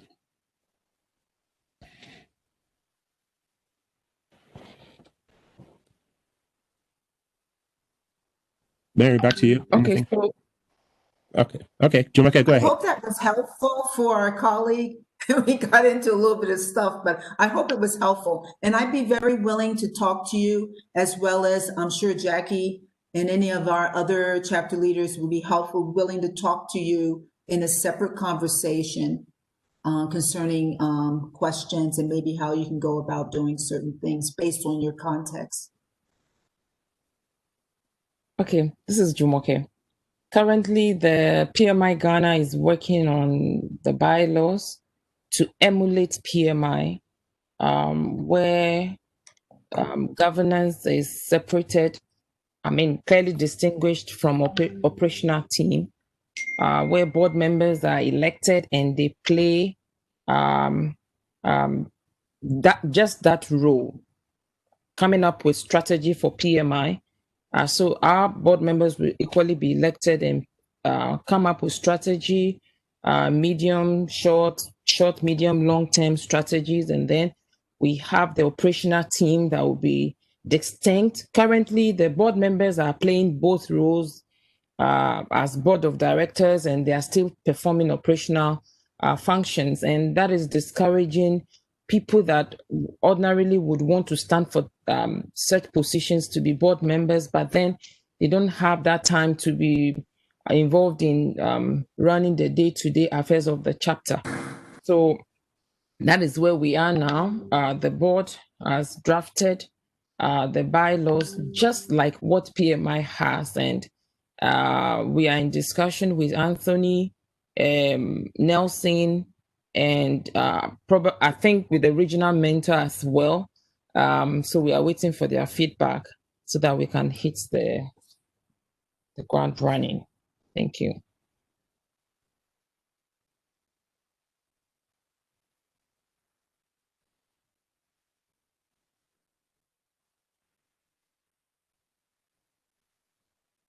Mary, you still there?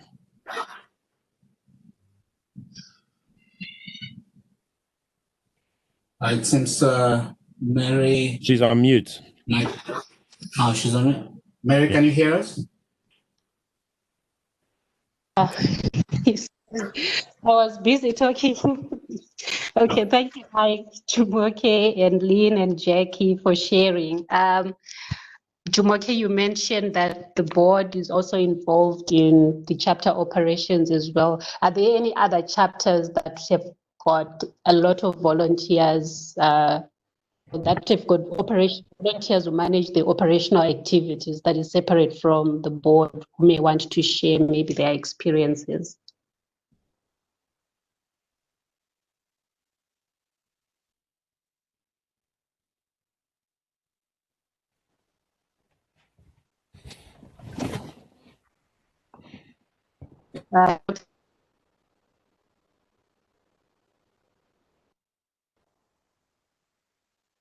Mary, I didn't hear what you said there.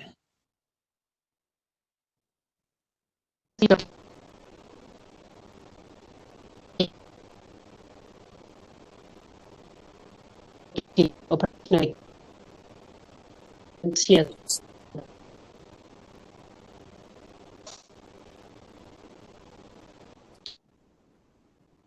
Still didn't quite catch that, Mary, sorry.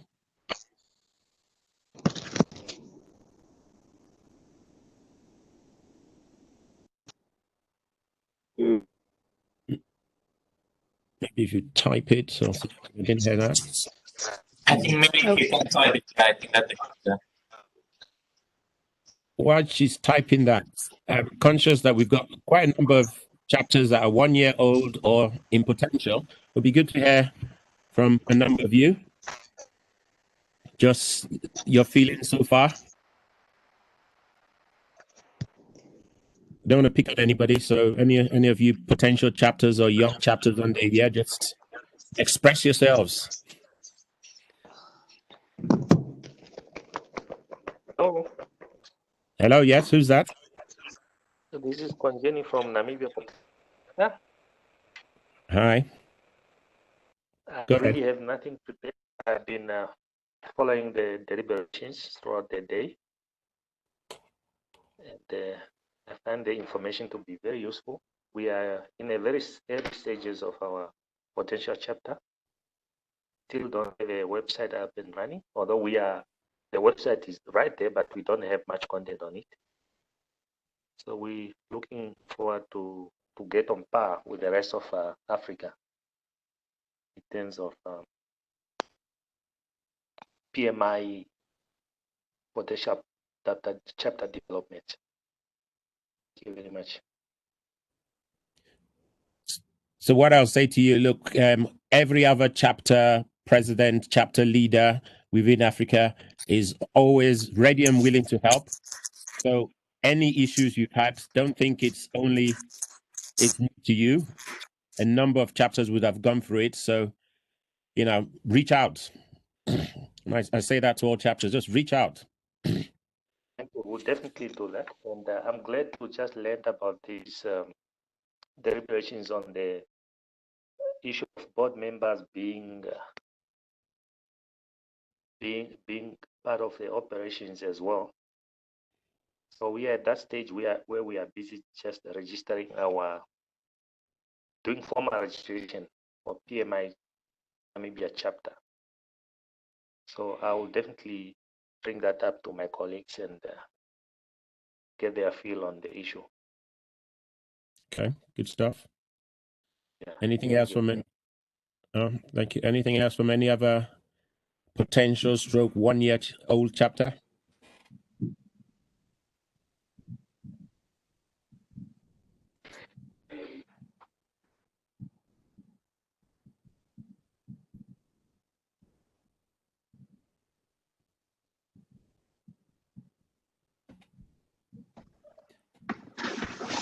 Auguste Yeboué from Côte d'Ivoire.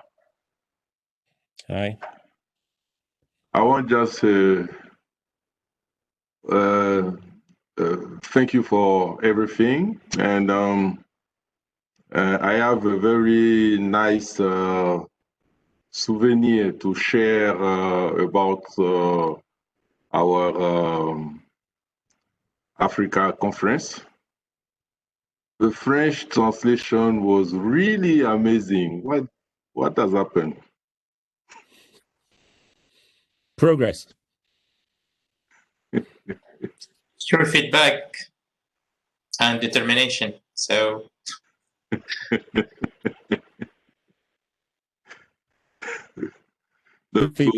think that we will improve next time. Find another option, because the Google translation. I hope we didn't pay. If we have paid, we have to ask for. We have to ask for our money back, because it was very bad. Thank you. Oh, okay. Sure.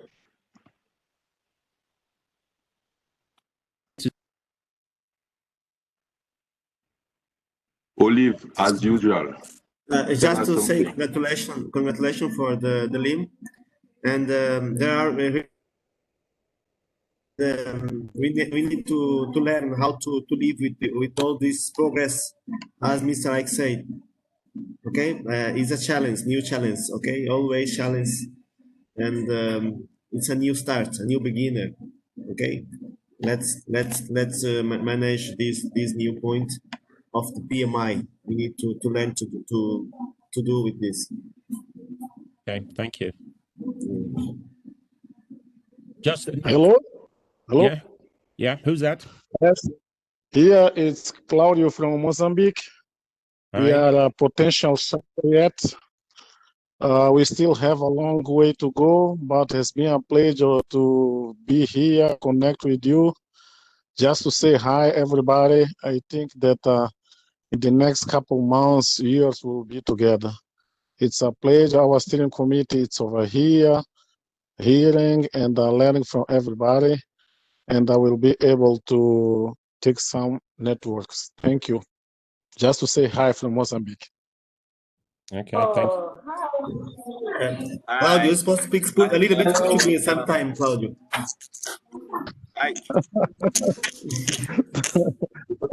Okay.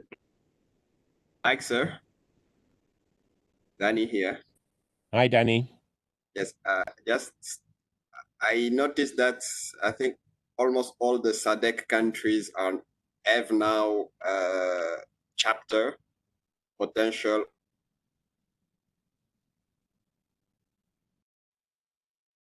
We're losing you, Danny. We're losing you, Danny. Maybe you can type while you get your network sorted out.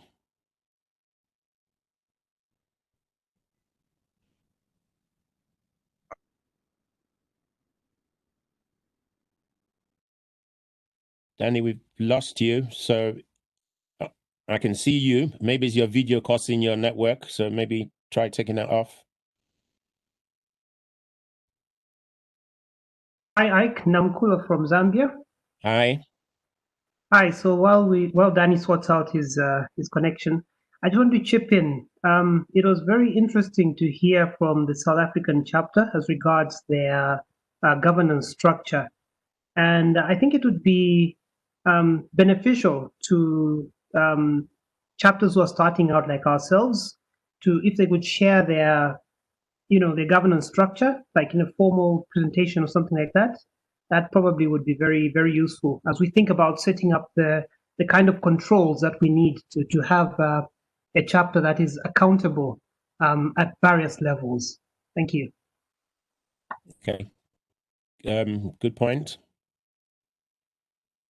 I would, good point. We'll take it off. As I said, South Africa has, Ghana is looking into it, different things. So again, we can get something set up so we can just look at the various models and then one that entry your chapter. This session But imagine if we're in a lobby gisting and talking, not necessarily about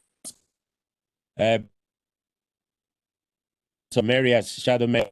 It's about you guys being able to talk confidently amongst yourselves with sharing ideas and, you know, saying, oh, yeah, Link, can I talk to you later about this? Or Lambert, can we talk about this later? Or just general questions. So trying to create the earlier part of the session was structured indirectly and formal. This is supposed to be informal. So we're just chatting.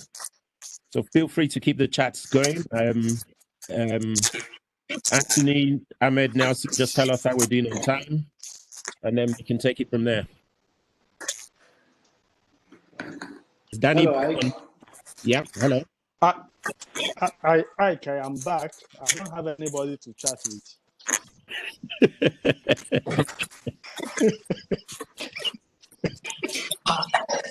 I see, I noticed that some of our leaders are leaving. So would you like to just take the photo and this is the call for everyone to switch on the video. And we really, I mean, if you can make it that to have the same background, PMI, and then once all the videos are on, we'll try to take the video, the photos. So myself, Anthony Nelson, we will take it from different laptop, different places. So also you can do so and share with us on the WhatsApp group. So we'll give you just a minute to allow you to switch on the video. Hello. Hello. Hi. So, How's everyone there? Hi, Olive. Hello. Hi. So, how are you? Hi. good. So, The wall picture, the TMI background. Can I? Okay. Let me take it from the WhatsApp group. Lynn, I like your hairs.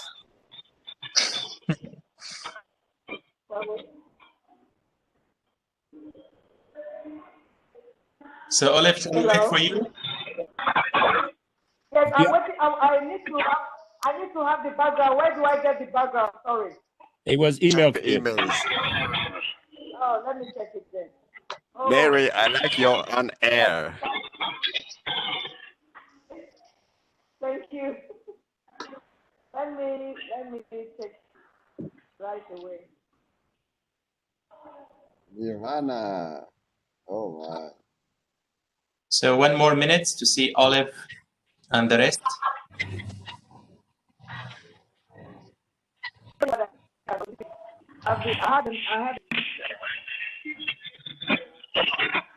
Olive, 1 more minute. Here, guys. If you don't have to, just go ahead. Jackie.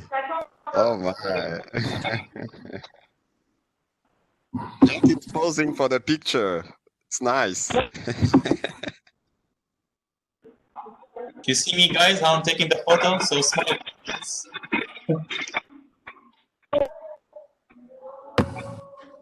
Give us a 1, 2, 3 so we know. All right, so 1, 2, cheers. More. The funny one for Nelson, for Ike. Yeah, taking it. Everyone, please. Yes. We taking it. Actually, Nelson, Anthony, and I were taking different shots. So we have funny picture now. So Danny.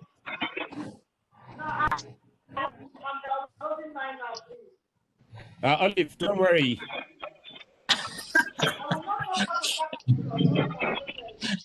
We'll Photoshop you, Olive. We'll Photoshop you. Funny, take the funny shot. What are we doing now? I don't see you. Where are you? I can see myself. Great. I want to see because of the photo. So again, we'll take another 20. 1, 2, cheers. Yeah, funny ones.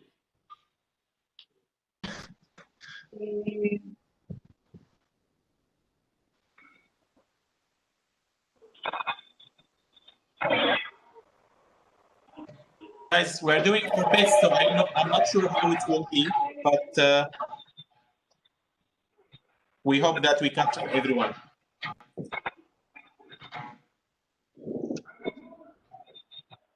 Okay, so what do we do next? Now, what we do next, I would really appreciate if you can mute. Everybody has to go No, back. it's there actually. It's there. I complained before, nobody to chat with me. I took all of it's in the photo, yeah. Oh, okay. So I would kindly just appreciate if all of you just mute it for a while.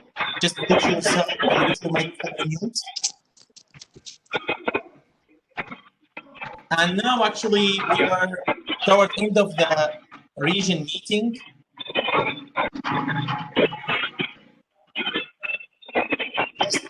Double. Okay. Perfect. So great. So ladies and gentlemen, before we end up, actually definitely want to give the chance to Mary and to. So thank you very much. I know you're still here, but I just want to say thank you. So this session really is just for us to appreciate you and to thank you for the amazing work that you're doing within the region. We really appreciate you and thank you for everything. Thank you.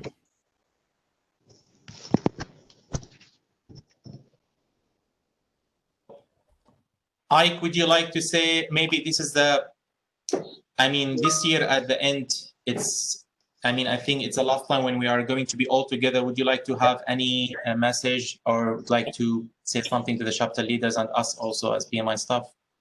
Oh, definitely have to say something to the chapters, man. You guys have been wonderful. I mean, if there's anything that I've loved, is just working with you guys on one single mission, single minute.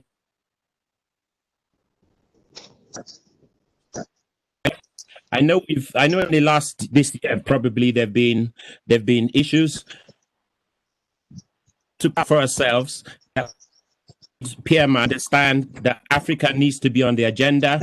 Africa's a place, and that wouldn't have happened with you guys' motivation, dedication, and drive. So when I hear all these frustrations, what I say is that I don't take them as frustrations. I take them as pure determination and dedication by every one of you to try to get that point across or to get that drive to make sure that Africa is heard. I love it. Keep it up. As Ahmed has said today, this is really technically my last formal, should I say, meeting where everybody is together. Still continue through the rest of the year, and really have loved working with you guys. And I say working with, because we've worked together as a team. We've done great things in the last 4 years, and I can see many more great things being done by the Africa region going forward, and we'll overcome all these challenges. PMI is changing. One other thing I like to say is that COVID has spoiled a lot of things, man, because even when I'm sitting down there, I'm my body's shaking. I want to dance. I want to do something. I want to get everybody together, and I can't find that way. I can't sit down with you guys and have a drink. We've had so many new chapters, and I can't engage with them. It's frustrating me. It's there. So I kept on thinking, how can I do something that we sort of got together as a team, even virtually? So what I'm going to ask you between now and a couple of months, just for my benefit, so I can put my spirit together and put something together, is that, who has heard of the Jerusalem Challenge? Yeah. I want to employ on everybody here to send a 1-2 minute video, 30-second video of them doing their own version of the challenge and the steps. I've been practicing ahead of this, but if we can get every single chapter leader here together to do their own version, I will work with the team and PMI. We put something together, and it shows us coming together, doing the steps. If we can choreograph it so it blends in, but let's do something so we have that after Region 16 meeting feeling together, even though it's virtually, in one solid video together with the 100 plus of us doing the Guinness Book of Records line dancing thing to do Jerusalem Challenge. If we can get that together, that will get my music dancing skills in place, and I think we can use that to sort of like end the year, end my term, hand over to Mary, etc. going forward, and show that we as an African team, we're together, we're coordinated, we're one, and then Sunil can continue saying that message that we can come together and we can be one, and we are one PMI team. So please, I implore you, just send me any form, anyhow, do your Jerusalem challenge, send it to me, we'll put something together. Okay, give us a deadline. Because I'm ahead of you a bit. So, okay, it should be easy for those that don't know to Google it, work the steps, background correct or wherever they want to do it, and they tune, and then just do it. Just do it, and then after 1 month we can put something together, and then we'll have that Jerusalem challenge by PMI Africa chapter leaders and PMI staff. So I'm seeing Sarah, I'm seeing other people, Ahmed, Anthony. I want you guys involved in it. This is PMI Africa as one. Okay, let's do the Jerusalem challenge. There's Lynn. Oh, yes. Oh, yeah, that's right. Hey, look, I'm getting them. See, the spirit is building up already in me. That's what I want, please. So again, thank you all. Thank you all. It's been emotional. I like saying it's been a journey. It's been fun. We've had our challenges. It's been dynamic. We've grown from 6 or 7 chapters that's we were when I started to the 18 plus that we are now, and I see it growing further, and I see good things happening. Keep it up, and thank you very much. Thank you very much, Ike. So I'll go ahead and share what the chapters and the staff have done. Thank you message for our region mentor, Ike Nwankwo. Thank you. Hi, my name is Mary Piri. I'm my shadow region mentor for Africa. So the next session is dedicated to a very special person, Ike Nwankwo, our region mentor. If you have anything you want to say to him, please do share via our chat option. Ike, they're just here today as PMI Africa region to celebrate you and to thank you for the tremendous work you're doing for the region. Enjoy.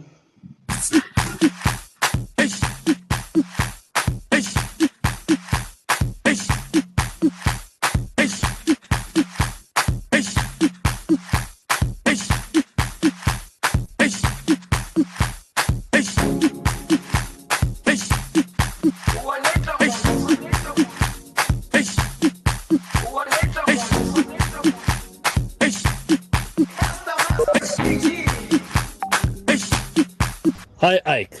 I'm Jean-Jacques Dushimimana. Greetings from the land of Thousand Hills. 3 years back when we met in Mauritius, I had no idea who you are.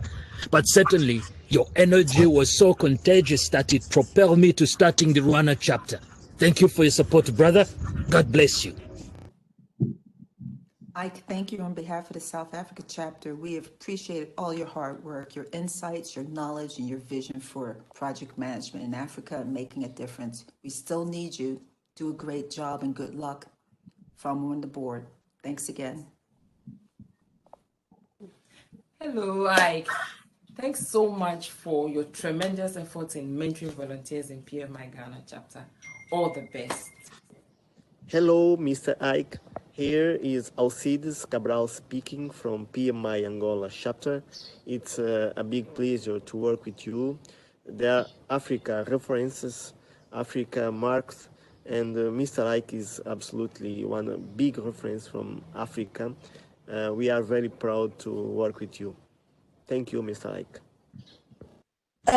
My journey with the PMI started in 2015.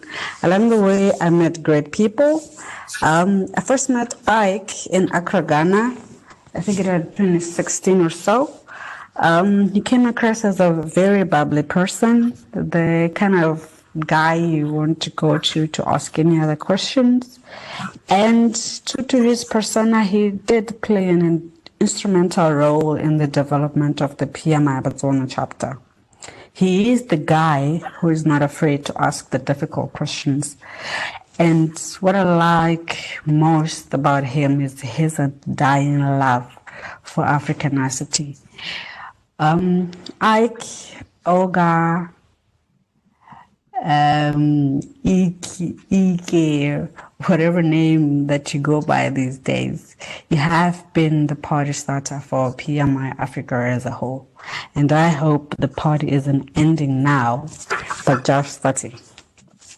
On behalf of PMI Botswana chapter, I want to say thank you, thank you, thank you. And we wish you well in your future endeavors.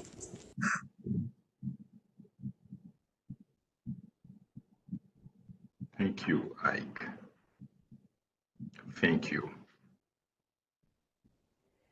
Good afternoon, Ike, from a very warm Nairobi, Kenya. This is Dr. James Wanjagi from the PMI Kenya chapter.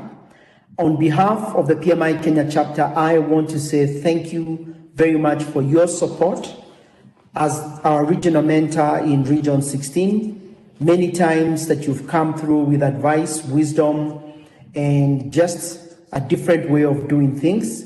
Personally, I'd like to say thank you for the opportunity we had with you when you came and helped the chapter just understand some of the things that we needed to do, especially when there's conflict within the chapter. I want to say thank you. And then, and finally, want to wish you all the very best in your future endeavors. Great things ahead of you. We wish you all the best, and I wish you the very best. Thank you, Ike. God bless. Hey, Ike. Just to say thank you. It has been a great year sharing all your experience, your treasure, what you know with us. I've been very much honored, and I was very happy to share this time with you as a mentor. Thanks for everything, and stay safe. Be well, all the best in your future project, and God bless you. I feel so drained. The fact that we will not be able to have you or hold you or dance with you during this period of our African conference. Today we're doing it virtually. But as you take off the hat as a Region Mentor 16, we want to say thank you.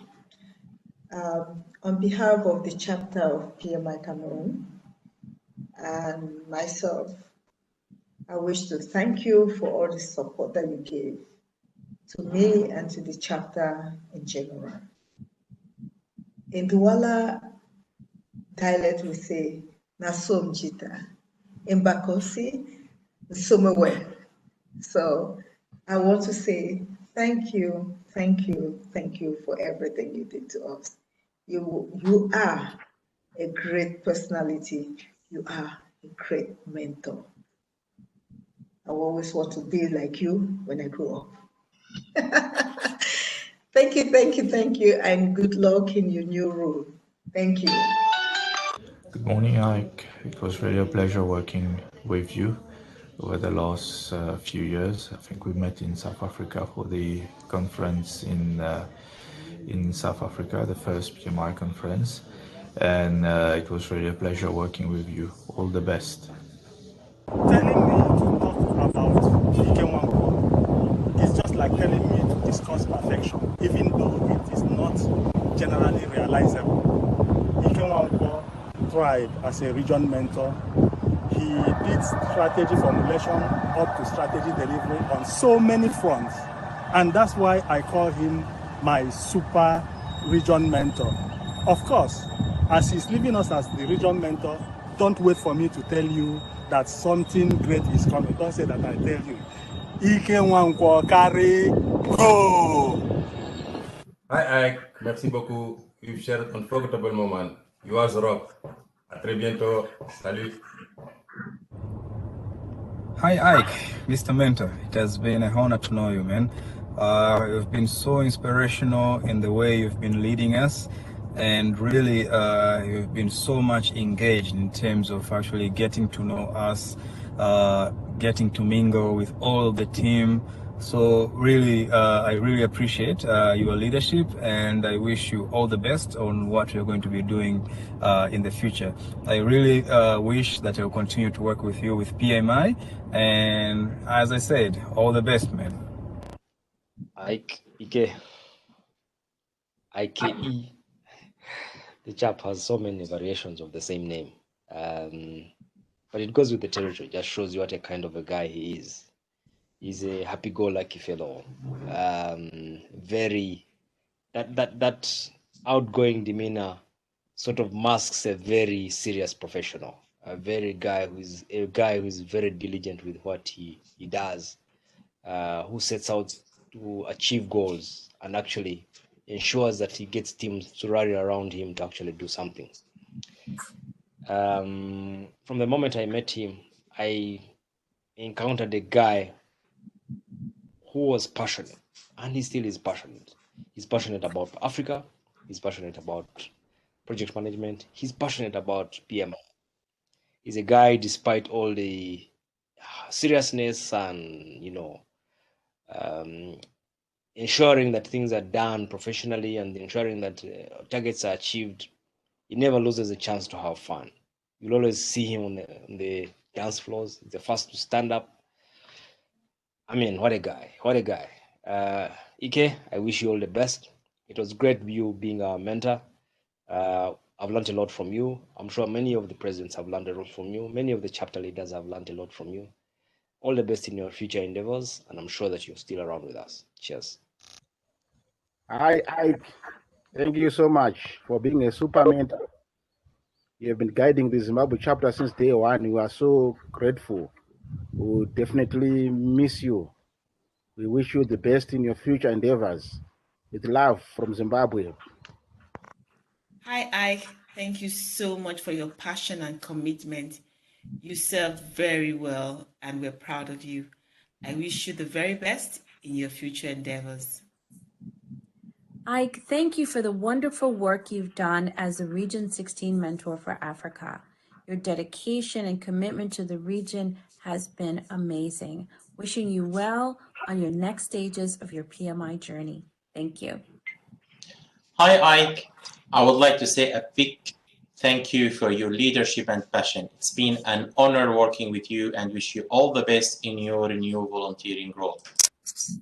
Hi, Ike. I just want to say thank you for all your work as a regional mentor. Good luck in the future. Hi, Ike. Thank you for all your support and efforts in everything that we do. I wish you the very best. Hi, Ike. This is George. Just want to say a huge thank you for serving as a region mentor. Thanks for the advice. Thanks for the guidance and wisdom along the way. And as you move on, I'm just wishing you all the very, very best. I know you're just a phone call away, so you'll be hearing from me. But thanks and all the best. Hi, Ike. Thank you very much for your contribution as a region mentor. We appreciate your support to our chapters, and we wish you all the best in your future. Thank you. Hi, Ike. I want to thank you today so much for the 1.5 years that we have worked together, for your passion and dedication towards volunteering and leadership in the region. I want to just wish you the very best in your future endeavors and wherever you're up to. Thank you. Hello, Ike, from my small and pretty noisy flat in Brussels. I just wanted to thank you for your hard work and tremendous contribution that you gave as a regional mentor for Region 16. It would have been nice to celebrate you the way you deserve, hardcore. But let's hope that this can happen soon, and so that we can add it to the beautiful memories that I have already of all the times that we work together on site for the Africa Conference, like that famous bass singing night in Mauritius. And also, I always appreciated that you considered myself part of the Africa family. So thank you very much, and good luck for everything that will come next.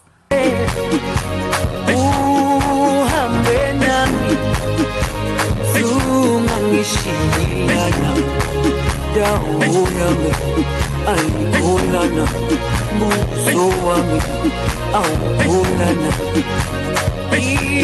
ilondoloze uhambe nami.